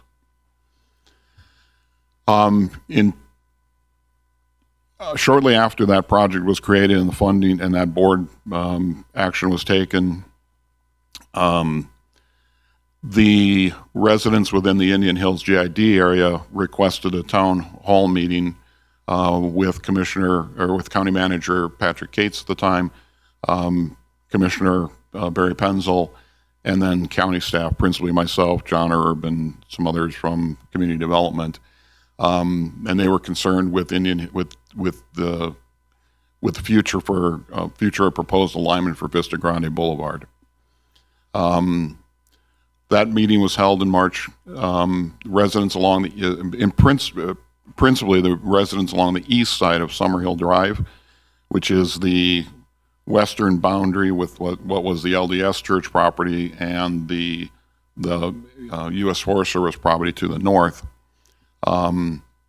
They were concerned that the dirt track, which exists there really because the water line easement was there and the water line was put in, that was going to be the alignment of the Vista Grande, and it would be back up against the back of their properties. At that meeting, county staff presented the design plans which show the proposed alignment essentially as it is currently today. So the fact that it was not proposed to be aligned against their property lines or against their backs of their properties, but out in the where the existing Vista Grande Road terminates to the north, and then with the alignment as it would be proposed through the U.S. Forest Service parcel. Wrong direction. So now we go forward to 2021. This is where, in response to another petition by the county for this transportation easement through their parcel, they notified the county in May of that year as part of their response to denial of the easement that they were going to initiate an environmental assessment, a NEPA, for that parcel, those two APNs, what we call Parcel 17, with their ultimate intent to then sell the property and take it out of the lands bill. It was a little over a year, 14 months later, that they contacted our office, my office, Public Works, to initiate conversations, initially really with regards to a permanent water line easement. Again, we were, that water line was installed under a special use permit and was being renewed on an annual basis. This was, now that they were selling the property, they approached us for a permanent easement for the water line. And at the same time, we negotiated with them the potential for the road easement for the future alignment of the road. We worked those details out. That was probably finalized, I think, around November of that year of 2022. And then in December of 2022 is when the U.S. Forest Service advertised the sale of those properties, but it was by public auction.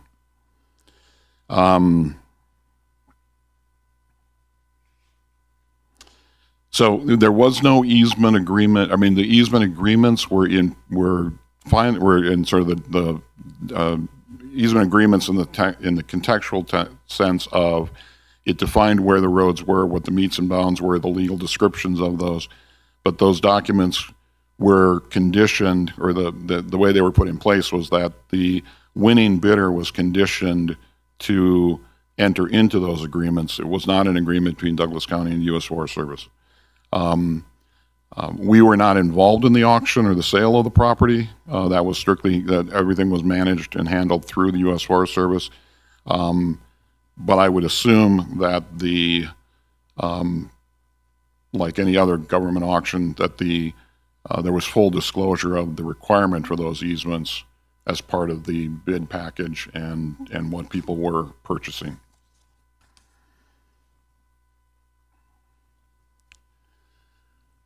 So in April of 2021, switching back just a little bit, the LDS church parcel was sold to Avante Properties.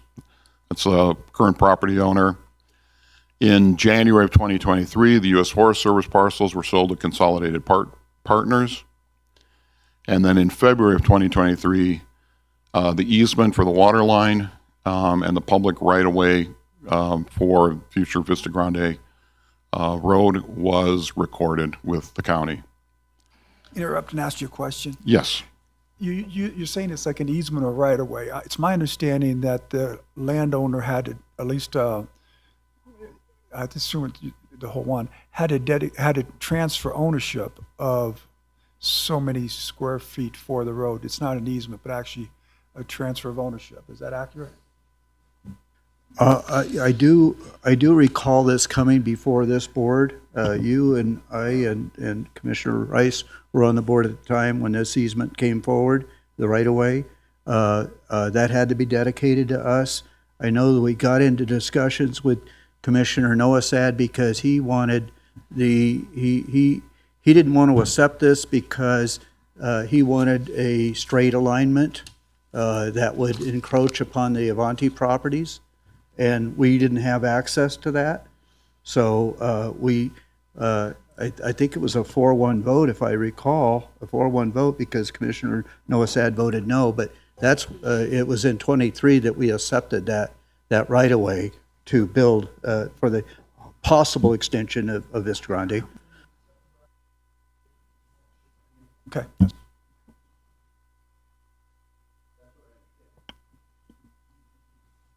Yeah, I'll let Doug. The legal document is actually an easement for public right of way. So it's the language in those documents is confusing. So sometimes they call them easements, but in this case, it truly is a right. It is an actual right of way, which was dedicated to the county.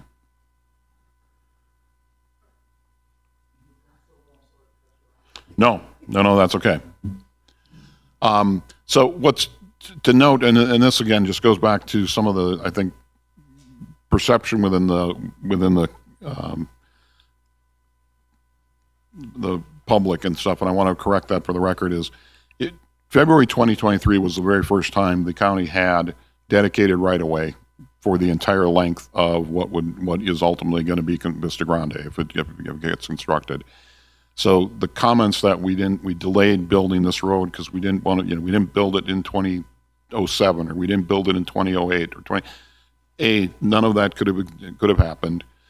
The very first time we could have built a road or even contemplated building a road was 2023, and the first time any kind of funding was even earmarked for this program was in fiscal year 2020.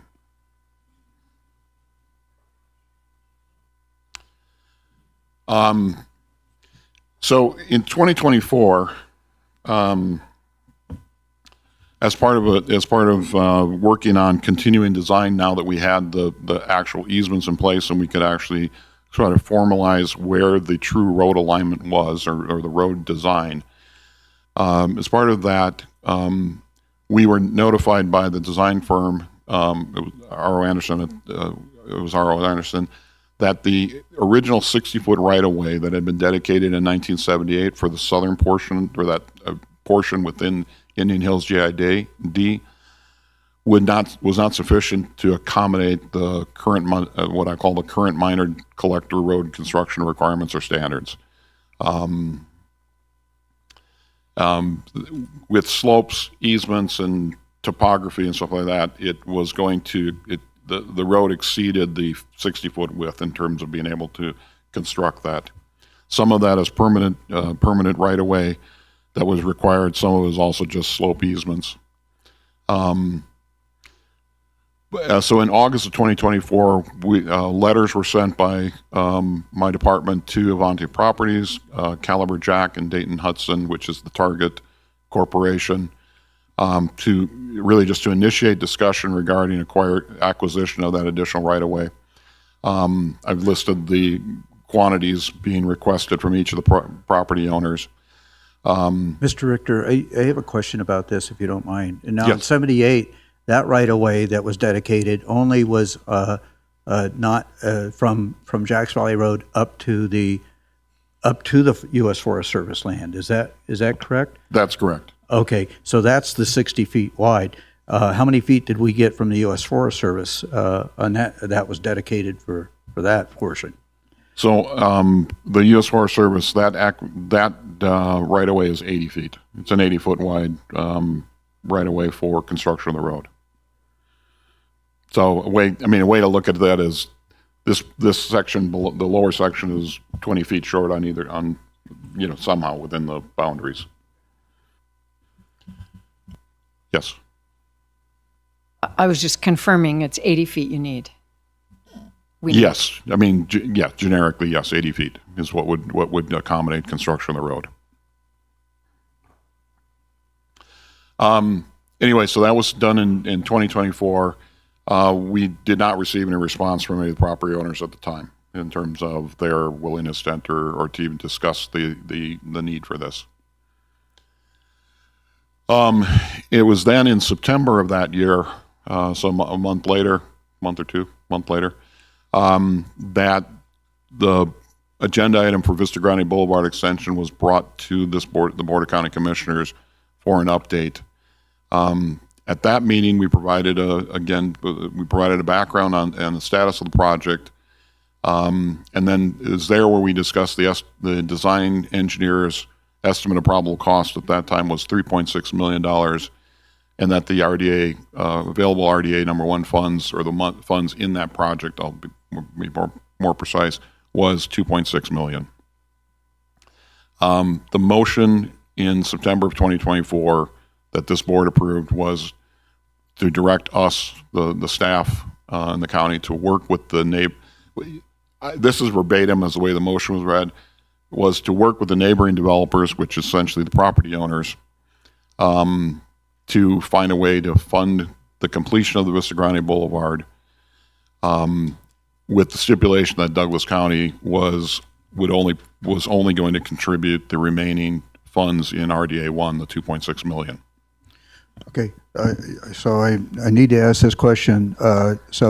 It says there on line 2, staff provide need for additional easements and right-of-way, discuss engineer's estimate of 3.6 and available RDA funds of 2.6. Did that 3.6 include perhaps the acquisition of additional easements that are required? In other words, the extra 20 feet, or did it not? Do you know? Phil Ricker, Director of Public Works, for the record. No, that's for the engineer's probable cost does not include easement acquisition.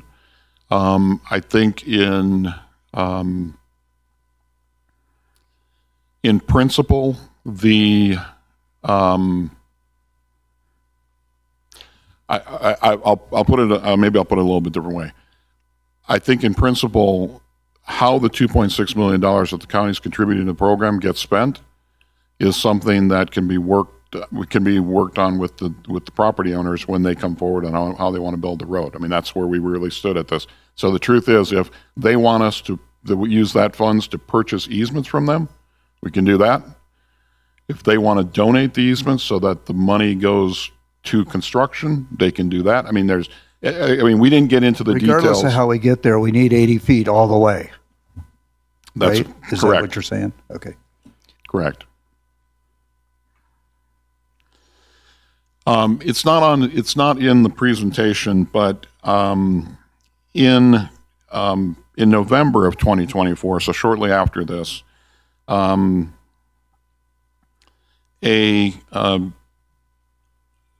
medical center was being proposed for one of the southern parcels, one of the parcels on the south.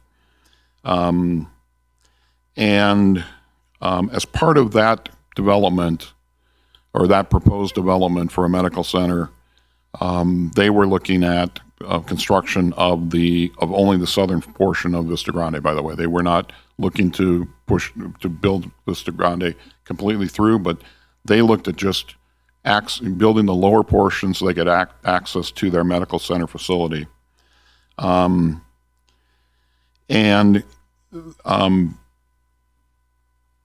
Because I know there were some questions about this in terms of traffic studies and traffic analysis. Traffic studies and traffic analysis are done as part of development. They're not done essentially independent of development. So in this area, the only traffic study, one of the only traffic studies that had ever been done was conducted back in 1999 or whatever, when the Target Center went in, because that's when it needed to be done. At that time, when that traffic study was done, Genoa Lakes was just starting construction, none of the Montana area. So I mean, there was really no house. There was very limited housing to the west on Jacks Valley Road. The traffic patterns anyway there were very, very, very different, but that was when that analysis was done. If anyone's wondering why the current configuration of roads and things are like they are. In 2024 though, when the medical center came in, they did a traffic analysis, again, not on a through road, so not on Vista Grande being a through road, but they did it based on just an access to their facility property. The analysis came back with the fact that in the morning, the traffic, the service level, the level of service, which is how you decide what is needed for traffic or design, The level of service in the AM period for the intersection of Vista Grande and Jacks Valley would be a level C without improvements, and in the evenings was a level D based on the traffic counts that they were analyzing for that design.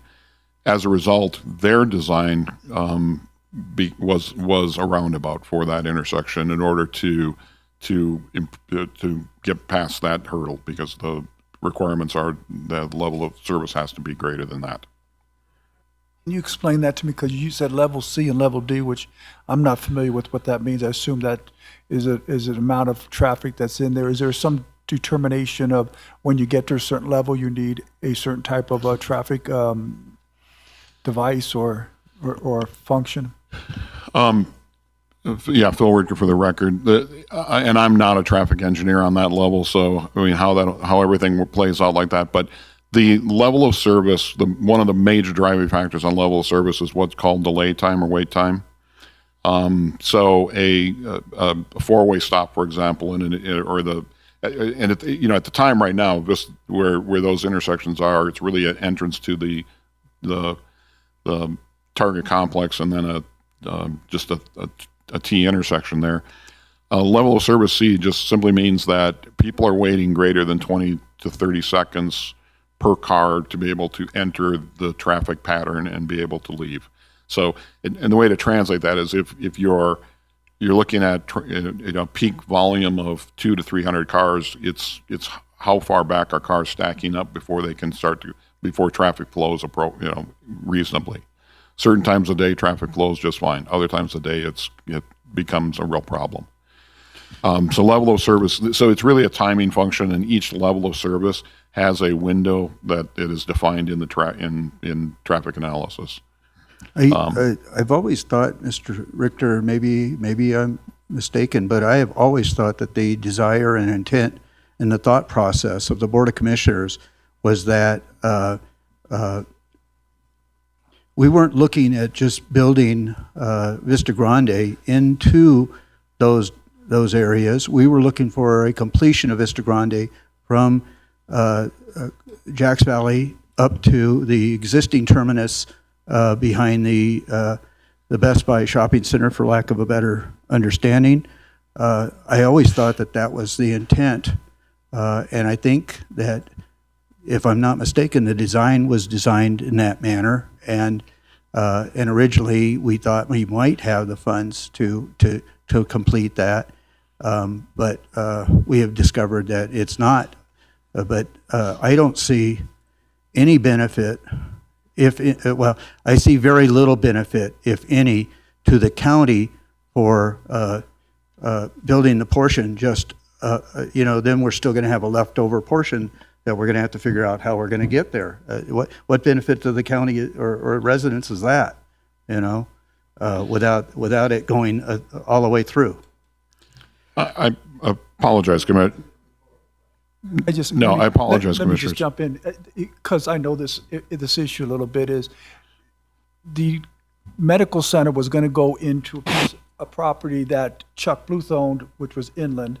So for him to be able to make the project work, it had to go all the way to the end. But then the medical center tenant went over to Mr. Serpia's property, if I'm saying that right, and he didn't have to build Bluth's. And you can't force the private owner to build it until he wants to develop it. So that's why there was going to be a gap. Now, supposedly, they both have tenants and they can build the entire road, so that issue is moot. Yeah, and I apologize, Commissioners. My intent of having this conversation right now wasn't so much to talk about whether it made sense to build the road through or what the real desire was. I think, preempting a potential question, and that is, why a roundabout? Why do we need a roundabout? Why, I was trying to preempt that with saying the most recent traffic study, which was done for a road that wasn't going to go through, but was just going to be access to a medical center, actually required traffic control to become a roundabout. It was not going to be, level of service was not sufficient to support just a four-way stop or something that wasn't more of a higher end traffic control. And just concentrating on that issue, is there a set standard that the county applies to every road that would, if you have this many cars, you need a stop sign, if you have this many cars, you need a roundabout, if this many cars, you need a stop sign, a stoplight, or is it discretion? And if it is discretion, what are the factors that you apply when you determine that? And if it's not discretion, then just the first part. It is, well, it's not discretion. It is under the uniform standards for motor traffic control. There are federal guidelines that are published in terms of how you make those determinations. More importantly, it is really, it's why we contract with engineering firms who do traffic analysis studies. So you give them what the land use is going to be, what the project, every project and every thing has to define what its traffic counts are going to be, what they think their average daily traffic is, and they come back with the analysis that then dictates what the design has to be. Okay, so let me give you an example. We just had a vote on the what do you call that? Where they're going to build a bunch of homes off, I think it's Centerville, or no, Riverview. Yeah. Is it Drayton that goes that way, and then the Riverview takes you to the end? Yeah, so Drayton then. God, really? That's where I'm at. That's not Drayton. No, Tillman. Are you talking about Tillman? No, I'm talking about the one next to the commissioner's home. Anyways, we just voted on it, and I'm running a blank on the name of that street. I think Riverview is what takes you down to the end, right? What's the one that right before? Dresserville. Thank you. So this has always been a concern of mine, because you talk about these traffic studies, and we've gone back and forth. I don't think you like it when I question you on it, but I don't quite understand how there can be a black or white deal when you're dealing with different things. But let me just give you an example. We're going to allow 98 new homes or something there, and in addition, there's going to be 2 other receiving areas that are going to build more homes there. So you can have more and more traffic coming that way. I would assume that that's going to raise the level up from a stop sign. Are you going to build a roundabout, and is a roundabout required then on that area, which would be Riverview and Dresslerville? I couldn't answer that question today without, again, you'd have to go back through the traffic study analysis as to what was required and what if. Well, let's take a hypothetical. Let's say it increases the traffic so much. It's a T intersection. It's a T intersection as opposed to a through intersection. Four-way intersections, where you've got through traffic in both directions, will, I think, greatly affects what the design is. So could you use a signalized traffic intersection there where it's a T intersection, so three ways of traffic?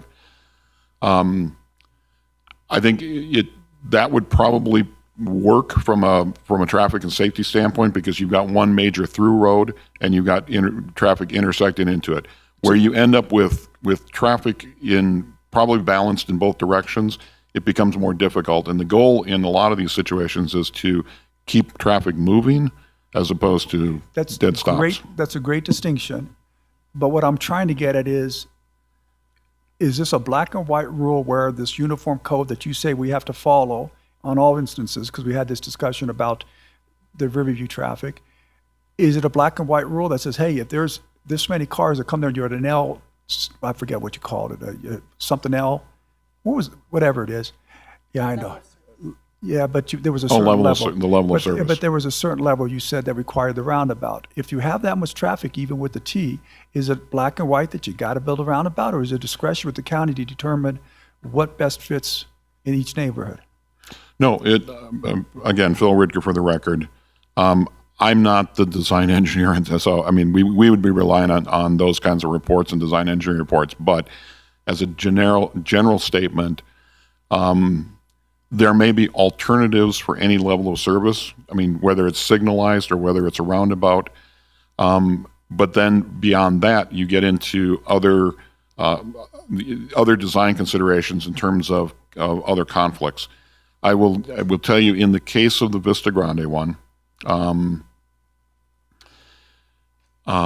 it is the Jacks Valley is a county road, but the intersection that we're dealing with is within, I'll call it, the sphere of influence of the Nevada Department of Transportation, We're only 1,000 feet off of Highway 395, which is a signalized intersection. Their requirements, and it really comes down to queuing of traffic.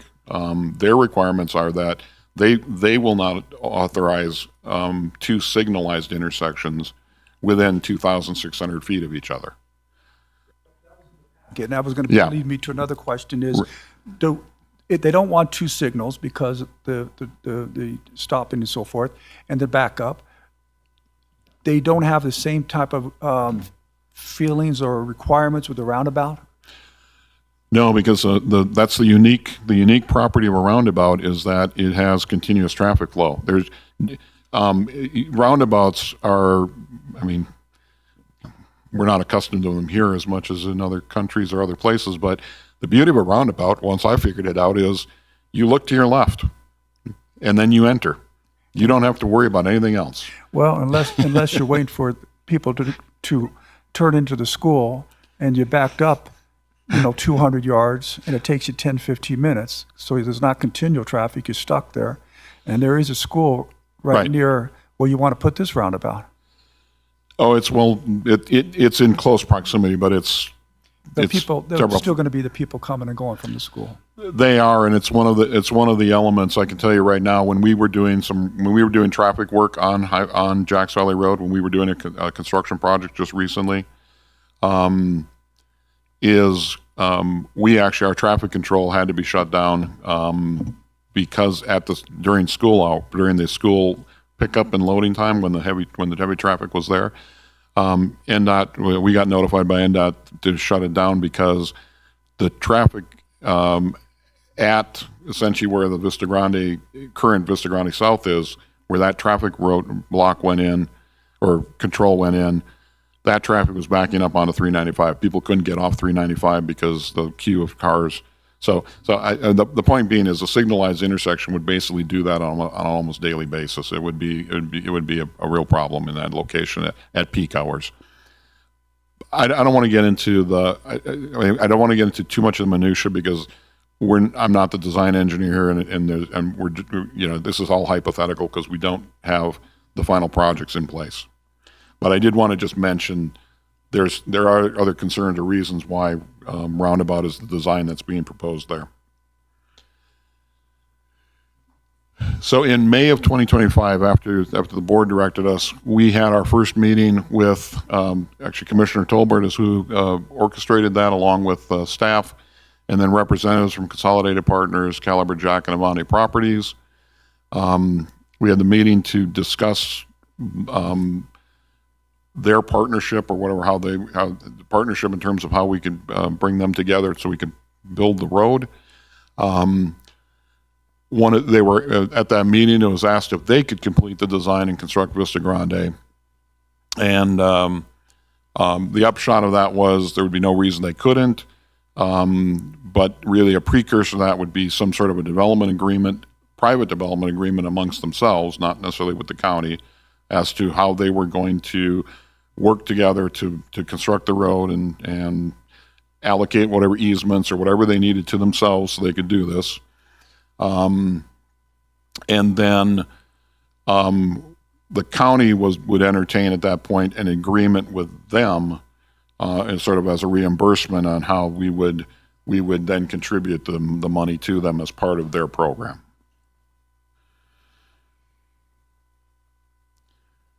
Sorry, I'm going the wrong way. In November of 2025, we had a second meeting with them. There was no communication between May and November. Had a second meeting with them. This is the meeting where Consolidated Partners had proposed that they would self-perform construction. And again, we reiterated sort of the need for a development agreement between the parties, and the commitment that we would, if everything could be worked out, that we would be willing to, bring to this board, because we can't commit the money, but bring to this board that request to enter into some sort of agreement for reimbursement.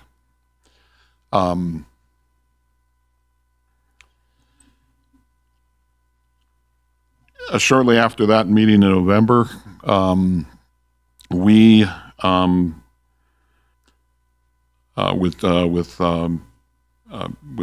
Mr. Serpa's assistance, we were able to get in touch with a contact at the Dayton Hudson Corporation, the Target Corporation, and opened a dialogue with them regarding the easements that would be needed on their portion of the property, because that was outside of the three property owners that would be working together. We initiated that conversation with them, forwarded the easement documents to that individual, but then that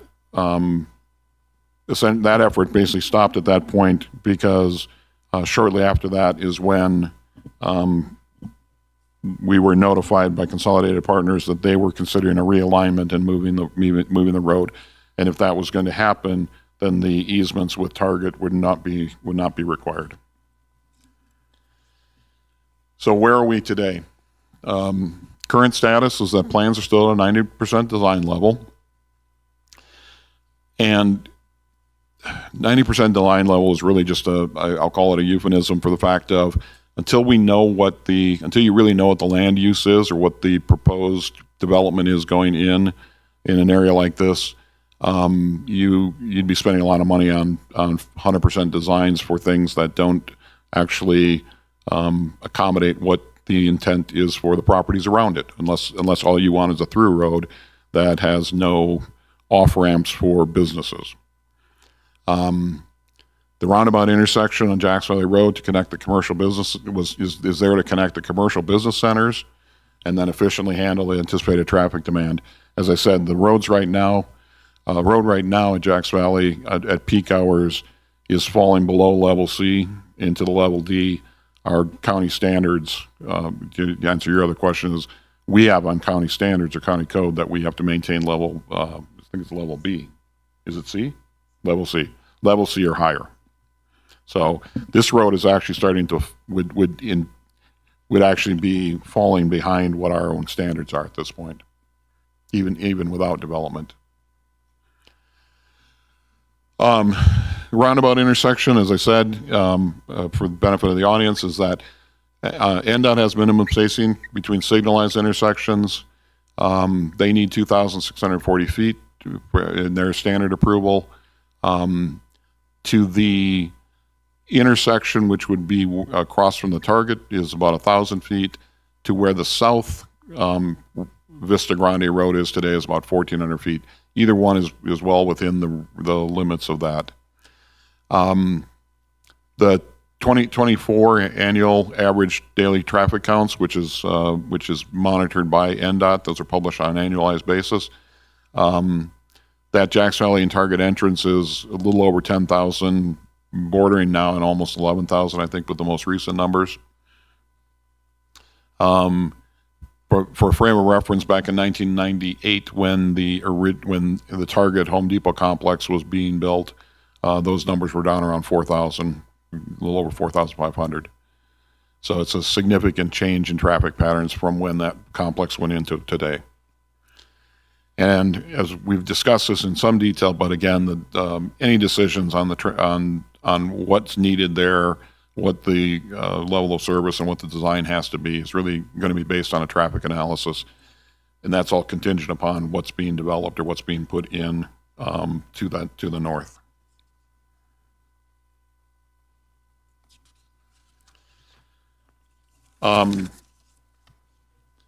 Just some details in terms of roundabouts themselves. There's on a nationwide basis, and actually within even what the Federal Highway Administration and almost every jurisdiction is publishing these days, are the really operational and safety benefits of roundabouts, the efficiency, the fact. I mean, I laughed at one of the papers. I think I put it in here. Was one of the papers talked about the fact of the beauty of a roundabout is no one tries to run a roundabout. No one's trying to run whereas everybody's trying to run a yellow light. Everybody's trying to run, that's where the serious traffic accidents happen, is when people are trying to beat the signal versus a roundabout, which has a natural calming effect to traffic flow, and it's a safer design. From a county's perspective, signal timing, signal maintenance is a very expensive proposition for us, and it's becoming more and more expensive, especially in today's day. All of our signals now are actually on cellular. We pay cellular signals for them. We basically pay for a cell phone connection at every single traffic signal, be able to monitor them and manage them. We've got electricity and electrical pedestals at every one. Anytime something happens, we're running around with backup generators trying to keep signals running. It's a very time-consuming, especially in modern world, especially with a high traffic volume area, to deal with that. Roundabouts are self-monitoring. They're really long-term operating costs and maintenance costs are substantially less. Did I go the right way? Let me see. Yep. Okay. Sorry. Okay, so as we said before, in September of 2024, the board allocated $2.6 million for this construction. At that time, the engineer's estimate of probable cost was, as I said, I think in the original slide, was $3.6 million. We approached the engineers in February of 2025, so earlier last year, about a year ago, for a refinement of that probable cost, where we asked them to break it out into various phases or sections. With inflation, it became a $4 million project. But I have to the caveat there is $500,000 of that is contingency. But that $4 million does include sidewalk, curb, gutter, storm drains, all of the infrastructure, not just pavement. So we're not dealing with just a pavement in the road. We're also dealing with the other critical infrastructure. And the final comment I'll make is that, as you heard during the budget presentations, NRS prohibits the county from entering into any contract that would expend money in excess of what's been appropriated. So any comments about any conversation about why haven't we bid it, why haven't we finished designs, what's holding that up? It's basically without funding to the engineer at the engineer's probable cost level. We're by law not even allowed to bid a job because we can't enter into a contract, and again, we'd be spending money on projects we can't actually effectively complete or do. So if there's any questions for me, I can answer those right now. Otherwise, we did want to, as Assistant County Manager Wendy Lang said, we did want to give the property owners an opportunity to speak beyond their 3 minutes as opposed to just the public comment. So.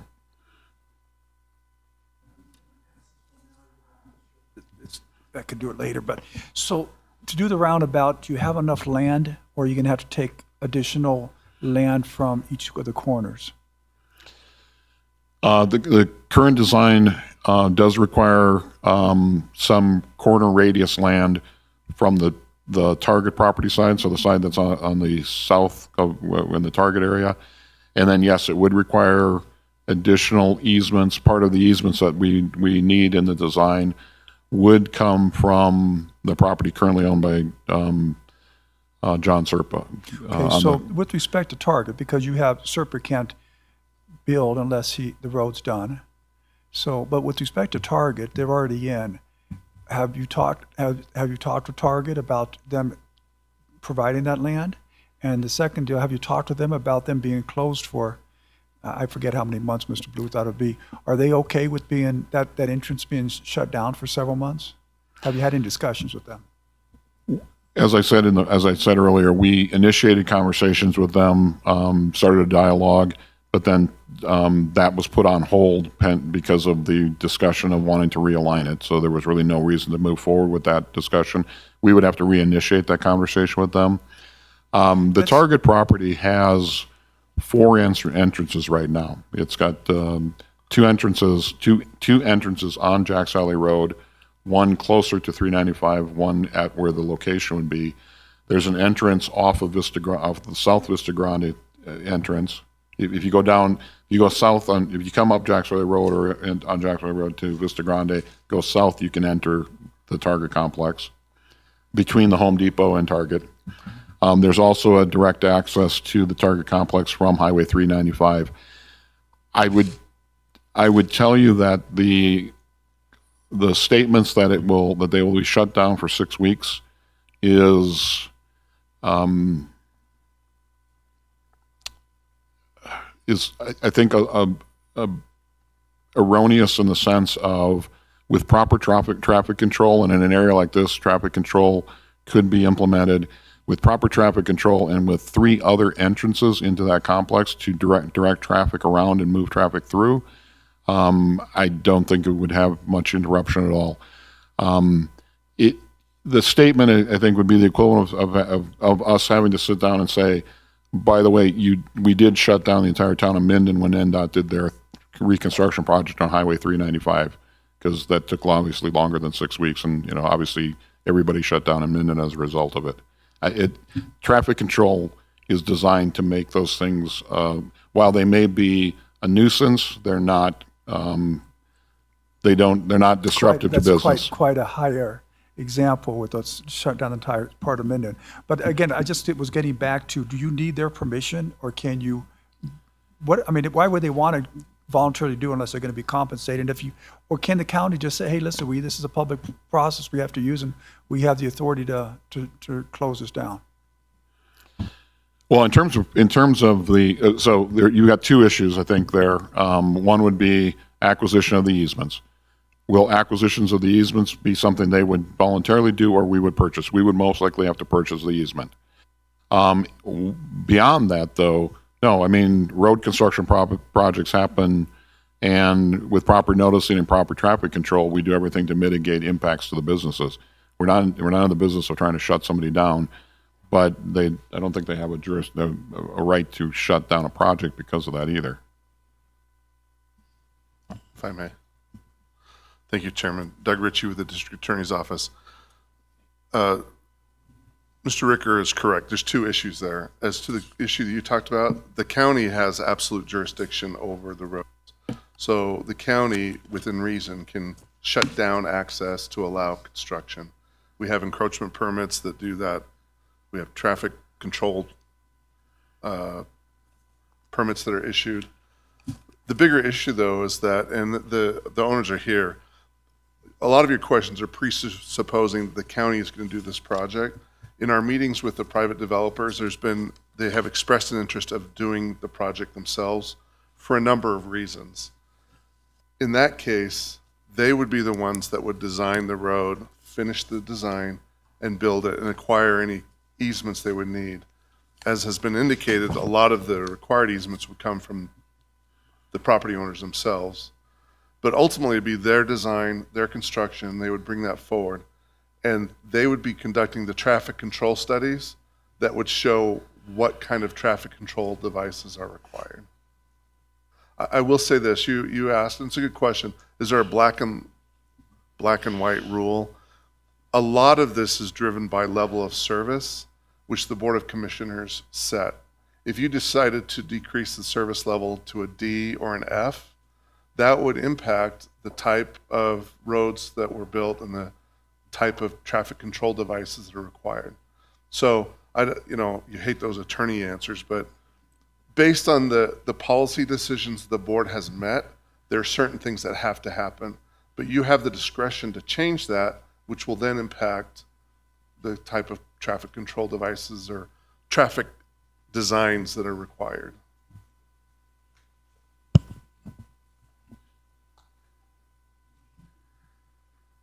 Yeah, I think we're ready for Mr. Any one of the 3 here. I think we have a couple of Mr. Vaccaro. Is that right? I listed them in alphabetical order. Huh? So I just listed them in alphabetical order by their company names. Okay. Do we have okay, so I'll put it this way. Do we have a representative from Avante Properties that wishes to address the board? Please take the opportunity.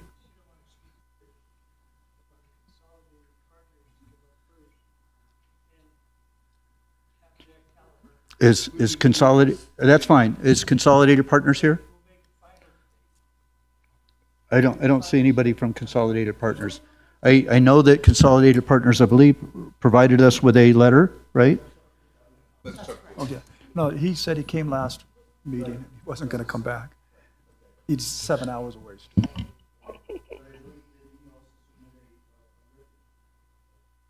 Okay, and then we have Caliber Jack, although you don't look like Caliber Jack. No, I do not. You, Chris Baker for the record. Thank you for having us today. Yeah, I'll just go ahead and go first. So I'd like to thank Phil for his overview and history of the project. I actually learned a few things there. From the property owner's perspective, yes, I've been in attendance at all these meetings. I've actually been involved in the preliminary planning and traffic planning for most of the properties here. And we're to the point now where I think Mr. Ritchie brought up a good point.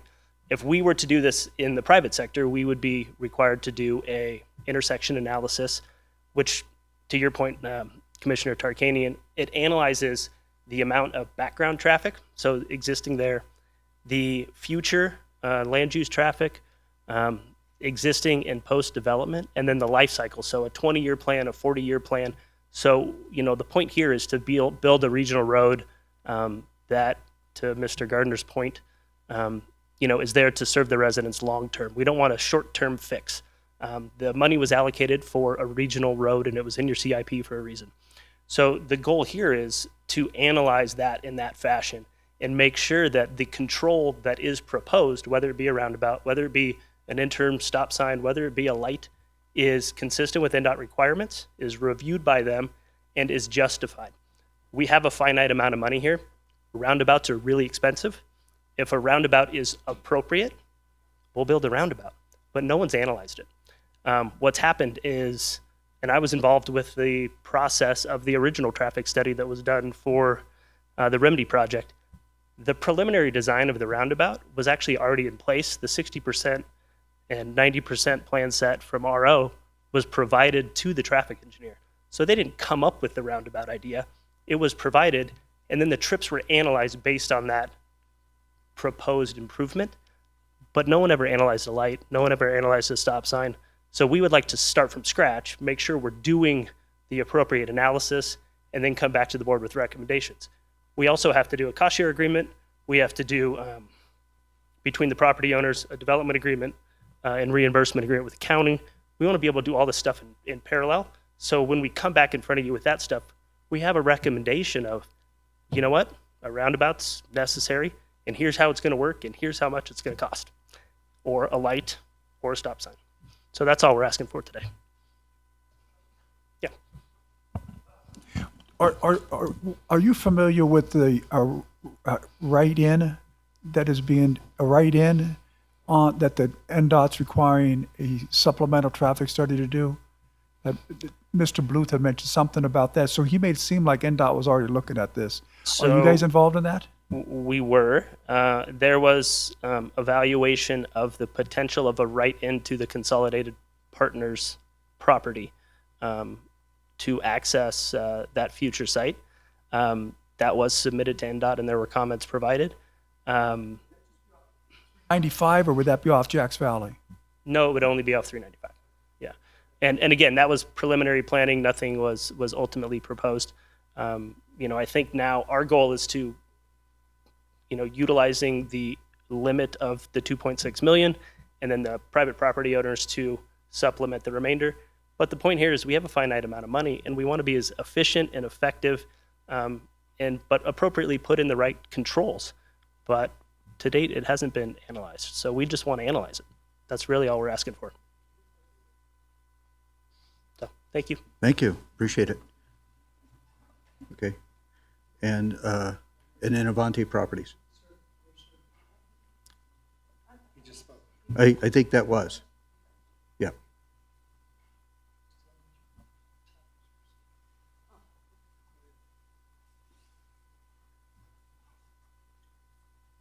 Anne Sullivan for Avanti Properties. Am I supposed to say here?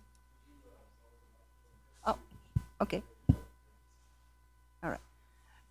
We still seem a bit scattered on what's actually happening here. I've been approached with Mr. Bluth on doing a road straight through. We're talking about a roundabout. He was saying he was going to take over the project, that we don't need a roundabout. So I don't think our 3 channels here are communicating too good. So I don't know where we're going to start from. The analysing, who's going to pay for that? Who's going to come up with the cost of doing another analysing on that road? I don't know. We've had Anderson was $1 million. I think we had someone before that. I'm not too sure, but was there another project on that? So we seem to just be paying for getting the roads set up, but nothing actually getting done, and the funds are getting lower and lower. So I'd like to know exactly where we stand, because I've already told Mr. Bluth, if you want a road straight through, then we are missing an acre and a half. Who's going to pay for that? So if you want the road, then you need to buy it from us. But it doesn't seem like Mr. Bluth is here today to put in his 2 cents worth. We're talking about back to Vista Grande again.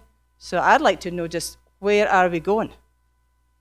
And who's going to get the money for more research? I want to see the money go towards the road. So I'd like to, if you guys were something on that one, on who's analysing it, who's doing all the studies. Oh, can you speak into the microphone for I'm the sorry. record, please? Yeah. So anyway, I just want to know who's doing all the studies again.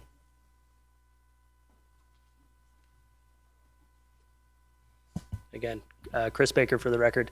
So to Phil's point, the traffic studies are actually going to be project specific. So we need to be able to analyze exactly how many trips are coming and going from each proposed project. So what we're requesting is, as part of the project specific traffic studies, that we can analyze the actual intersection itself, which would be an offsite improvement. So they will not be paying for any additional funds. But again, we just want to make sure we're doing it right the first time. So would you be paying for the funds for the traffic study, or are you asking to take that out of the RDA? We are not asking to take that out of the RDA. So you guys are paying for that? Correct. Seems like a no-brainer, huh? No brainer. And then again, we are still working out the framework of the cost share agreement, but that would be specified. So if that would be included in there, that's yet to be determined.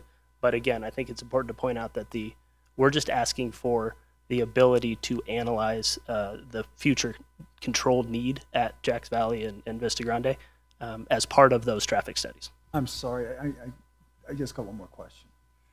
Why do you need our permission to do that? Well, because right now there's a 90% plan set that is in place with the county, and if the outcome of that study would modify that, then we would be modifying a preliminary design that's included in your CIP. Wendy Lang, Assistant County Manager for the record. Thank you, Mr. Chair, and I hope this can bring some clarification to your question, Mr. Tarkanian, Commissioner Tarkanian, sorry. I think I appreciate the answer, and I agree the county has a 90% design. We've been in negotiations or meeting, I guess, if you will, based on the September 2024 board action to do so and work with the property owners. I think Mr. Ritchie alluded to earlier, we have provided the 90% design and said you can finish it, you can build it, proceed as you wish. I don't necessarily know that this board needs to authorize. I think inherently development has the ability to submit application for development, and that includes traffic studies and designs as they wish to move forward. I think this situation is particularly tricky because we're trying to coordinate efforts of 3 different property owners, and it seems like you would want some efficiencies in doing so. But I'm not sure that this board intended that you all or the county staff would be the ringmaster, for lack of a better term, in that process. There's money available from the county, and I think it's sort of in the property owner's hands to move it forward, if that helps with some clarification. So as I understand it, just in my mind, it seems to me that these 3 property owners need to get together with Public Works or planning, and submit what? Yeah. So go ahead. Oh, you know. So as we understand it, and the county can concur or add, we being the property owners, need to come up with a cost share agreement, provide that to the county, provide also a construction schedule, and obviously means of construction. I don't think you just give away $2.6 million and not envision an ultimate completed road being delivered. So we would obviously want to make sure that that the financial wherewithal is in place. We would put together that schedule, and this would all be part of the development agreement or reimbursement agreement. There's going to be benchmark qualifiers. There will probably be funds released on performance, and there will probably be benchmarks throughout the process. But again, the first thing is we want to be able. Well, it sounds like we're not really asking for a motion here. We're informing you that we're going to look at this from scratch and make sure that we analyze that intersection correctly, so you're getting what you pay for and you're not building too much. So, Mr. Ritchie. Thank you for your indulgence. We've had a lot of discussions. I think they've been very productive. There's two parts to it. There's the design and construction, and then the money part. As far as the design part, as I hope we've made clear, the county has 90% design. They've offered it. They can accept it, reject it, modify it. It's your project now. Okay. And to the extent that there's money involved, as I've talked to different parties, some have been willing to just fund it themselves and then pay for it, request reimbursement from RDA 1 once the notice of completion is issued. There's also been discussion regarding some sort of almost like a construction loan, where there's, as you indicated, phasing. It'd be a lot simpler if you could fund it yourself and then the county pays you once the road is completed. I think the board has expressed some concern about having this money, particularly giving it out and the road's not completed, or a road to nowhere.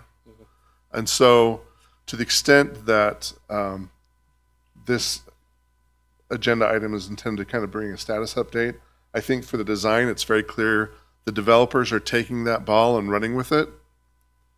And then for the money part, if they want, and they don't, for that part, they don't have to come back to the board. They just submit their application, go through a pre-app, go through community development, go through that process. To the extent that they want to have money before it's constructed, then that's what we're talking about as far as some sort of reimbursement schedule or reimbursement plan. And that would have to come back to the board. But as far as the construction of the road, that's tag you're it. Private developers, take and run with it. And can I clarify, but also you're wanting to make sure that when you do your design and research and do the math and all that stuff, should it come back that a stop sign is all that's necessary, that we are going to agree with that that's all that's necessary instead of requiring a roundabout? Is that also, because I kind of feel like you're preempting this to say, look, the roundabout might be, way more than what we need, and if we can figure out that what we need is less, are you going to agree to do less? Am I correct in that, saying that just because we have a roundabout proposed now, should the traffic analysis require something else, you get it figured out with NDOT that we can do whatever? And I know it's not going to be a stop sign, but whatever you guys figure out that it's going to be, and it's maybe a lesser design than building a full roundabout, you want to make sure that we're open to accepting that design, right? Is that kind of what you're looking for clarification, or does it have to be or is the county going to say it has to be a roundabout? Yeah, I think at this point, I think more to Wendy's point, I guess it's more for information purposes that we are going to run an independent analysis, and we'll inform you of the recommendations of that analysis, because we don't want to just submit plans, without at least informing staff that there is an updated study, and NDOT has been involved in that study. The property owners have been involved in that study. As we're doing this, there is a cost share agreement that is associated, so we really have to have a pretty good understanding of what the total costs are of this and what the construction timing and other things are. So we're going to try and get a lot of that stuff squared away up front so we can build the basis for that. Again, we'll be submitting that cost share agreement to staff, and then working through the allocation of the RDA funds to help offset the cost that the private property owner is going to pay. So to your point, yes, there could be recommendations that are different than the current 90% plan set, but we just don't know what those are yet. I am concerned about a comment that you made, Commissioner Tolbert, is that The previous traffic studies have indicated, and that's why it was built into the plan, a roundabout. Okay, that's the previous studies. Well, I'm and, gonna- and the traffic has only increased. Yeah, I'm gonna cut you off there though. Huh? I was actually involved with that study, and point of clarification, that wasn't the case. The road was already preliminary designed, and the project, I sent it to him. I sent him the plans and said, this is the improvement that is planned to be in place. Base your study off this. So there wasn't a control analysis for the intersection done with the previous study. There was a preliminary design that the trips were sent through. There was no design basis for a roundabout. Commissioner Shales, you had Yeah, I was going to hone in on that too, because I thought I heard Mr. Rigger say that the roundabout was put there originally because of some kind of traffic study. So let's get this clarified. Not to my knowledge. I was working with the remedy group on both sides. I sent them the preliminary plan that, to my understanding, was the basis for their traffic analysis. So.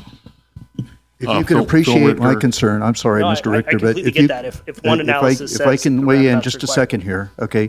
If you can appreciate my concern is that we have $2.6 million. Mhm. And if you come back and say a stop sign is recommended, then our 2.6 is going to be exhausted, and at a later date, if it's determined that traffic has increased, then it's going to be back on our county voters, our county taxpayers to put in a roundabout, or a signal seems to me to be out of the question because of the 2,600 feet question. So it's either a roundabout or stop signs, and so I'm concerned that we put stop signs in and then have to turn around in 2 or 3 years and find out that the traffic analysis was flawed, and now we need to put in a roundabout, and now that's on the taxpayer's expense. Yep. I would like to ask Mr. Rickert, what do you know about the question of, was there a study done previously? And is that why the roundabout's in the plans? Bill Ricker, Director of Public Works, for record. A lot of that's happened before my time with the county as well, and it predates me, but from the information that I was able to dig up, the original, since there was no development on these properties, you got to understand these properties had zero development on it and no proposed development. So the analysis then gets kicked to a land use analysis type thing, and then under a land use analysis, the average daily counts and how they then factor peak counts and stuff, I don't know, but the average daily counts were in the 5,000 to 6,000 range, which is what they would project out. When you did the analysis for a terminated road, based on the Remedy Medical Project, I think your annual or your average daily trips was going to be down around 3,000, a little over that, and then peak volumes around 300 per hour or something. So their analysis again was a truncated road, which probably came back with I'm sure came back with an analysis that said it could support something other than a roundabout. What to your point, and I think it's a fair point, is without knowing what's going to be built on all those properties. So that's the other thing, I think, to everybody's point.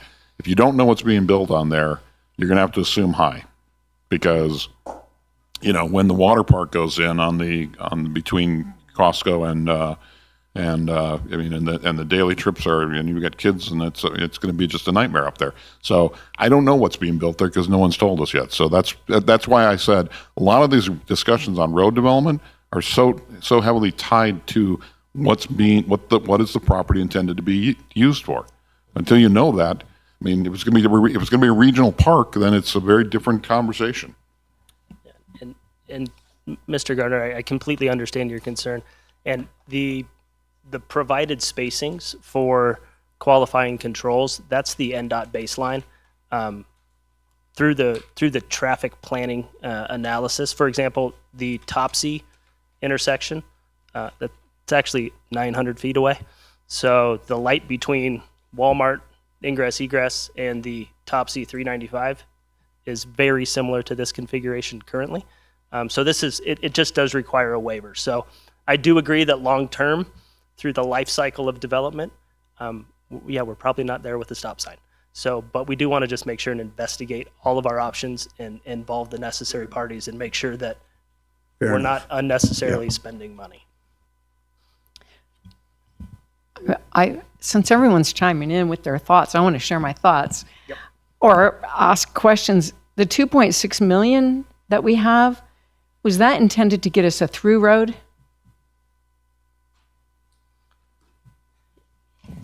Wendy Lang, Assistant County Manager for the record. I believe so. Yes, that is my understanding. Okay, so for the 2.6 million that we have, I think the goal is that we alleviate a little bit of the congestion at the Jacks Valley 395 intersection.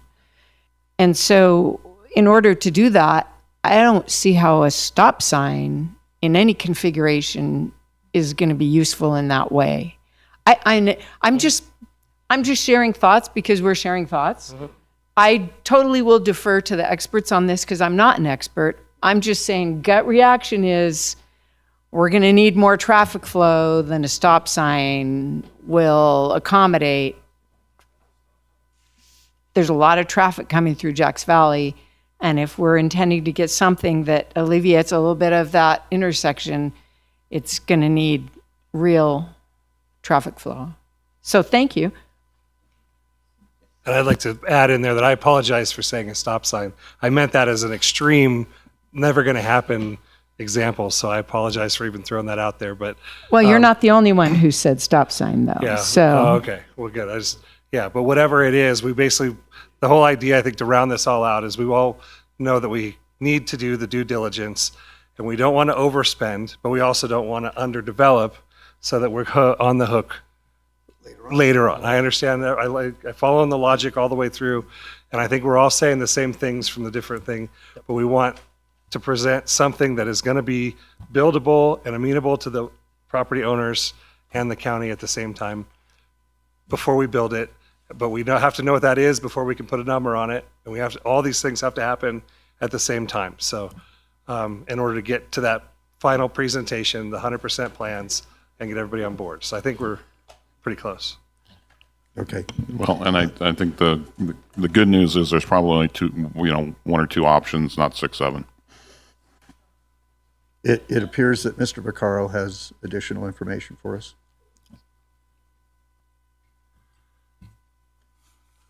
Afternoon, Jerry Vaccaro for Levante Properties. We've spoken before.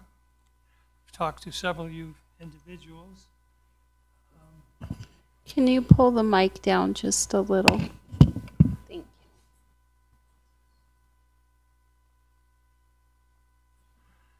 you.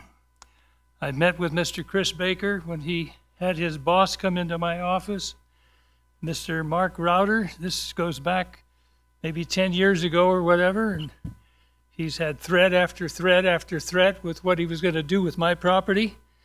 And now we have a design here submitted by Kimberly Horn. Have you people seen this?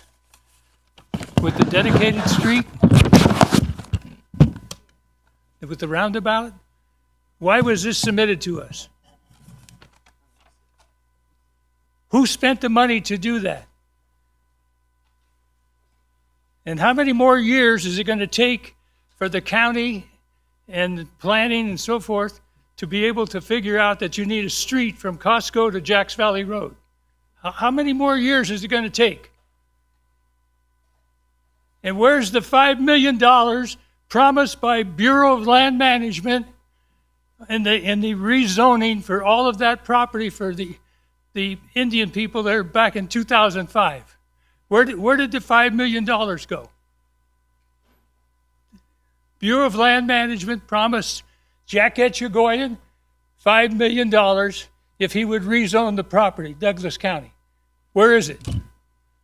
Now you're saying you got to put a road through and you're $1 million short. How much longer is it going to take for somebody to make a decision, grab the bull by the horn, and get this road completed? How much more time do you need? When this whole thing started, I was 83 years old. I'm 88 years old now. You're asking for a more delay? He took the place for John Earp. John Earp, he was the one that designed the roundabout. John Earp's gone. Excuse me for being upset, but I'm telling you, I'm disgusted with the process and how long this is taking. I'd appreciate your consideration, and let's get something done. It's a street of necessity. The traffic signal today at Jacks Valley Road and 395 exceeds 60,000 cars a day. Jacks Valley Road. You got all your study from NDOT. You know what all the traffic pattern is. You got this other report here from Kimberly Horn. How much longer is it going to take? And why don't you research that $5 million promised by Bureau of Land Management to Jack Etchegoyen? That's why Jack Etchegoyen is no longer on the board. He resigned after I called him on that. And he quit being a commissioner when he was the broker for Serpa on the Hussman property, getting the development rights from the Hussman property to put over to the Snyder Ranch, which is now Clear Creek. So I've been around for 30 years. I've been watching all of this stuff. And I'm just wondering how many more years is it going to take for a board and its departments to make a decision. Let's get it done. Thank you. Thank you, Mr. Vaccaro. Appreciate it. Mr. Richter, anything? Did you have any additional things? We have this is for possible action, so we need to go to public for public comment. Yeah, Phil Richter, Director of Public Works, for the record. Just the document that Mr. Vaccaro brought up, those plans are the proposed plans for the Remedy Medical subdivision. So that was, or the Remedy Medical complex that was going to be put on the Serpa property from 2024 that I think I addressed or spoke to earlier. So those plans were paid for by Remedy Medical and whoever their developing company was. It's not part of the larger Vista Grande proposal. Thank you, Mr. Richter. Okay, any other questions from the board? Then we'll go to the public comment. No questions. Just a very short note to Mr. Vaccaro that I don't think the county's not the holdup here. It's the private parties. Not you personally. Well, maybe. I don't know. Okay, let's go to public comment then. I would suggest you talk to your neighbors. Okay, let's go to public comment. Okay.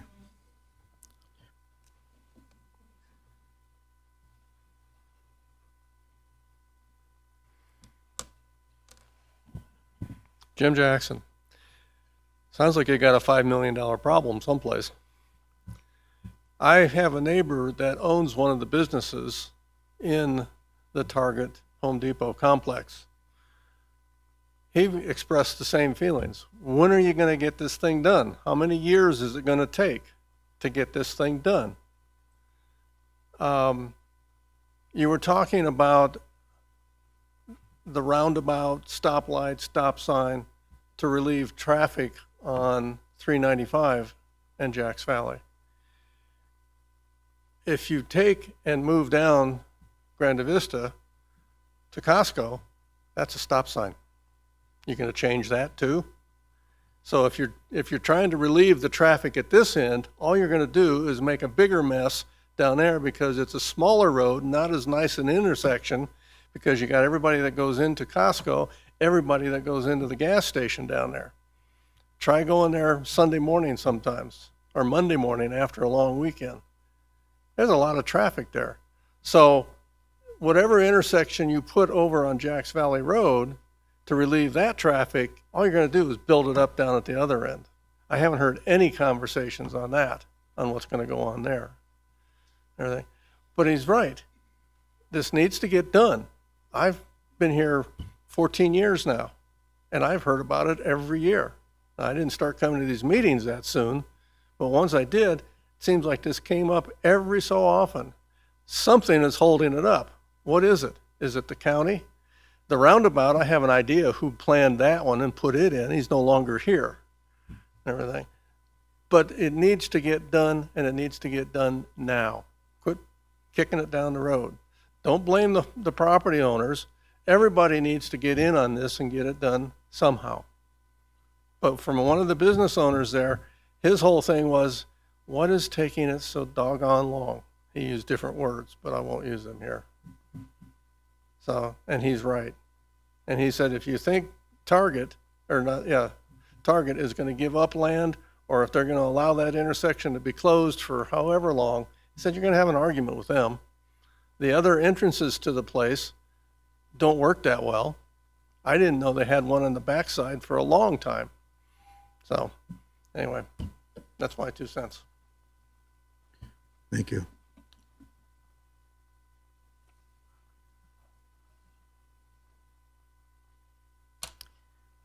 Good afternoon, Ellie Waller, for a resident that lives off of Jacks Valley Road, not too far from that intersection, who uses it often, and experiencing roundabouts have a place, and they also are about location. Some work, some do not. Kings Beach, prime example, 2 within a quarter mile of each other. The fire department can't use them, they use the residential zones. If you don't have the real estate, don't even consider investing. Okay, so we have a 90% design. That's got to be written off. If you don't have the real estate, don't waste the time. They spent extra money to redesign it, and the fire engines and school buses still don't fit. This is a school bus route. It sounds like it's a hard decision, but a total design envelope sort of was discussed here, and it could be done. And let's go forward with something. If it is the least amount with a stop sign, in my opinion, it helps public health and safety, getting people off the 395 intersection onto Jacks Valley Road and traversing to the Costco. I mean, the main element here is getting people behind and into the commercial centers. This morning, I mentioned this 2050 plan, and Topsy is going to be redesigned at some point in the next 25 years, but let's do something now.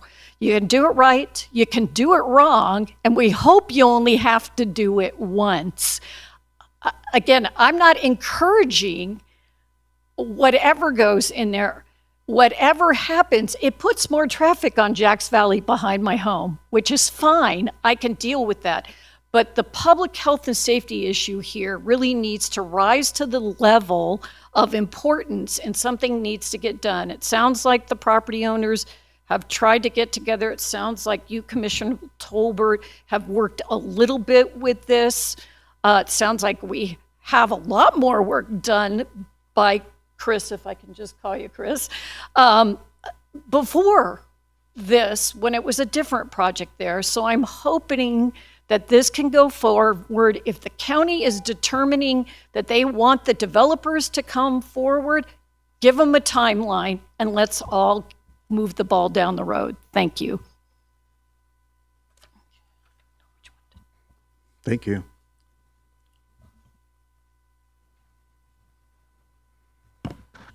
Do I need to write my name on this list again? Yes, okay.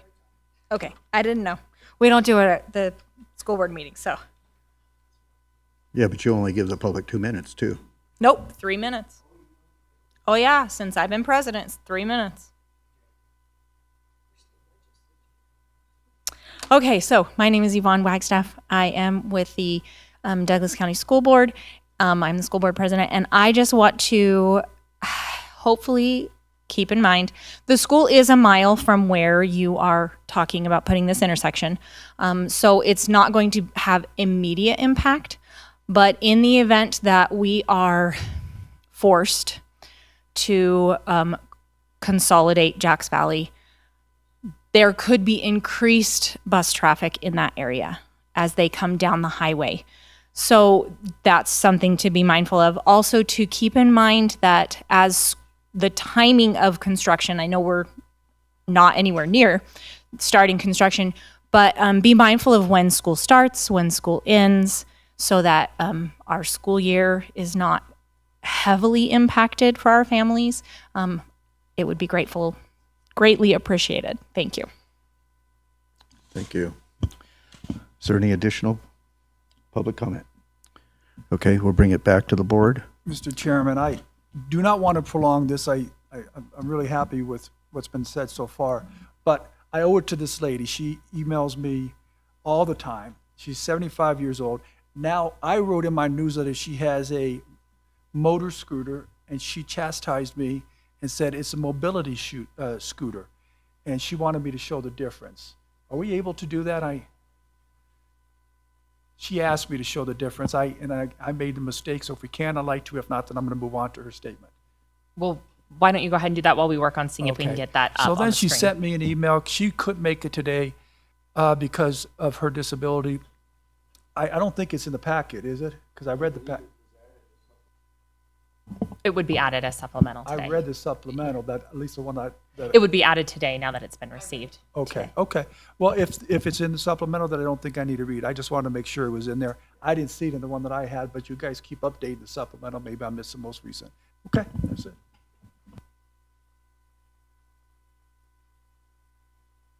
And I wanted to respond to Mr. Vaccaro also.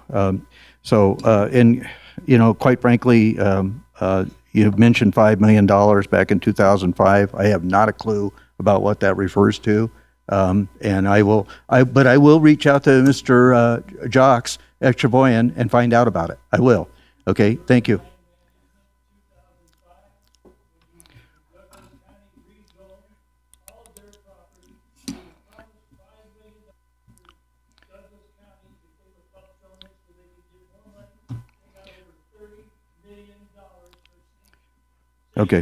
Okay, thank you. I'll look into it. I really will. Okay, I promise that. And if you'll give us your phone number, I'll get back to you on that. Okay. Secondly, we are not. This board is not holding this project up. We have allocated $2.6 million. We've identified that, and that's our buy-in. And as soon as the developers have a plan and come forward, if that turns out to be $2.6 million, so much the better, right, Chris? So much the better. I have a feeling, as I understand roads, that it's going up by the minute as we sit here and talk about it, right? So the cost of building, the cost of materials, and planning and all that. So we look forward to you guys getting together and figuring out how you're going to do this, and then come back to us with a plan, right? I think that's kind of where we are. I don't know that, do we require a motion on this? It was just an update, but we wanted to make sure it was for possible action so we could allow public input also, right? So I don't know that we have any motion to entertain, right? Unless I'm missing something. Okay. With that, I think we'll just move on to the next item.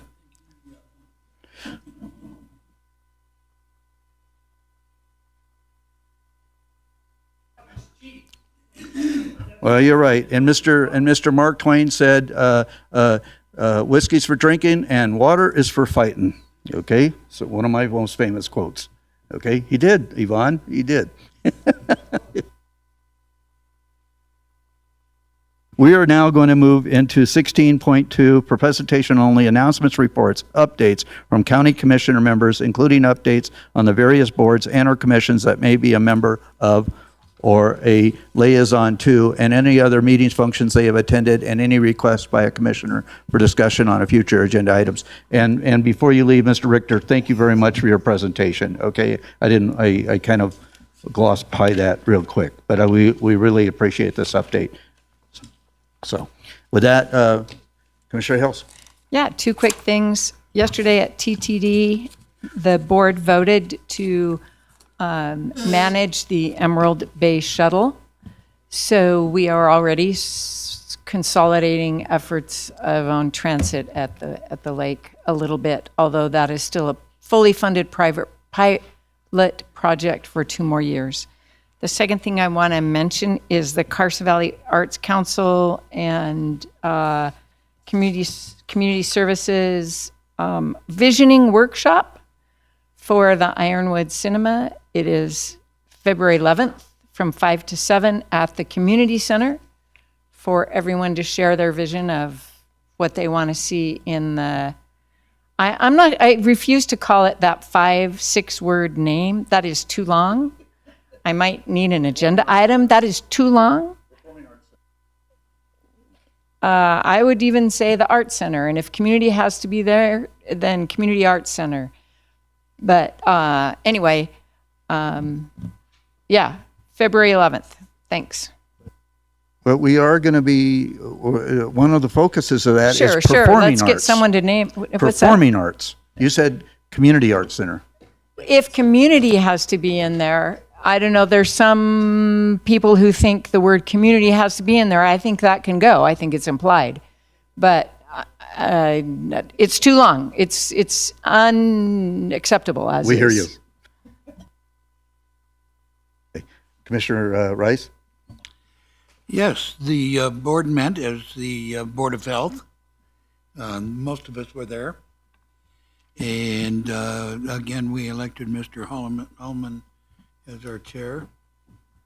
And I also attended the TRPA meeting, most of which I was going to report on was already given by them this morning. So they stole my thunder, my breath, and I'm out of here. We had the, what was it, the NNDA meeting that we went to where they had the update of the counties. We saw that we were doing pretty well and matched up pretty well with most of the other counties. They're all very similar to what we're doing and where we're at. My Parks and Recs was canceled. I think we covered it. You already got the other one, and I think that's it that I have. So I have something tomorrow. They're all running together. Yeah, audit committee, I believe, is tomorrow, or is it next Friday? But anyway, I've got stuff coming up, so hopefully I'll have something for the next one. But yeah, this one all ran out. I apologize. I had meetings yesterday from 10:30 in the morning, and I got out of one in Reno at 8:30 at night. So it was a long day. Welcome to your part-time job. Okay. Okay. And so we had our Chamber of Commerce meeting yesterday morning. It was a very short meeting, actually. So that was good. Nothing really, no new revelations there. So otherwise, we mentioned earlier, Mr. Richter was very, talked about this darn lands bill. And I use that very loosely, right? Darn lands bill. Okay. Darn lands bill. The lands bill still is languishing in Congress, but we have been putting lately a full court press on that effort, and we are expecting, we're promised movement this year. Okay, so but we're just new into the year, so we'll see how that progresses. But anyways, so hopefully we'll have something to celebrate this year in that regard. So. Other than that, that's all I have. And so with that, we'll go to item 17, closing public comment. Is there any closing public comment?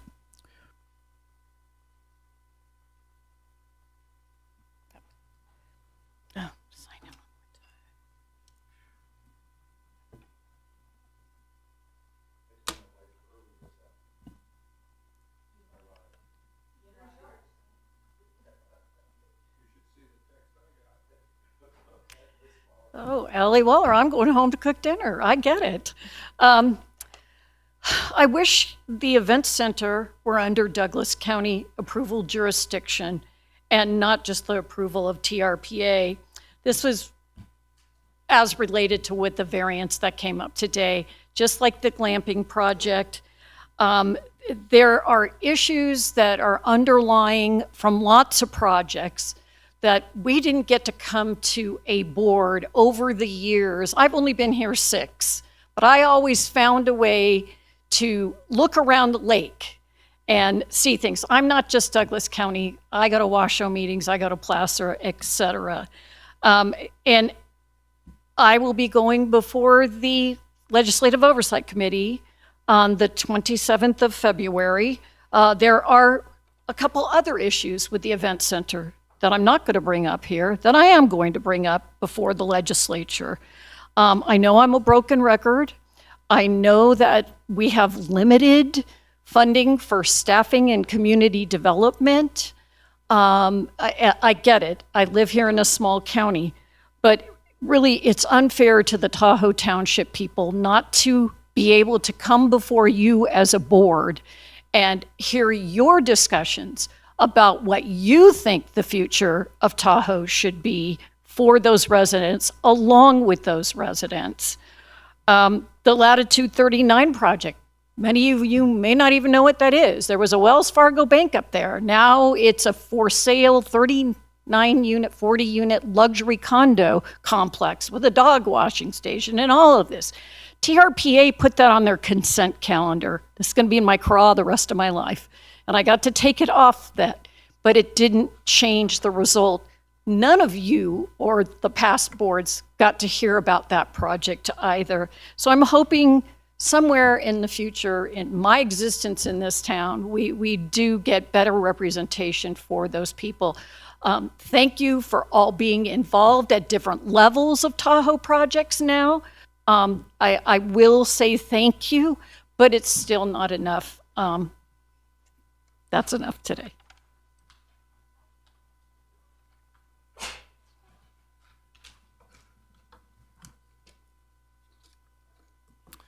Jim Jackson again. I picked this up out in the hallway. Still not going to cost us anything. The name has changed now to Cultural and Performing Arts Community Center instead of Performing Arts Center. It sounds like it's moving closer and closer and closer to becoming a county expense. I'll make you a bet that before actual construction starts, county's going to be putting some money into it from somewheres. A lot of people are asking through your budget process, where did they bury it? How's it going to come out? So, step one, it's changing its name to community. Another question came up. There's a house being built up in our cul-de-sac area. And they've been bringing in a lot of dirt to level it out and do all kinds of stuff. We had a meeting not too long ago about radon test kits.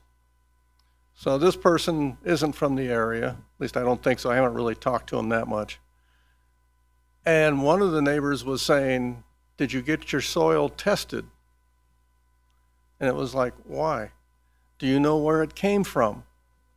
Has it got any problems? And I immediately stopped to think, your new courthouse, do you know where the fill dirt came from for that? Has that been tested? Was it tested for everything that needed to be tested? Or will you find out at some point, gosh, we got to dig it all up because it's contaminated. Little things like that have popped up all over the place. And I find it interesting that I think some of you aren't really aware of it. It's going to catch you by surprise. You were talking that this board's not holding up this road. That may be true, but you're going to get blamed for it. I think I mentioned that once before. Things that happened 20 years ago, people don't know about that, but they know about you. And that brought up another conversation. They said, how much does a commissioner make? I said, I don't know. I think it's around $40,000 a year. They said, who do they work for? Because you have county staff members making 4 and 5 times that much. Are you working for them or are they working for you? I said, well, in every business that I've ever been in, I made less money than my boss made less money than his boss, all the way on up the chain. So there's a nice little question. You guys are expected to do a tremendous amount of work with no staff, no personal staff, and a very low salary. Just a question people are talking about out there. Keeps you kind of informed as to what goes through our minds out there. It's not always yelling and screaming about taxes and that kind of stuff. So. Thank you. Just want to see if you'll take a collection to help raise our pay level, would you? With all those people you're talking to. Need somebody in Congress to do that. If anybody's underpaid, you're looking at her. I was just because- getting that. So my name's Yvonne Wagstaff, for the record, and they make more than I do. I make $400 a month, and I work probably 40 plus hours a week. So thank you for your service. I appreciate all that you guys do for our county, and I am grateful for your support for our school district, and please continue to do so. Thank you. Thank you, Ms. Flagstaff. So, since no other public comment, I did want to respond to Mr. Jackson just slightly to announce to the community, okay, March 23 and 24 and March 30 and 31st, Monday and Tuesday of the last 2 weeks of March, we are going to have budget discussions. And I'm hopeful that we will see more than just the present people in this room. Okay, because last year, that's about what it existed. We had about 2 people that sat through those 4 meetings. And then everybody wanted to come to us afterwards and say, why didn't you do this and why didn't you do that? So I would encourage our public to participate in those meetings because they will find out that pennies are precious. And that's not just true of the school board, but it's true of our county as well. So trying to allocate the dollars in the proper areas, it becomes difficult and more difficult by the years. So anyways, since no other public comment, yeah, well, I didn't take 3 minutes that